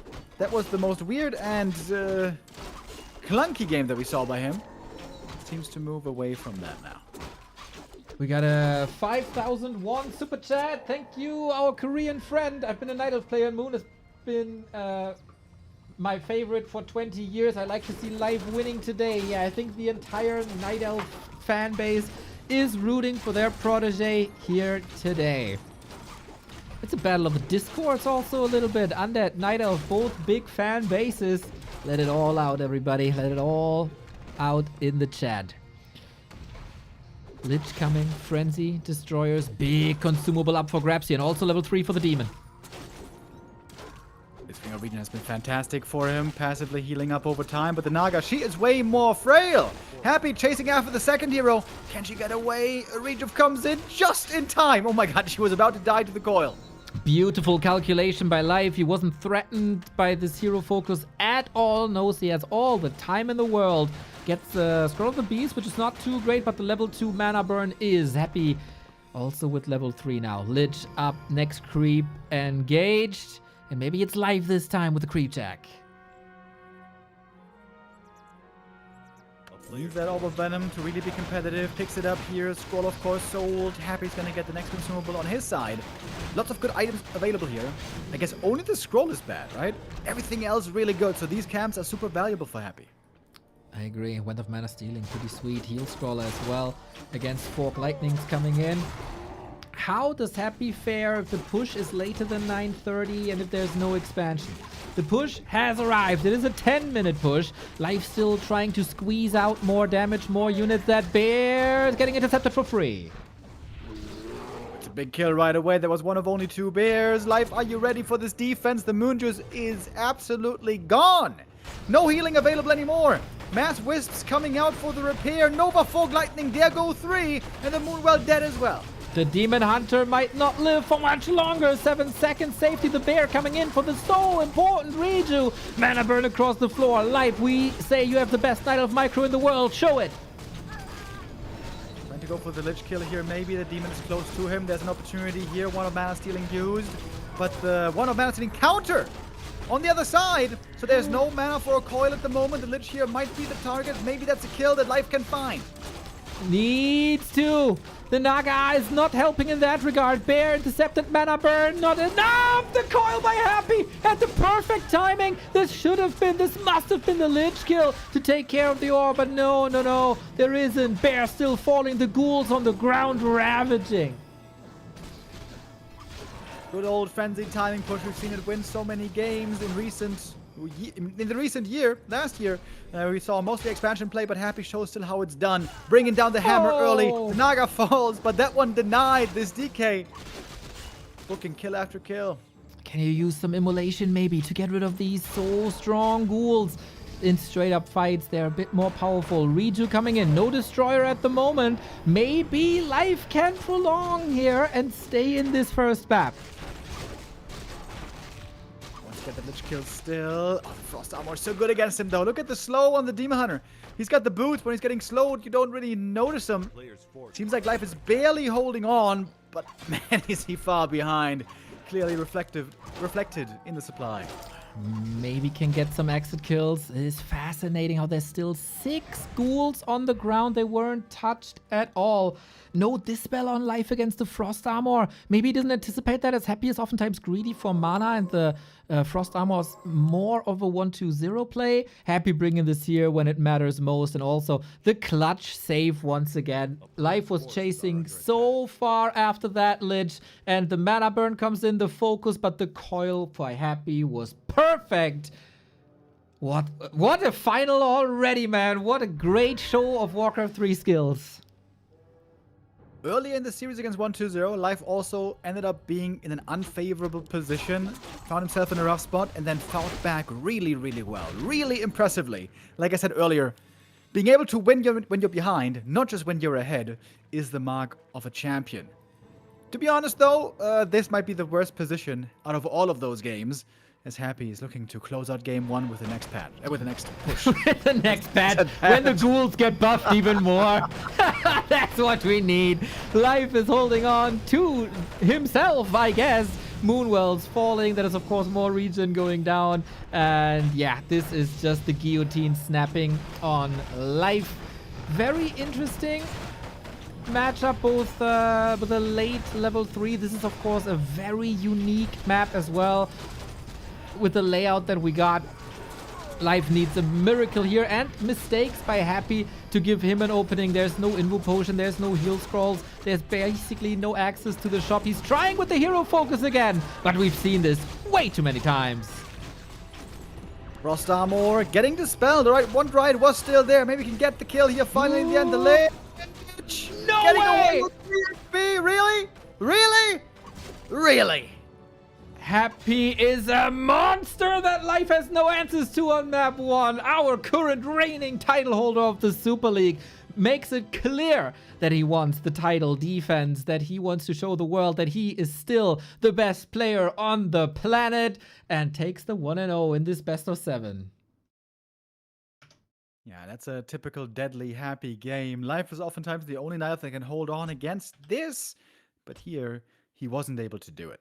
Life has perfected especially the counter expansion playstyle. I feel like there he is winning most of his games against Undead, but Happy has moved away from it. No fast expansion anymore. Not giving up any map control anymore. Heavy ghoul creeping at the start, quick tech, Naga tempo in the mid game, and then a big explosion on tier 3 with the orb. They have selected Last Refuge as the map. Is that correct? As a live map pick against Happy? I would be very surprised, but hey, opens up a good Demon Hunter play there as well. But yeah, we said it, Turtle Rock, very unique. It is one of the weakest immolation creeping maps, and immolation creeping is what makes the Demon Hunter so strong, and Life thrives under a strong Demon Hunter. All the Life fans out there, don't give up hope. We have a long series to go. Absolutely. 7 maps total, 6 hopefully still to go. We're certainly hoping for a full mapper here. Yesterday, we were getting spoiled by all those full maps. Today, so far, these series were a bit more one-sided. Life has to make sure not to let Happy run away with this series. You don't want to give him a 2-0 lead, or worse, even a 3-0 lead. Ideally now, you want to be scoring here And immolation creeping, I think, indeed, very important for the early game. Also, the immolation pressure against ghouls. And I'd say this is a really good map for immolation creeping, especially the High Priest. Great to get a fast level 2. This is a map where some undeads love playing that fast expo. But I'm not expecting much fast expansion at all by Happy today. I didn't expect something that's popping up on our stream support. Thank you, Revel, for the sub. And Get Rich Brothers, 100 euros made. Thanks for the continuous coverage of this amazing tournament. Mr. Brothers, thank you for the continued support for such a long time, popping up on our supporter section very, very frequently. That is a lot of money. Thank you so much. Glad you enjoy this. And with that great support, with Mr. Get Rich Brothers being a role model for you all, we move on to map number 2. If Happy blows ahead here, 2-0, what does this do with the mental of Medusa the Gamer? Maybe it has done something already. He's going for Ancient of War in a different position, and what a read that is! We mentioned yesterday how we're seeing no ghoul pulls. Happy is going for the ghoul pull, walking into nowhere. That is, like, we don't have many build order wins in Warcraft 3. This might be the closest you can get to a build order win. It's something that I've seen from Moon versus Labby to go for the Ancient here. It works well. You can still pull, but it might be too late. It's an amazing Ancient position against a potential Happy Fast Expo. Really curious what to do here now. Ensnare flying Maulers in. This is still stressful. Demon Hunter started only now. Do you still have to cancel this Ancient? The Wisp coming in, preventing more damage. Happy trying to re-aggro the creeps. Yeah, wait. I thought he couldn't cancel this. Oh, and I guess he can't. Don't attack. Very important that the Ancient of War doesn't attack the creeps here. Ghoul re-aggros again. Losing the Ghoul here would be very painful. That's the first Ghoul of the game. 20 hit points. Oh. If life kills the Ghoul, I think he's in a great spot. And there we go with the big right hand. He had to cancel the Archer for it, valuing the Ghoul kill more than his own unit production. What does this mean to Happy? 0 lumber up until now. He's already going for the Necropolis, costs more gold, but 0 lumber. And he has to play pretty much the entire early game without a Tome of Relics. And he can't really go creeping either, right? Lumber's too low. The ghouls have to be on wood right now. So I guess Death Knight has to be aggressive, even without any items. Demon Hunter can begin creeping. Very surprised to see no immolation here. Me too. He holds it for now. Maybe... But also no evasion.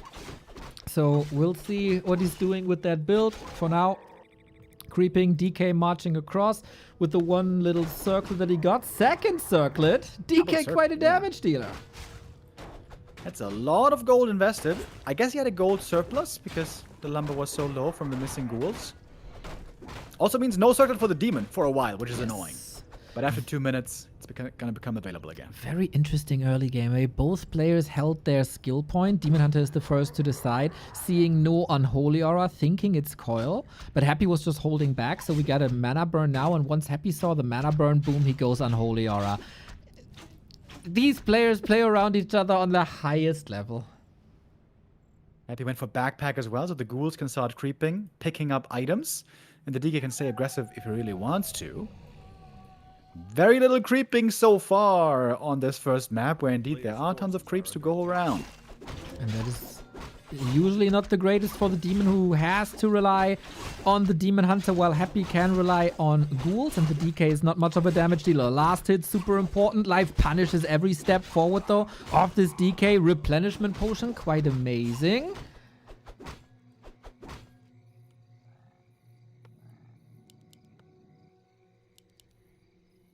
All right.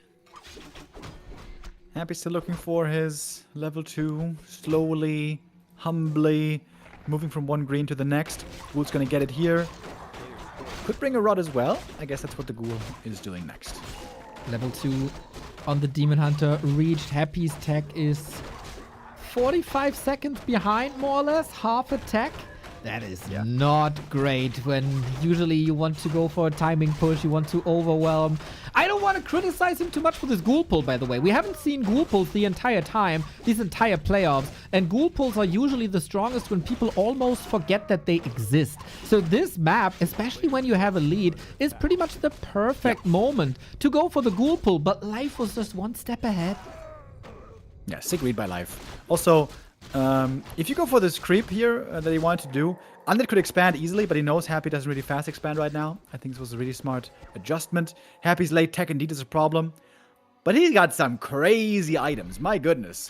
Whether it be Naga or Lich, they're gonna love these drops. We get a mana potion here for Life as well. That's kinda sweet, but of course you want survivability always a little more. I see no immolation at all here. I thought he might go mana burn first and then into immolation for power creep level 3, but that is not the play. It's full disable on the DK, and then comes in with a Naga for the timing push once again. First ghoul kill perhaps now. Available. Don't tell me. He saves it. Oh my god! This Happy guy got some good ghoul control. Can't prevent that and the one! punish! Oh snap, he gets the surround. Last game we had immolation. Last game Life was able to do a lot of damage. This time he only gets one lousy ghoul. What a reaction by Happy that was. Naga back home, healing up quickly from the Moonwells. That is healing that's not going to go to the Demon Hunter. But the hero save now can keep creeping. Happy has to go for a Naga now as well. The Lich would be super late. There's the Naga second. And with a lot of damage immediately. Yeah. That is plus 10 right away. Level 3 DK as well. Demon Hunter close to level 3 himself. Big heal pot for Happy. Might be nice. Love how the Ancient of War is eating through the trees. It's a little bit of a Lawliot creep route that we've seen many, many times. And we got a Ring of Protection. This is exactly what the Demon Hunter wants. Yeah, finally. Demon Hunter starting to stack up. He bought the circlet, found the ring. We need a strong Demon Hunter in the late game. That has to be the ticket to victory, if there is to be one. Sick timing by Life. Right before Happy gets the Force Troll Trapper. No level 3 for this very moment. Has to go to the green or an orange spot to make that work. Little bit of a delay, little bit of a statement. How well these guys read each other. Life's biggest accomplishment, I guess, still tech timing. Very, very nice. First Dryads out too, but both are focusing on Creepcraft here. Happy just sold the big heal potion, by the way. That is quite greedy. He might end up regretting that later. Map 1 already. We saw quite a bit of hero focus coming on against the undead heroes. That big healing can turn a fight around, but I guess Happy feels like he needs that gold right now. Red spot very early on, and Happy has the read with DK. There is a coil. Demon Hunter has to burn this DK. You cannot give this ogre up. So stressful for Life right now. Happy usually has the sickest timings for this. He's diving in deep, has the high ground, but the creep is attacking well. He wants this item, and it's the Ancient Django of Endurance. Huge item. The move speed so good against the undead, makes it easier for him to keep up with the unholy aura. This is a good spot for Life. He has done this really well. Deflected the dangers that Happy was throwing at him for the most part. He's got an experience lead, supply lead, and the tech is perfectly even. I love, by the way, how Life is has implemented one play recently. The first redo is always used to be a backup for a big greedy play. Like this red spot right here, he took a lot of damage, but then at the same time when it's done, the bear has arrived. Now it was a little unlucky because it got purged by the creep spot, but usually the demon would be back at green HP ranges, and he got the item, and he got the XP. This is something that no other Night Elf is doing. Life has been able to innovate on the small margins. He's been able to optimize, especially on the top level on the small margins. Happy sees himself against a very, very strong Night Elf, indeed the best in the world. Who is getting close to level 4 on the Demon and level 3 on the Naga. Huge item possible here. Might need some damage. Oh, we love this. Devotion Aura is more armor, which helps the bears, that helps the dryads, that helps the heroes, especially the demon who's already super sturdy. Tankiness of the demon off the charts, and since he didn't go for immolation, he doesn't even have to invest into a Tome of Retraining. He got that late game skill build finished. And he does have the boots as well. In the series earlier against 1-0, we saw boots being skipped, which can be a problem late game, but this Demon Hunter should be able to be relied upon to be the strong anchor and the carry that he will have to be. Lich is now out, Happy as the triple hero, but weak levels so far. Level 3 DK is okay, otherwise he's struggling. Ancient of War used as a scout. Life wants to go for this item as well. Oh my god, Helm of Valor! Both red spots for Life. What a beautiful map movement this is from the best night elf in the world. Yeah, Happy losing both red camps almost never happens. That goes to show how good this early game, mid game for Life was. Another ghoul, maybe. Straggler. That's another freebie. There we go. For those of you who don't know the items too well, this is more strength, more agility for the Demon Hunter, who is the carry. This means more HP, which is great against spell damage, and more agility, which is more armor and more damage. So the raid boss just got raid bossier. Indeed, a fantastic position for Life right here. Good mana burn as well. Happy's heroes are not where they need to be. Life is dominating right now. 10 food lead. Demon Hunter so strong. DK has no TP here. Invo Potion is on the Naga. Might need it. TP is on the Naga. No additional punishment. Archer even almost survives. Well calculated with the last Lich spot, but the supply gap is still 10, and this is still Life in the lead. Yeah, it certainly is. Happy is taking the long transition route. He's not going to try to go finish this game with Fiend Destroyer. He's going to be adding in Banshees soon. That's a long tech transition to go down. Not as long as it was 2 weeks ago. Master training a little faster. That is less time for Life to scout this. If this is not scouted, it's brutal. You steal the bears. You have Curse on the Demon Hunter. And the anti-magic against all the poison damage. It's a triple whammy benefit that the Banshees bring to this army. Thing is, if it is scouted, Life is the best night elf in the world to punish it. With mountain giants, sacrificing the own bears, go hard into dryads, sometimes even fairy dragons. But at the moment, he wants to expand on his economy advantage, giving Happy some time. Happy finally wants to strengthen his heroes more with more creeping, but Life is right there. Great Wisp Scout again gave him the info. He's here for the creep jack. Happy wants to take this camp and escape. Has to go before it's fully taken. One Fiend goes down again. Happy gets just enough for level 3 Naga. But Life, he is punishing every inch that is given right now. Bro, he had a hidden archer in the base of Happy to scout. I don't know who, like, nobody does this. He knows then? Still giving vision. Time is on Life's side. The expansion not too far off. 1 minute 40, then we're going to start mining. Happy has only one temple, by the way. It is taking a long time to get out these Banshees. He doesn't have the lumber, interestingly, for more.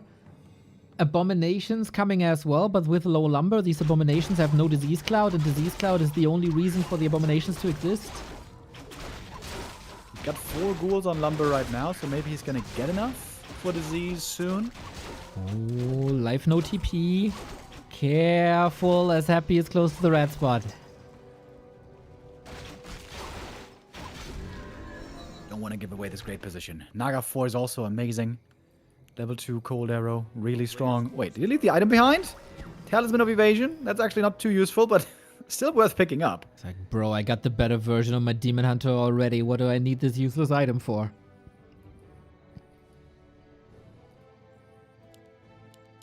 Happy knows about the expansion. He knows how much time he has. The Shade is giving the vision. I'm getting a bit worried about Life's position, as we don't see mountain giants. Not even the upgrades. This is scary. Yeah. Banshees are really good against bears, as we know. Life is missing the scout right now. Despite this archer in the base, there's a wisp going for the expo. That's about it. It has been a phenomenal game so far. It would be really a huge shame if this is lost because of no scouting. There's one staff. All right. The Wisp is at the expo still. Man, I got my eyes glued to the bottom left-hand side, the production of life. We need mountain giants here. Mass Dryads could maybe do it with the Here we strong go. upgrades and the expansion. We got it.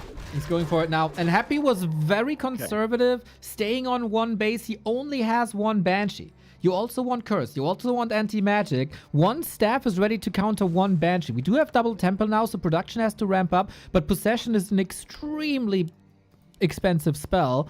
So you need some mana on these Banshees. They don't pop out with full out of the altar. Life has some time still. Are under attack.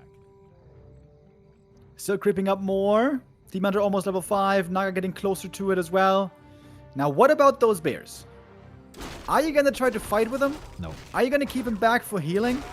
Are you going to deny them, maybe? Yeah, you gotta deny them. Keep one in the base as a care bear for healing. All the other bears have to be murdered.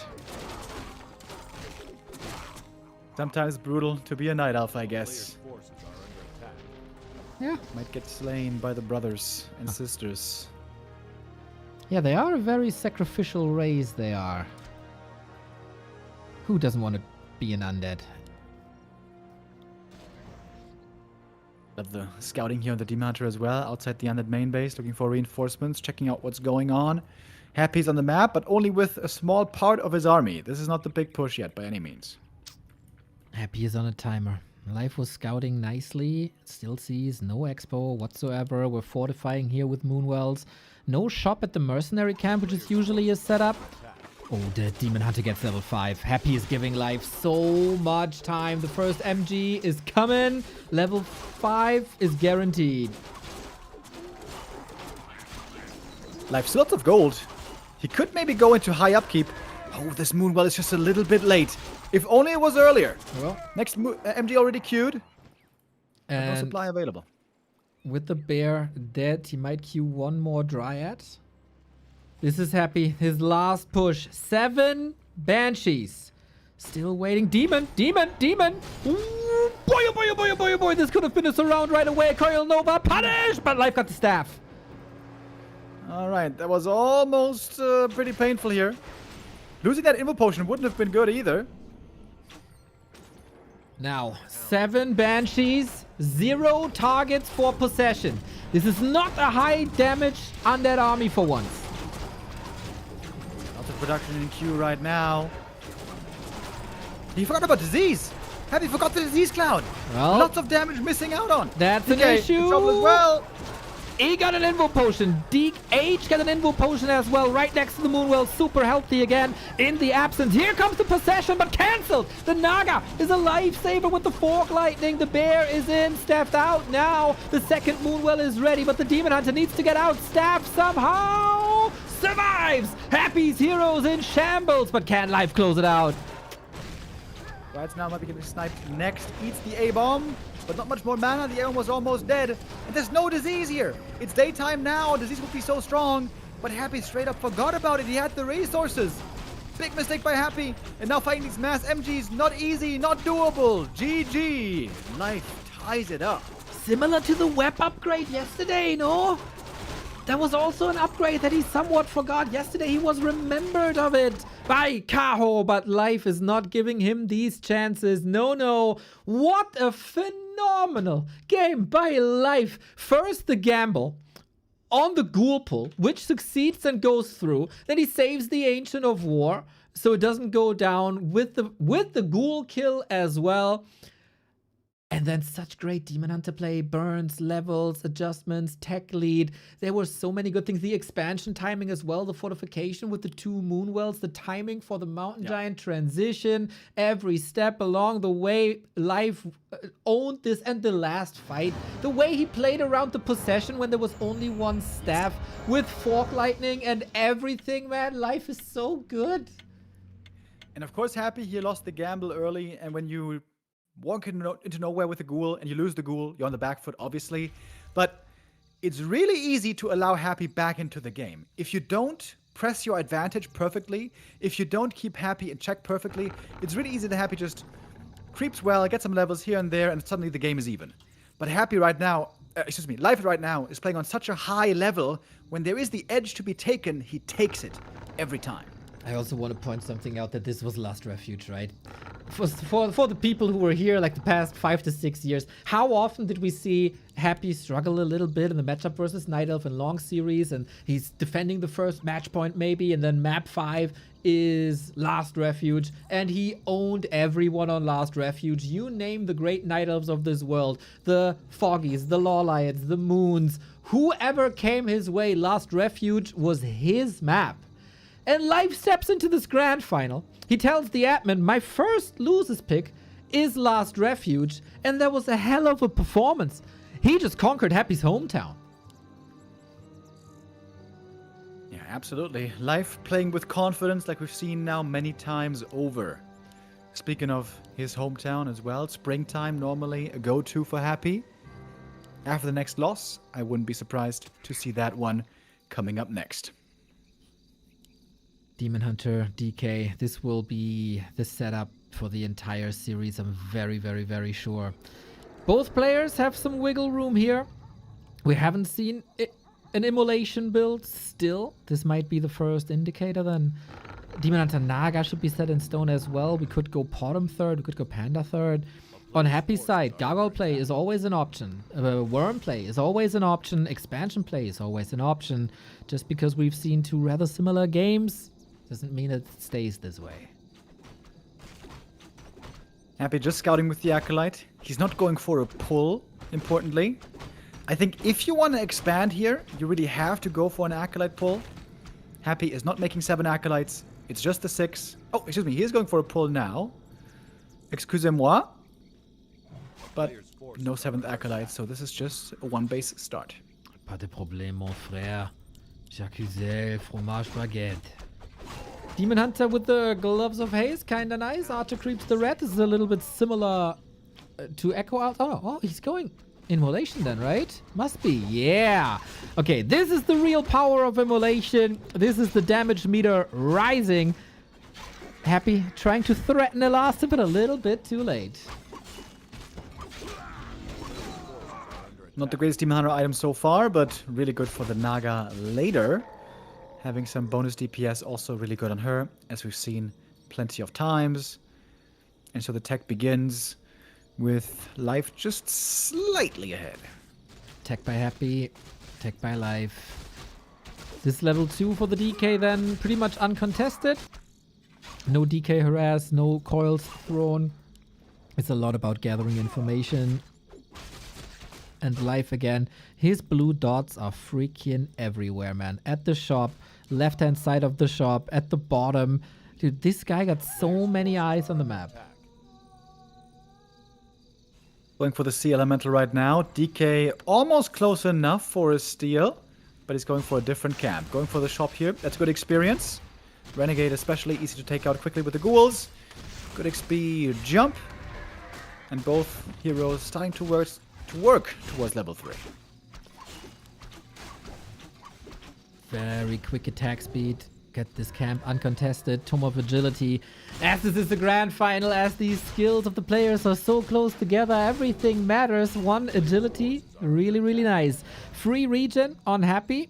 Usually he sells the replenishment potion. This time not the case. Heading over to the next shop. The Skelly. Very good scouting. Skelly is scouting ahead to see if the Night Elf is there close by to punish for a creep jack.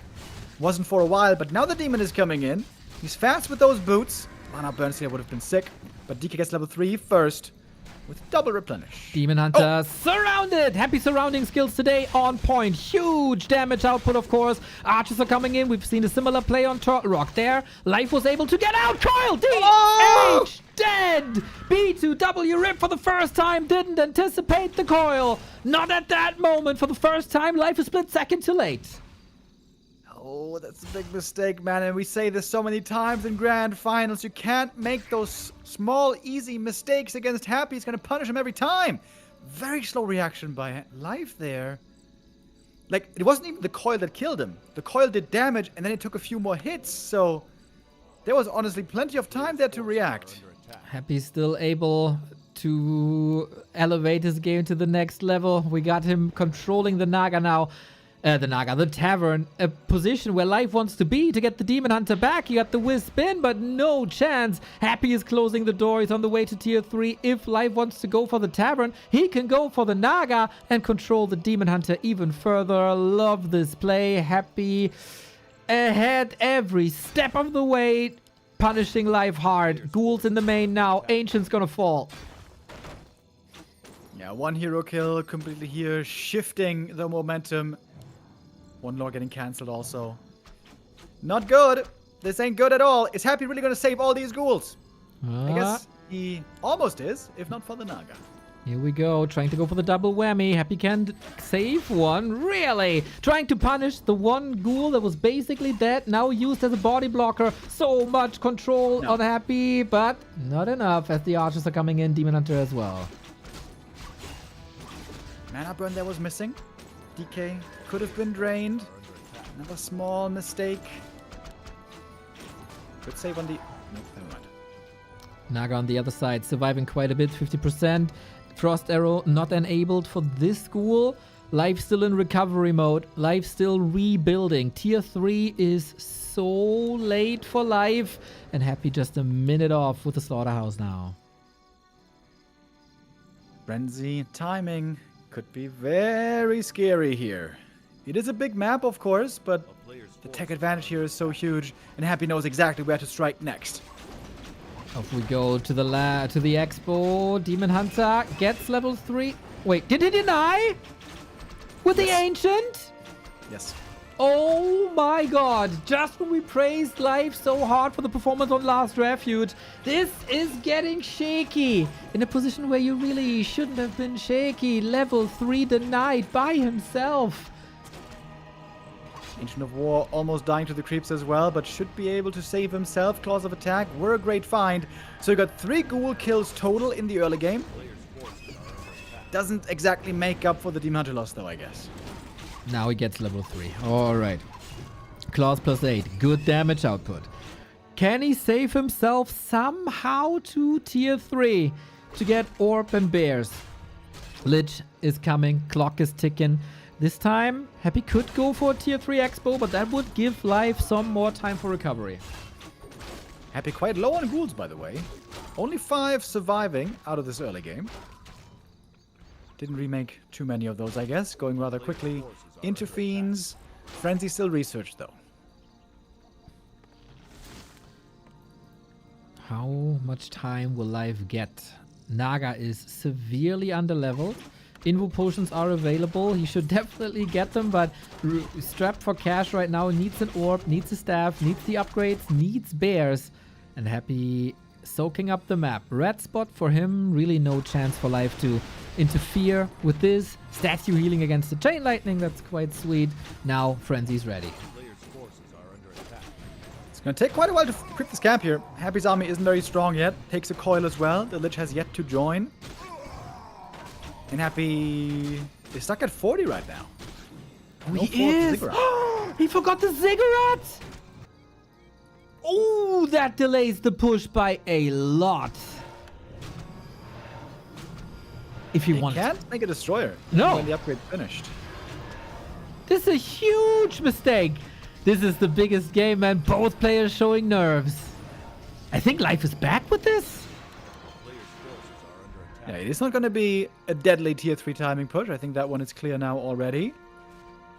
Life continuing to creep as well. Would love to strengthen these heroes further. Demon at 3.5 already. Despite the tough start, all of a sudden not looking bad. Getting creep checked here now. There's no master training just yet. Coil, GNL no bears. staff. GNL bears indeed. There was no chance to morph them. Now there is, but it's a little bit too late. Will Life realize that Happy can't go for Destro? He can now. The ghouls went down, and so supply is opened up again. But the upgrade has yet to finish. It's just a couple of seconds. Little bit of wiggle room for this Demon Hunter. Might get punished soon, but there's not much damage anymore. Life has a clear supply lead with the Invul Redo Demon Hunter. Rejuve needs to run through. Can't allow that to be dispelled by the Destroyer. Happy attempting for it. Pump faking it. And the Destroyer now very hurt. But one of Mana Steel comes in. Soul Mask was found earlier, by the way. Happy has almost the heroes left. However, Invo Potion passed. Naga in trouble. Lich in trouble. Heroes in the red. Deep so. In the end, though, all surviving. All barely saved. Statues of Heaven sent for Happy now. Needs a lot of recovery. Happy got a bit smacked in the face here at the beginning of the fight. All fiends, all ghouls down.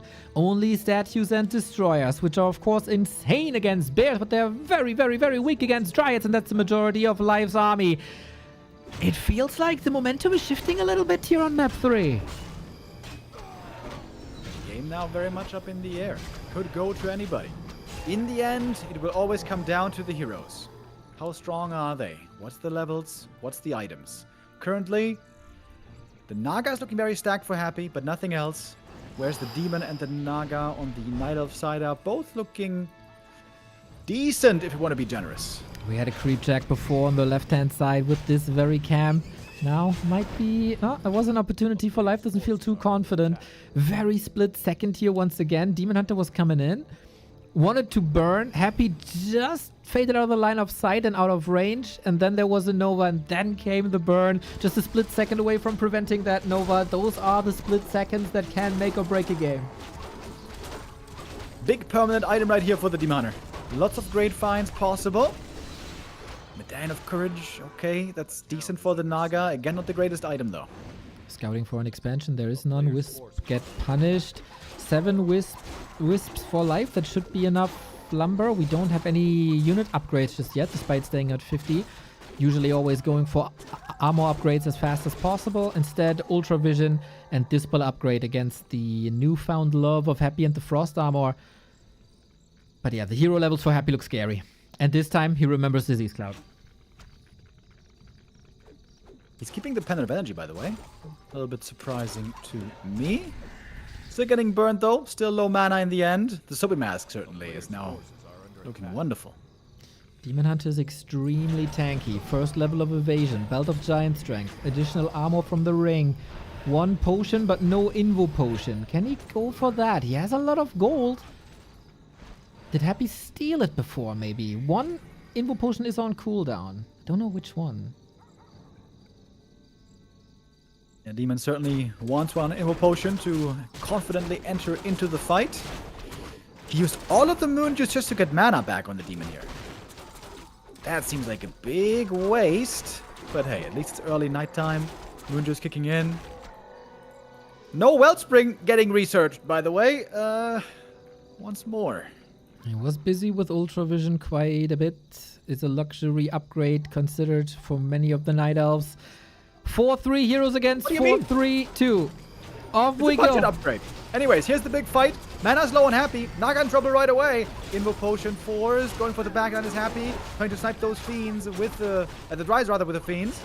Demon Hunter untouched this whole time, putting out good damage. Bears onto the fiends, maximizing the damage the way it's supposed to be. Lich now for Happy in trouble. TPing away, not making the mistake that 1-0 made of giving away these hero kills. Yeah, this town portal oftentimes life-saving. He got the lead, he got the 10 food lead, he gives Life some time to recover. We have to mention though, Life is not paying upkeep, Happy is paying upkeep the entire time. Wellspring has been researched, Bears to the rescue as well. And Life is scouting again for an expansion that is nowhere to be seen. Happy, not a fan of the Tier 3 Expo anymore.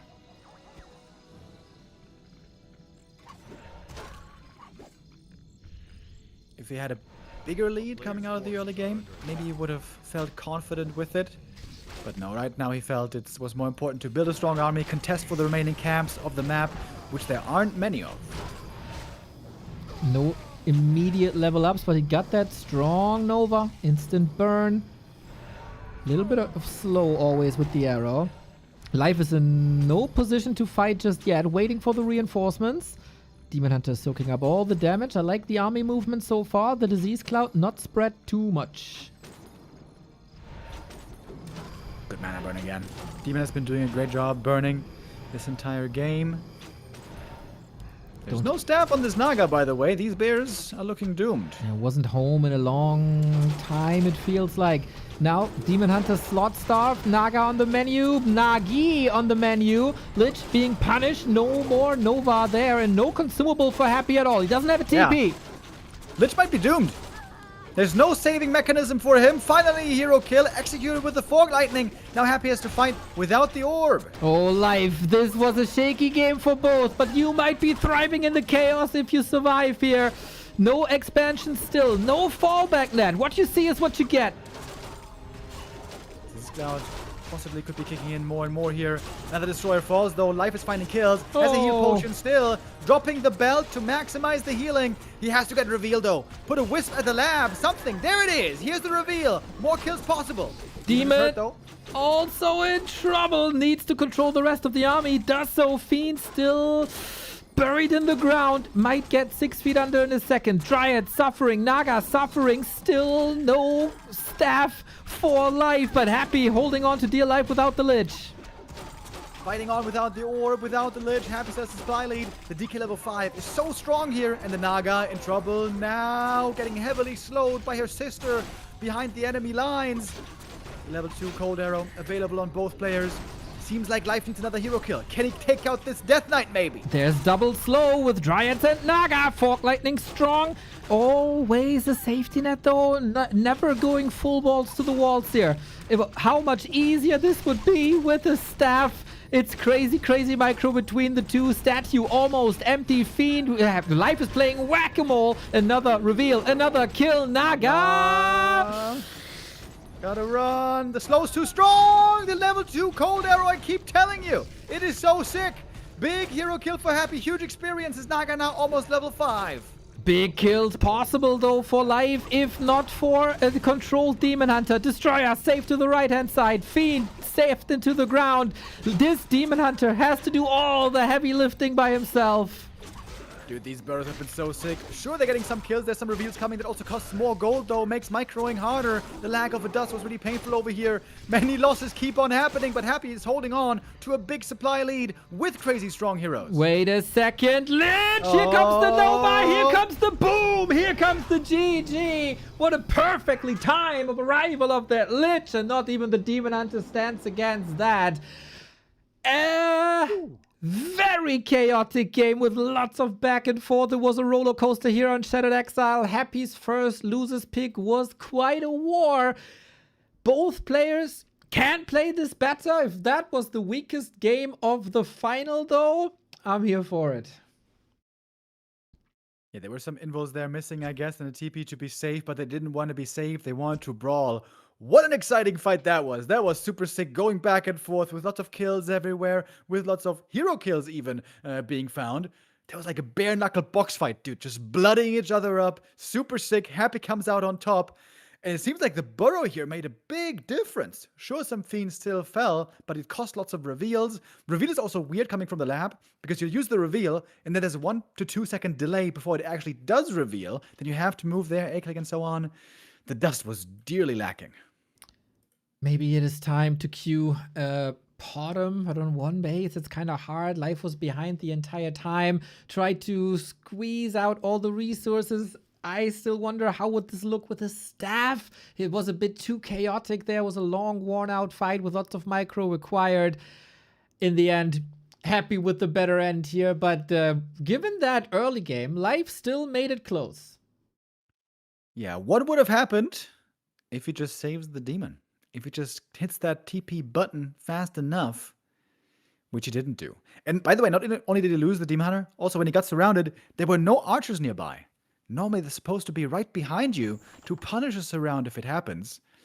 There was a small mistake by Life there in the early game that, as we know, Happy will always punish immediately. Speaking of punishments, the next map is Echo Isles, and while this was home turf of many undeads and they overwhelmed with lots of expansions and especially many gargoyles, Life basically single-handedly has turned this map from an undead map to a Night Elf map. Nobody harasses undead expansions better, nobody plays Echo Isles better, and this is his second losers pick. While we're waiting for Happy to join the game, might have some connectivity issues, hopefully not too bad. Maybe they're just taking breaks here. Long series, everybody is allowed a little off map here and there, but you don't want the series to go 3-1 in Happy's favor. You don't want to be forced into a reverse sweep with 3 maps. The closer Life can keep this grand final, the higher his chances down the road. Yeah, he was able to handle the pressure really well there on map 2, equalizing when it got important. Maybe even more important now. Going down 1-3 against Happy is most of the time a death sentence. Life here again is required to score. Echo Isles, I feel like, is quite the good night of map right now, especially if we're talking about counter expo play. I think for Life, it should be a bit helpful, thinking that Happy's first losers pick was mostly lost because of his mistakes. It wasn't that Happy outmaneuvered him. It was nothing new that Happy brought to the table. It's nothing that he has to find answers for immediately and think deep. It's just mechanics, and he's the best mechanical night elf player, so just shut down these mistakes, play better, and own from here on out on a map that you're comfortable with. Happy left-hand side with the 2-1 lead. Life on his map choice on the right-hand side, and we have the classic opener. Happy's buildings point towards the south. Life's building next to the green. We gotta creep the item and rush across and prevent that undead expo. If Happy is expanding, sometimes he doesn't do it on this map. However, this build at the moment is looking very much like an expansion, the way that these buildings are literally forming an arrow towards the expansion. That's what he's gonna do. But we've seen some interesting ideas by Happy on the final day, trying to trick his opponent. Mostly creep routes, I would say. But maybe there's a potential for a fake by Happy. Never underestimate the Emperor, and never underestimate the support of Nunox. 10 euros! So you can afford a staff. Well, Nunox, thank you very much, but that's 150 actually. Bro, how do you know the conversation, the conversion rate of Warcraft dollars to euro? It's 1-to-1. It says it in the handbook. It says it as if you read the handbook. Dude, that would be so amazing. Imagine if you could buy a dragon for 330 gold. Yo. Dude, I just buy invis potions all the way to just hide from society. That is the most boring way to spend money in Warcraft. There's so many amazing things you can buy. What does Neo buy? An invis potion. Wait. Oh, He's not going expo. It looked like it. He was pretending to with his build, with his building placement. But no, he's playing one base instead. And you know what? I think that's the right play. And that's why you call me the prophet, Mr. Remo Demo. The wisp was there. Left-hand side, he saw the building position. That is usually always an indicator for that expo. Demon Hunter realizes this quickly, though. He doesn't rush across. He made a pit stop at the green, gets another item. Purchasing those claws as well. I feel like this fake is not working out too well. I think it's better than the alternative. I think counter expansion is insanely strong for an elf right now on this map. But is it good, though? What is good? One base play? Yeah, I mean, the current situation. It's no level 2 for Happy, it is level 2 for Life. He made use of that marketplace already. He's safely teching. He got the tech lead. He knows exactly where Happy is and can punish that. I think the game is pretty much going exactly how Life wanted it. Yeah, it's a good position for him, for sure. But I think Happy is setting up a better late game with this build. Whereas when Undead's fast expand on this map, nowadays, very often we see them fall behind because the Night Elves have gotten so good at countering it. Now he's got level 2. As we know, the aura makes everything better. Oh, and actually a ghoul is killed early game. I was wondering when will he use that immolation against the creep. Archers were in position. The aura helps, but there is no dust, so you can hide in the shadows. We've seen a couple of surrounds here. Early game against the demon. That stopped Life in its tracks. That's not the case here. Would love to have the ability to hide. Would love to have the ability to staff. Oh, the coil timing again. So sweet. Double Mantle is super sick. Like, it's already nice for the DK, but just wait for the Lich or Naga. Second ghoul kill. There we go, Life. He wants more. Greed has poisoned man's soul and maybe the Demon Hunter as well. The block has to go for it. The TP again sacrificed early. Oftentimes, if the Night Elves can hold on to that TP, they use it early, pawn it, and get the boots for it. I hope that's not a sign that he will play without boots. So he invested the TP for one ghoul kill, basically. He got one almost for free, and then was willing to invest the TP for the second ghoul. Alright, fair enough, I guess. Thirsty for these kills. Player's forces are under attack. And thirsty to keep on fighting. Oh, Demon is still looking strong with those items of his. I was hoping for an Archers around there. They were hiding in the shadows. The DK was walking straight past them, and I think the opportunity just didn't arise. Naga second, lots of movement control now on live side. Coil on the DH, no intention to stealing anything. Demon Hunter got some insane items as well. Alright, Happy's Naga about to show up. Big lasted here. Of course. Ancient being destroyed pretty much right away thanks to Bloodlust. Happy is using the creeps to his advantage. Skelly block in front, trying to threaten the Naga. That cold arrow, pretty painful. The Naga right click so strong. The Naga out the box for Happy so strong with a bonus int and attack speed. Seems like Happy is taking control of that game. How do you bring that back, Life? This is supposed to be your map. This is supposed to be your movement. Currently working on the tech, waiting for the Dryads. Happy will probably disappear when the Dryads are rising because it's then double movement slow. But so far, excellent engagement for the Hapster. Oh, 6 save on the Archer. That one actually getting away on 4 hit points. The DK getting slowed by the Naga. Saber. Didn't save her. Oh, looking somewhere else maybe as the Demon is chasing the Naga. But without boots, there's no real danger. That cost a little bit of moon juice here. DK threatened, but with Unholy Aura, there's not really a punishment there, is it? Big prize still up for grabs with the Yoga Magi. Naga couldn't get any trophies here. Good disengage on both sides. Tier 3, pretty similar, we have to say. This is almost the same speed. Dryads are coming out though, and that should be a lot of map control for Life. They still want to get the item here from the Magi. Especially for Happy, every item is great, except for the Scroll of the Beast. Life is a bit more picky. He doesn't want the mana items either. He wants the levels, man. He needs the levels. Every creep matters. Coil is available, needs to mana burn against it to just not get this Ogre stolen. He cannot allow Happy this Ogre. Coil perfectly in time, getting the last hit. At least the item goes to the Demon, and the big invuln is quite nice indeed. A player's forces are under attack. Keeps the Demon Hunter on full mana the entire time. Neither immolation nor mana burn. Trying to be conservative. That now is daytime. Doesn't want to use too much Moonwell juice. That is very, very, very rare. But this would have been a moment where you sacrifice a lot of Demon Hunter HP. As the bear is coming in, we got Reju done as well. I worry about Life's position, Remo. Gotta be honest.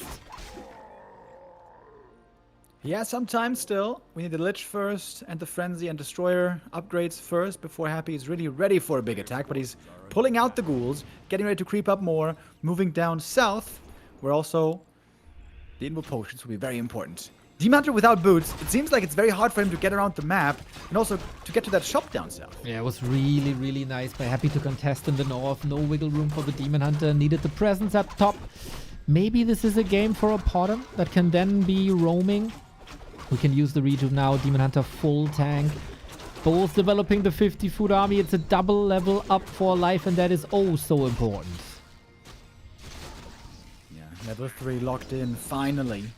Ring of Regen is okay, but now that we're pretty much in the late game, not the best anymore. Happy now coming with his Tier 3 expansion again. We've been talking about it quite a bit recently. Maybe Happy here again feels like he's in a strong position. He's got a lead from the early game, and now trying to cement that with this expo. Alright. First time this series. Life has a wisp here. He sees the movement. Should be an indicator for sure. Yeah, Happy takes care of that. Finally, some freedom for Life, though. Big invuln, of course, super strong. Orb, of course, super strong. And the answer seems to be to not push this, but to rather counter-expand. 2-base versus 2-base, ultra late game can be really good for Night Elf, thanks to really strong upgrade efficiency, Bear Dryad, and perhaps even Talons being a very strong late game army. But the downside is, your Expo takes way longer to finish. Here's the Tree of Life. That one takes 2 minutes. Then the Entangled. That one takes 1 full minute. And guess what? Happy has his Expo up in just 50 seconds now. Still has to pay off a little bit. Also faster to pay off as it is just cheaper. Double level 3. We're still missing a staff. We're still missing the boots. And Happy is the first at the shop.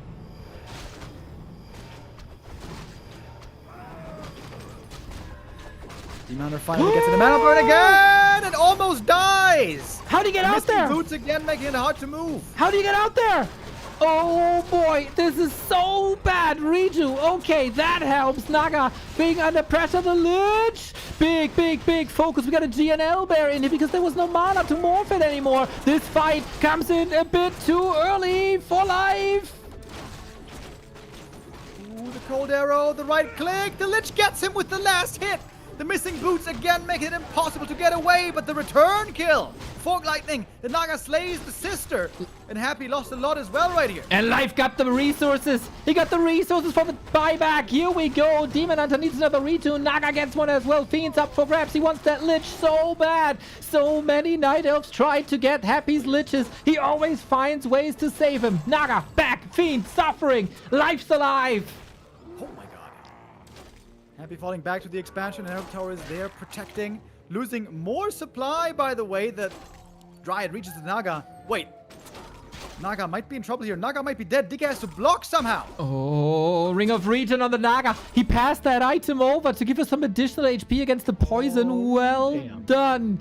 Highest level of play. This was Happy distracted a little bit. This expansion was not delayed, but the Acolyte production was delayed. So the building is up, but the mining didn't start. Life on the other side needs another minute and gets shop control, where the Invul potion is up once again. This was a great exchange for Life. He puts a serious dent in Happy's army. The economy still isn't fully online. Happy is making Acolytes now, but we are almost evened up on the expansion timing. We got a staff. We still don't have We got a boots. game here, Neil. We got a grand final. We got such a grand final. We even have a staff. That shows you the importance of this game. Nunox, you're not getting your money back. We got level 4. We got evasion. This spell as well. It's pretty atypical for Life to not go for these attack upgrades and armor upgrades, but I think it's the right prioritization now, as the expansion was just way more important. Now upgrades are kicking in. We get Ultra Vision. We will get at some point even Wellspring. And it's getting harder and harder to crack this Night Elf army. I wonder how this game is going to continue going now. Both are at 50. Both have an expansion. If one player decides to push into the enemy expo, he's going to be at a disadvantage. This might be a stalemate coming up. Or maybe not. Happy's actually going into upkeep. Looks like he's looking for the initiative. This game, no Banshees, no Worms, no Disease Cloud, no A-Bombs just yet. Naga of Life, we talked about the double mantle. Screw these double mantles, man. We got double claw, gloves, mantle. This is plus 16 plus orb damage. It's a lot of damage from this Naga. Demon Hunter also has some decent items, rather small ones. Not the highest quality, but they help a little. I still wonder how he's going to be able to maneuver without boots late game. Might not be a worst idea to buy some here in this late game stage. Can't get to the shop right now though. Happy's here. Feels like Groundhog Day from the fight before, doesn't it? Again, Abomination without Cloud. We got heal scroll available, burns. Life has to prep this fight with more and more mana burns. He's gonna take a little beating with the Demon Hunter, but it's also worth it. You can heal this out with Rejuvenation. We even got the Moonwell here that was so important on Last Refuge when Happy was going for a similar push. Fiend count for Happy was really low there at the moment. He only had 2. Would have made it very hard for them to take out the Dryads. Getting up to 3 now. More still required. More upgrades, I would say, as well. And they are coming now. Upgrades for the Bears and Dryads. Upgrades for the Fiends. Now a Sacrificial Pit. Maybe Happy is getting ready for a longer later game. We're getting closer to a moment where you can think about a bottom third for Owl as another orb carry. Now that the Expo is up, that would be a pretty classic Kaho play. Life not such a big fan of the triple hero. Maybe it's a comfort thing. Is he going boots now? Doesn't have the resources still. It's a telestaff instead to get out of these situations. And he might realize that he has a little bit of more time because Happy is once again going Banshees. Yep. Temple of the Damned signifies the true ultra late game. Forces are under attack. Life has to figure this out at some point, and then probably again deny bears. That will be a lot of resources being vaporized. If he kills 4 bears again, that's like 1,000 gold gone. Even more. But you know what, Remo? I'm not a master at economics, you know? But 1,000 gold going down the drain is still better than 1,000 gold going down the drain and to your opponent. It's kind of true. If you want to beat someone in a war, you don't want to donate to their war chest. That is, I think, what Sun Tzu said last week. Players' forces are under attack. Happy's number is pretty low, though. This Banshee transition not so easy to go for. He has Ultra Vision. Does he see the temple?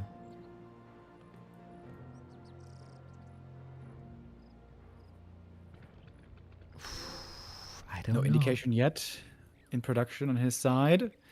Mountain Giants, as we saw earlier, is what you need. Oh, he saw that. He saw that. Temple is going to be countered by Mountain Giants once again. Dear people of Blizzard Entertainment, you're probably watching this game. It would be amazing if we, in a live game, could also see what players are seeing as we do in replays.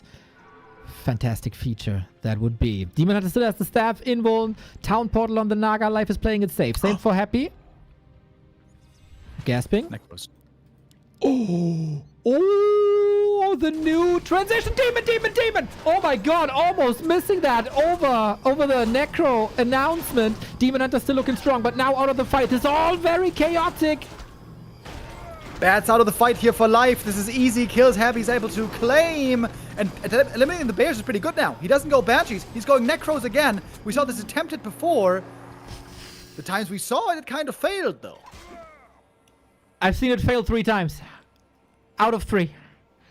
We'll see if Happy puts a new spin to things and if Life has the right read. He needs so many wisps and ideally fairy dragons. That was missing before. Life killed the bear already. He's on a wrong path. He doesn't know. He doesn't have an idea. And, dude, this is so hard to scout. He doesn't have flying units. He spotted the temples, but how do you confirm that it's, you know how you do it? Owl Scout. It's the only way you can do it reliably. I was about to say, it's very, very easy. You have an invincible scout to your arsenal. Life going for a push. Moonwell killed. How much damage is this to the Acolyte? I think he only killed a few selected ones. Bear falling. Now, Life, you gotta figure this out. But it's unscoutable at the moment. This is all the upgrades done. Skeletal Mastery, Exhume Corpses, Cripple, but not a single unit displayed yet. So there's so little time for Life to react. If you guys haven't watched much Warcraft recently, you might be wondering what the hell is going on. Necromancers, yes indeed. In 2026, we're seeing Necromancers. Sometimes. It's not a very common strategy, but every now and then, in this matchup especially, we see them. And it's probably most effective when it's unscouted early, but the demon, he sees it. He sees it now. Necro spotted. The jig is up. Okay. The alarm bells are ringing left, right, and center. He also sees the wagon, of course. He also sees there's no disease cloud. So, what was I about to say? Surround with the wagon, lol. Since there's no disease cloud, there's no immediate need for heal scrolls. He still goes for them to steal them away from Happy. Imagine Happy on 4 heal scrolls with necro wagons. That's crazy sustain. But yeah, what is the answer? What can you muscle up in such short time? Happy played 1 game of Necro Wagons in this tournament, and that was unsuccessful. He tried to play Pit Lord as well, the idea being to cleave the Mountain Giants, but Pit Lord was just in the front line getting nuked and got nothing done really. Different hero this time, and I think the Naga should fit this style better. But yeah, we're still very much in uncharted territory here. We have seen some Necro games, but it's not clear yet what is necessary, what's the weakness, what's the counter, and what's the ultimate strength of it. We get Wellspring. That is quite strong. We get up to 100 supply. That is also quite strong. Life's not producing wisps at the moment as he is maxed out at 80. Hero focus will be insanely hard to do for Life. There's triple invuln, there's mana pots of course, but there's also such a thick layer of units that you have to deal with. If the units are in the back, the Lich will be in the back, the Naga will be in the back. If you position correctly, the DK will be in the back. Usually this is Life's strong suit, to somehow get these hero kills. Almost impossible against Necro Wagons. It's nighttime now. This favors the Night Elf, Moonju's regen, and also passive HB regen at night. At daytime, they have 0. That's why Dizzy's Cloud is so strong. At daytime, it is negative HB regen for the units it applies to, and then Night Elf units really suffer. I think Happy's best choice here might be to just turtle and actually wait for daytime. I like turtles. Life is not moving over to like fairy dragons, to any wind units. He's just going for more upgrades. It's clobbering time. First set of skeletons used. So a couple of corpses used as well. That weakens the push already. And Necro Wagons are the strongest when they are pushing your base, not on open battleground. Happy going high upkeep. 90 supply. Life is almost ready for 100. Got the Great Wall of China over there next to the expansion with a ton of moon juice. Oh, thank God. For a moment there, I thought he didn't have Wellspring. That would be really painful, but he does have it. He's got great upgrades all around. Third armor upgrade about to finish on these MGs, getting up to 12 then. Life has insane map control right now. Wants more heal scrolls, wants to take the heal scrolls away. You need the heal scrolls versus Disease Cloud. You want to take them away against the Wisp detonates as well. Life has 5 Wisps ready for detonate whenever Happy is pushing. Uses more corpses here. There's not too many corpses left, to be honest, for the push.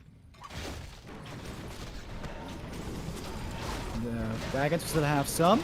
Demon Hunter in trouble right away. Don't lose that guy, buddy. The Wisps aren't here for the fight. Is this where you want to be, Life, or did you just want to force Happy into this necro play, into the corpse drops? Life has time. Push is not at the expansion yet. MGs, as we can see, are very, very sturdy.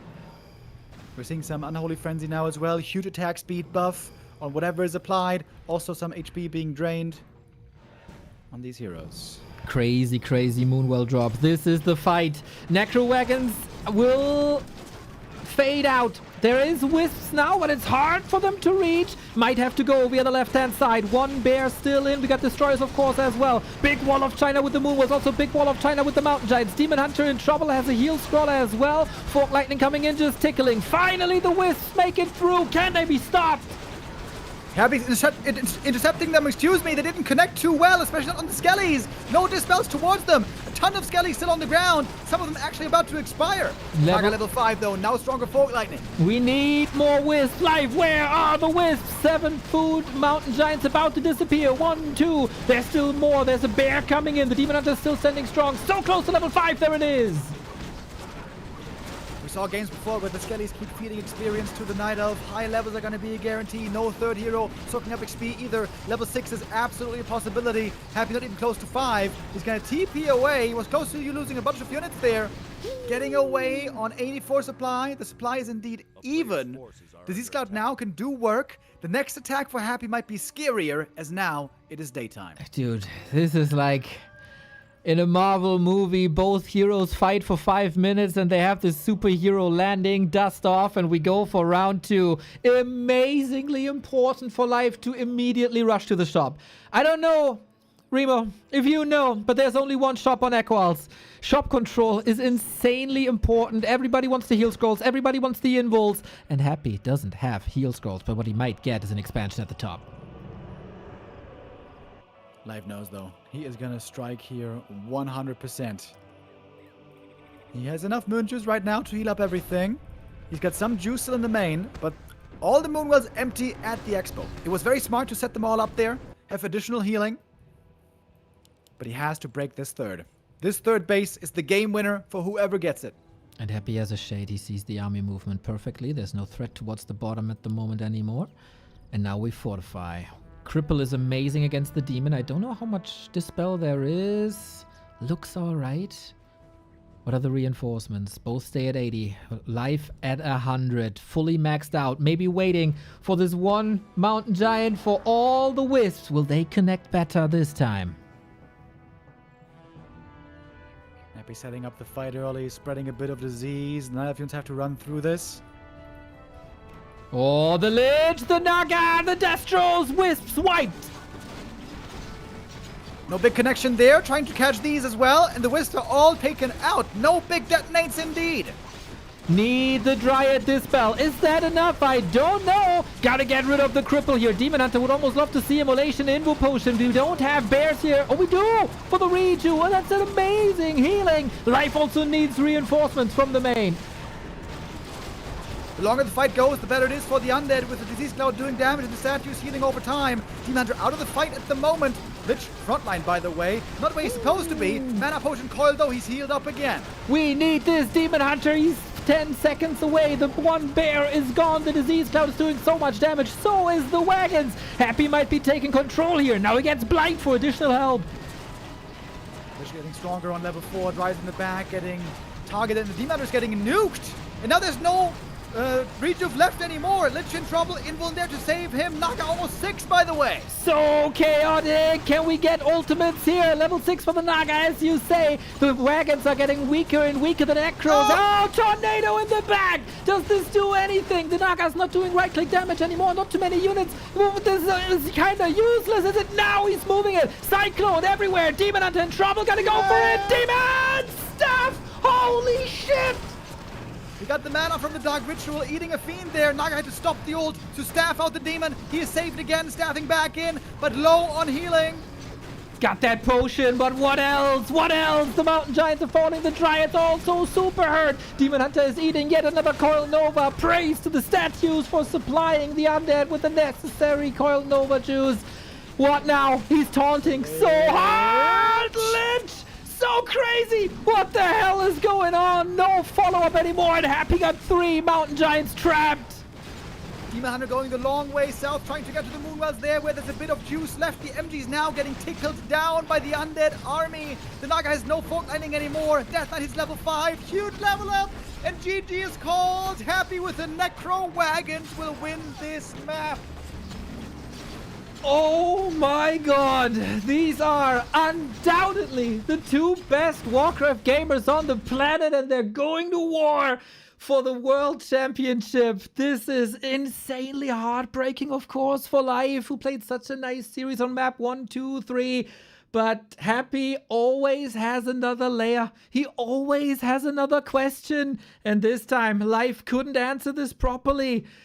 How would this look with fairy dragons? You gotta ask the question. This position with the marketplace forest. It's the invite for the fairy dragons. He didn't go for it, but my god, Happy's answer to the Wisp Flood was perfect. You might argue, like, can you afford to not use your heroes in the fight against the units? And Happy says, yeah, all I gotta do is take care of these wisps, and then I got this. And oh boy, did he have this. Fairy Dragons can do perfectly against these Necros in the right game, but hard to implement. Maybe you need the supply for the units. I think the thing that was lacking more was a third hero for an orb. We've seen Night Elves do it before with a Potem third. There was time for it this game. He got up to 100 supply with huge upgrades. I think he need to fit in that Potem at some point. I think that's what he really missed out on here. So many. He had the time also. It's so hard though. I mean, we got the observer vision. That's just unfair to make a judgment here, right? You are under so much pressure. You're in your first tier 1 tournament. You're representing China, of course. Lots of national pride there as well. You're supposed to be the chosen one for the Night Elf, so you carry that too. And you might get a little bit nervous. And then Happy is threatening you with, of course, his amazing skills in the mechanics in the entire early game. And then he slaps down the temples, and you think, all right, man, that's my game. I figured out how to beat these banshees, no problem. I just kill my bears and I get the MGs, and then it's fine. Yeah. And then he throws these necros at you that you don't see up until the master training is ready and the exhumed corpses, etc., etc., etc. There's so little time to scout this, but then again, kind of leads to your argument that a Potem would be so good, but it's so hard on this level. It really is, especially because of the difficulty of scouting. If he had easier scouting, if he spotted the Necros earlier, he doesn't deny those bears. He's got that 1,000 gold value, and bears often end up being more valuable than just the 1,000 you invest. It's Roar, it's Rejuve, especially for the Demon Hunter. This Demon struggles so much with little Rejuve. He got nuked every time he ran to the front line, had to be staffed out, back to the Moonwells, not in the fight. There was, for the most time, no Orb of Venom damage activated against the Undead because the Naga didn't have one. The Demon had to run away, and there was no Potom. Yeah, and then of course the tornado doesn't work. Not sure if that was the greatest usage of that. It's usually solid against buildings, but not too much for the army. Seems like we got a little break here. Time to shout out some supporters. Thank you, Sonic for the 300 bits. Thank you, Hadoko for the 29 months. Thank you, The Rancor, with your continuous support in the YouTube chat with the super chat. Happy's Wisp Control was amazing. That is very well put. And Michael Bradley coming in with a $5 as well. Good morning. Have a coffee on me. Definitely a coffee needed. Life needs a coffee straight into his veins. 3 match points in a row for the current title holder. Yesterday we were touting it's a paradigm shift in competitive Warcraft, but that paradigm shift might only apply to the Fortitudes and the Lins of this world who were overtaken by Life and FoCuS. At the tippity top, is there a change as well? Life with an almost impossible position. His tournament life is on the line. The tier 1 final, he reached it. The trophy seems very far away now. A very tough task, if it wasn't already. Happy is taking the lead. The last grand final in the Super League was one-sided. Happy took it in Season 1 against Labyrinth, the Korean Undead. It was a 4-0, in fact. This series is closer already than that. We're hoping for it to get even closer. A full 7 mapper here would be amazing, would be epic, and would be the true statement that life is here to stay. The best Nightlife in the world already, we know that. That's no secret. Can he be a tournament winner as well and eliminate the legend that is Happy? Another $5 super chat by Michael Bradley. Thank you so much. No adjustments, of course, early on. That would be a mistake, I guess. Both have their openings laid out for them. But what additional layer is life able to bring to this? You gotta win this, otherwise it's all over. There is room for improvement. He can do better. He has outmaneuvered Happy in the past. Can he bring it now when it matters most? Diamonds and champions are made under pressure. Happy, unsurprisingly, playing his peak form on the final day. This is very often what we've seen, what we've become used to. This is why his trophy cabinet is insane. If you go on Wikipedia, you check out Happy's profile, the number of tournaments he's won is ridiculous. Has become, over the last few years, one of the most highly earning players in the world, the most successful, greatest Undead of all time. There's no question about that. Undoubtedly. Others paved the way. He is, of course. Oh no! Oh no! On the big one. As we're touting Happy's horn, this is indeed a disaster for life right off the bat. What happened? Ancient of War tried to lay in one more right click to speed up creeping, and he got the deny on the Mammoth.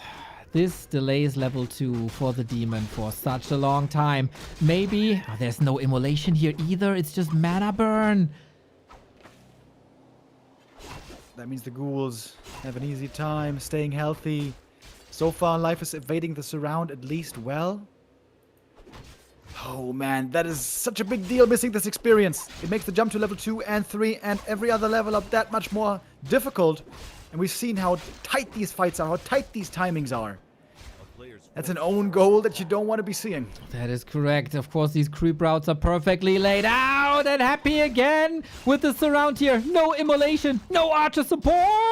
A little bit of wiggle room. Wispin for the detonate. Life salvages the situation. But man, he's taken bullets to the knee, arrows to the knee. He's taken everything to everywhere. This is not looking good for life. But once not a perfect Happy surround that we're normally always seeing. Where are the Moonwells, by the way? The Moonwells are also really late. They could have been started a long time ago. That's Moon Juice missed out on. Life a little bit shaky. It is looking similar-ish to the Shattered Exile game, where both players made mistakes along the way, but Life made the bigger mistakes. But also Shattered Exile showed there is potential for happy mistakes somewhere down the line. This is not the flawless machine that is owning every fight and every game is super one-sided.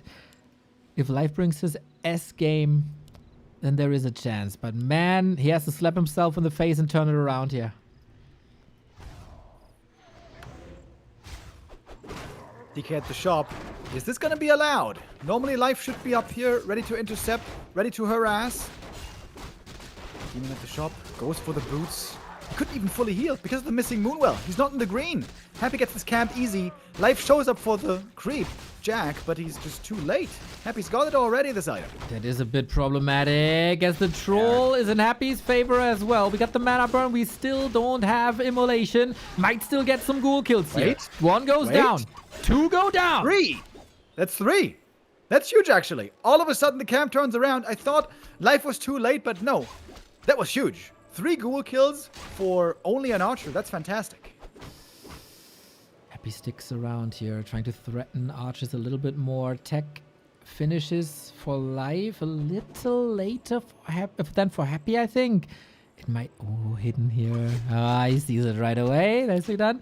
Wonder who's the first to the tavern. It must be Naga again. And Life, oh, on the left-hand side. Might set up a trap here with the Demon Hunter not present. DK, Naga, where is the demon? He's not here to help. Gonna go for a staff or something. Doesn't have one yet. Staff teleportation, getting out of there. That's cool. Naga escapes with a staff and can be used later on the demon. Well, Demon Hunter engaging. Naga pressured, punished. It, oh, didn't hide. I wasn't able to. Players' forces are under attack. Ooh, almost a 1 unit surround here. Yeah. Almost got it right there. Happy hunting down these archers once again. Similar to how it was on Turtle Rock. Not the perfect memory, but still kills granted. Not much creep speed there if the archers are all falling. A little bit of a creep check opportunity. But no coil. The Ogre Magi must go to life. And he does. Takes it. One of mana steal. Not the greatest. The demon now has to try to save the friend. Naga, demon, both about to fall. Denies the Naga, but now what? Demon has to TP. Huge victory for Happy in the mid game. DK Naga. Always the foundation for victory. For a moment there, we had only 21 supply for life. Been getting battered and bruised. It's not been an easy early game. All started with a painful unit deny. And the Demon Hunter is not on level 3 yet. Oh, Life has to grab deep into his pockets now. Gets a lot of change from these items that he sold. Tech is okay. Maybe a defensive position with Happy's unlikeliness to expand at tier 3 on this map. We'll see about that. Rune Bracers would have been amazing for the Demon Hunter, but Happy got it. Now, Life's big item from the mid game. It is a tough spot. It takes a long time. It is in a fire. It is healing. It is not the entire army here together, but it is essential. Rune Bracers, Boots of Keltalas, something. Only the Vamp Aura. I think this is the perfect game for Happy to expand. Sell the Rune Bracers. You even have the Acolyte still from the early game. You don't have to make one for the Expo. And he clearly has the lead coming out of the early game. I think this would be a wonderful Expo game for Happy. It would be, but he's not always listening to your advice. Remo, I know you tried. Many tried. But he has his very, very own mind. Happy now creeping passively. We got life out on the map. The demon at last got that level 3, holding on to the Scourge Bone Chimes at the moment. Life still has a lot of production rounds to go through before he's feeling actually strong. Both feel content to go into a creeping game. Happy probably saw that there is no immolation, and then he doesn't have to fear life out creeping him big time. He is allowing a level 3 Demon Hunter for free and a higher level Naga for free as well. And Lich is coming. Frenzy, Destro. 6 Acolytes. Life is scouting for it here. If there's any movement, doesn't seem to be the case. Red spot for Life with Rejuve. All right. We could use a big item here. For the Demon Hunter, it's going to be the Medallion of Courage. It's a decent item for the Naga. Not really close to the best drop right here, but it is more experience. A quick Naga level 3 would be really good. The lab is still there. Merc camp is still there. We got Ultra Vision ready and happy. Closing out on the 50 food. Lich has arrived with an orb right away. Nobody has a TP as everybody has the perfect information about their opponents. They see the map movement pretty much constantly. What is your play, Happy? Is it Remo's expansion or are you going for the throat right away? Do you have other plans this evening? No skull. Looks like no expansion here is going to be in the cards. Happy gets the Khadgar's Pipe of Insight. Every Undead's dream item. Undead can be immensely powerful, especially with lots of mana. This item gives bonus mana regen to everybody. Players forces are under attack. What Good an sign, item Mike. for a necro push that is, dude.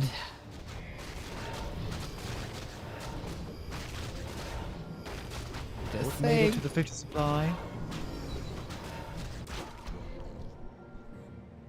Ring +5 for the demon. That's actually really good. Yeah. One of the dream items for him.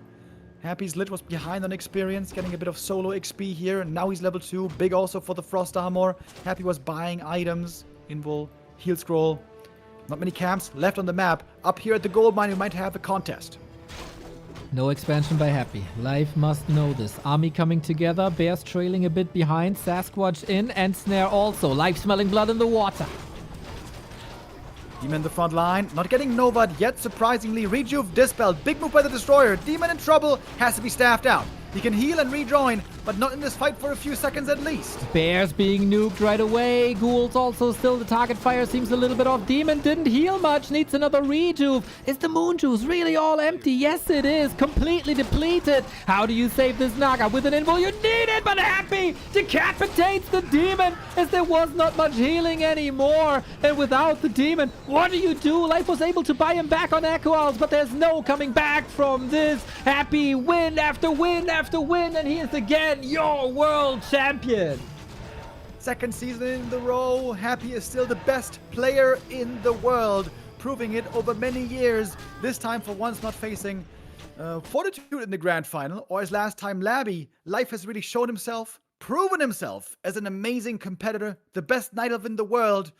But sometimes this Happy guy is just unbeatable. Today is one of those days. Congrats to Happy owning the group stage, owning the playoffs. Ironically, it was Kaho, one of the underperforming players in the group stage, who got closest, who got match points against him. The stage was set for so many amazing stories. For a FoCuS to claim the title, for a Life to be the first Night Elf in 5 years to crown himself for the Rise recently.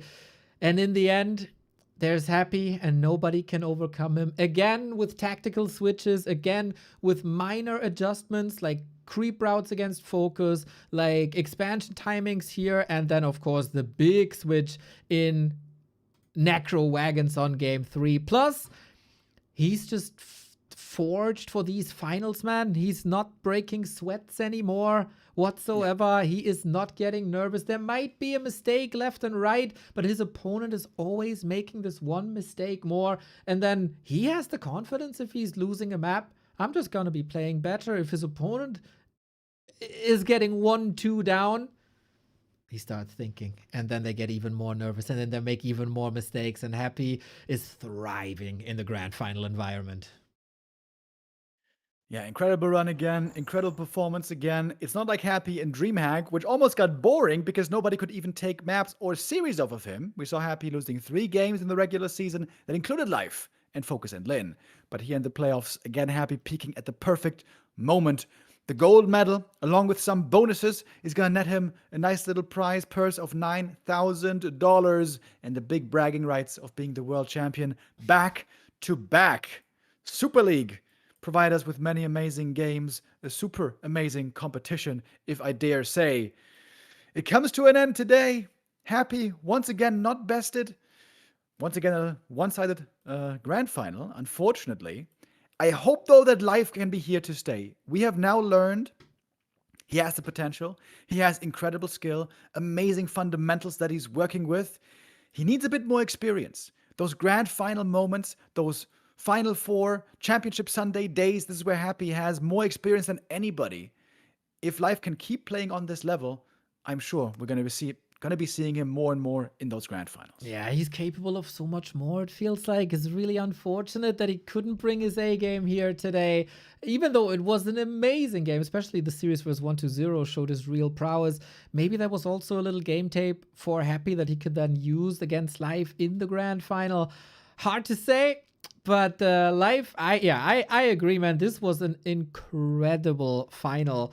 It is indeed the second grand final in a row that Life is losing. Also in the best of 7 versus Sock in Ancient of Wonders Cup, he came close, and then in the grand final, he wasn't able to perform his best. Well, Sock could. Today it was Happy, but it's all learnings, and 2026 might later turn into the year of Life.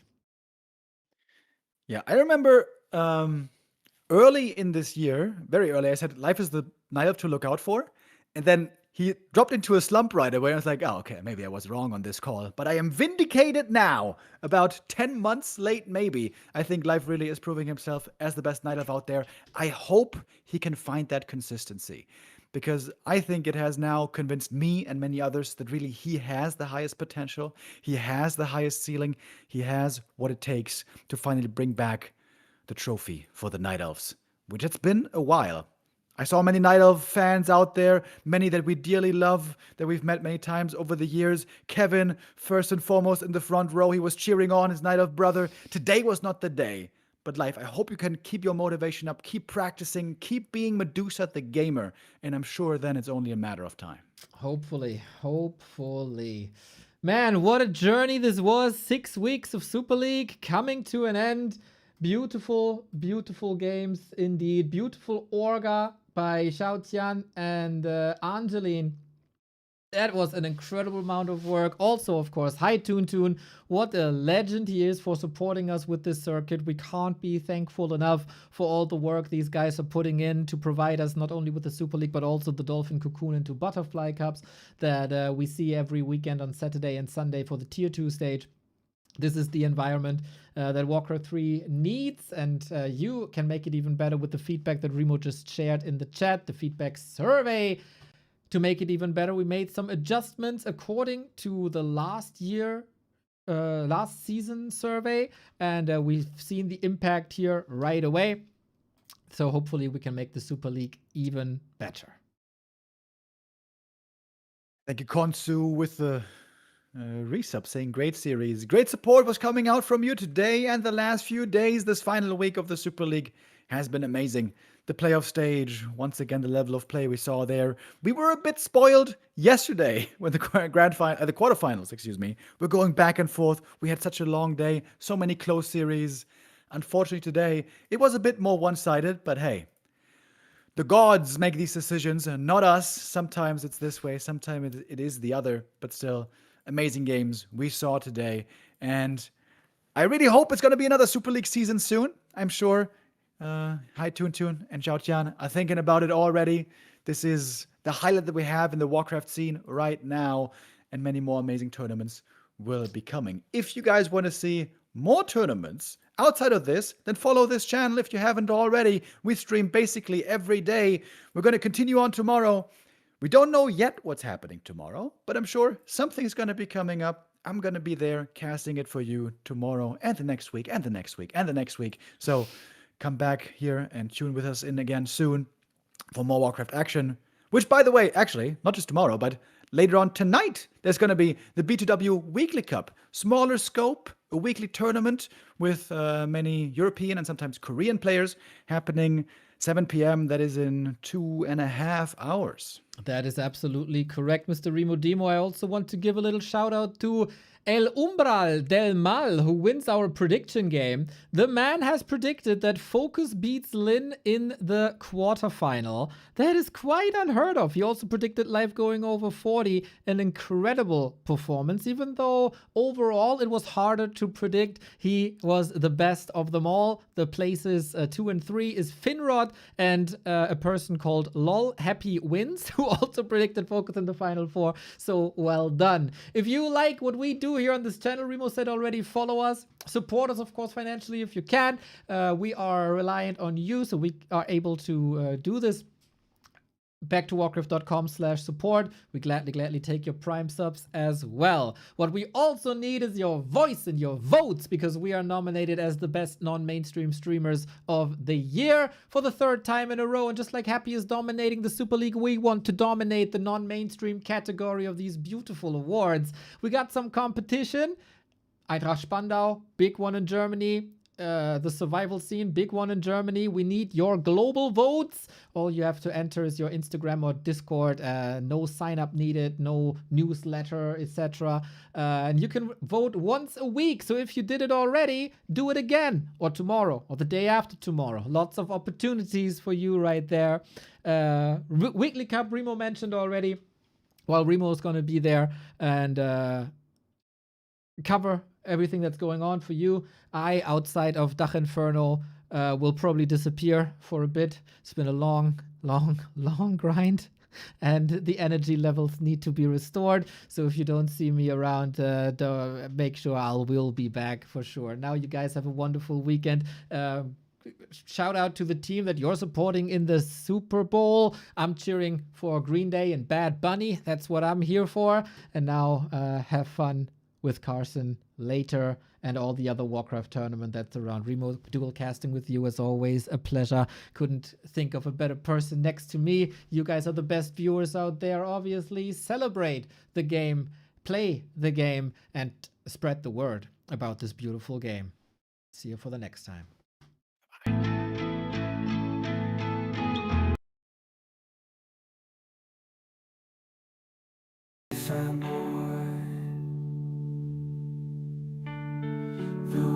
That he cheers for Happy even before the heroes are out of the altar.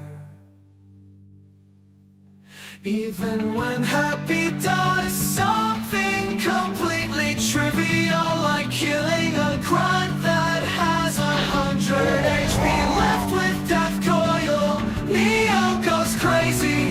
Happy, what a god! What a god!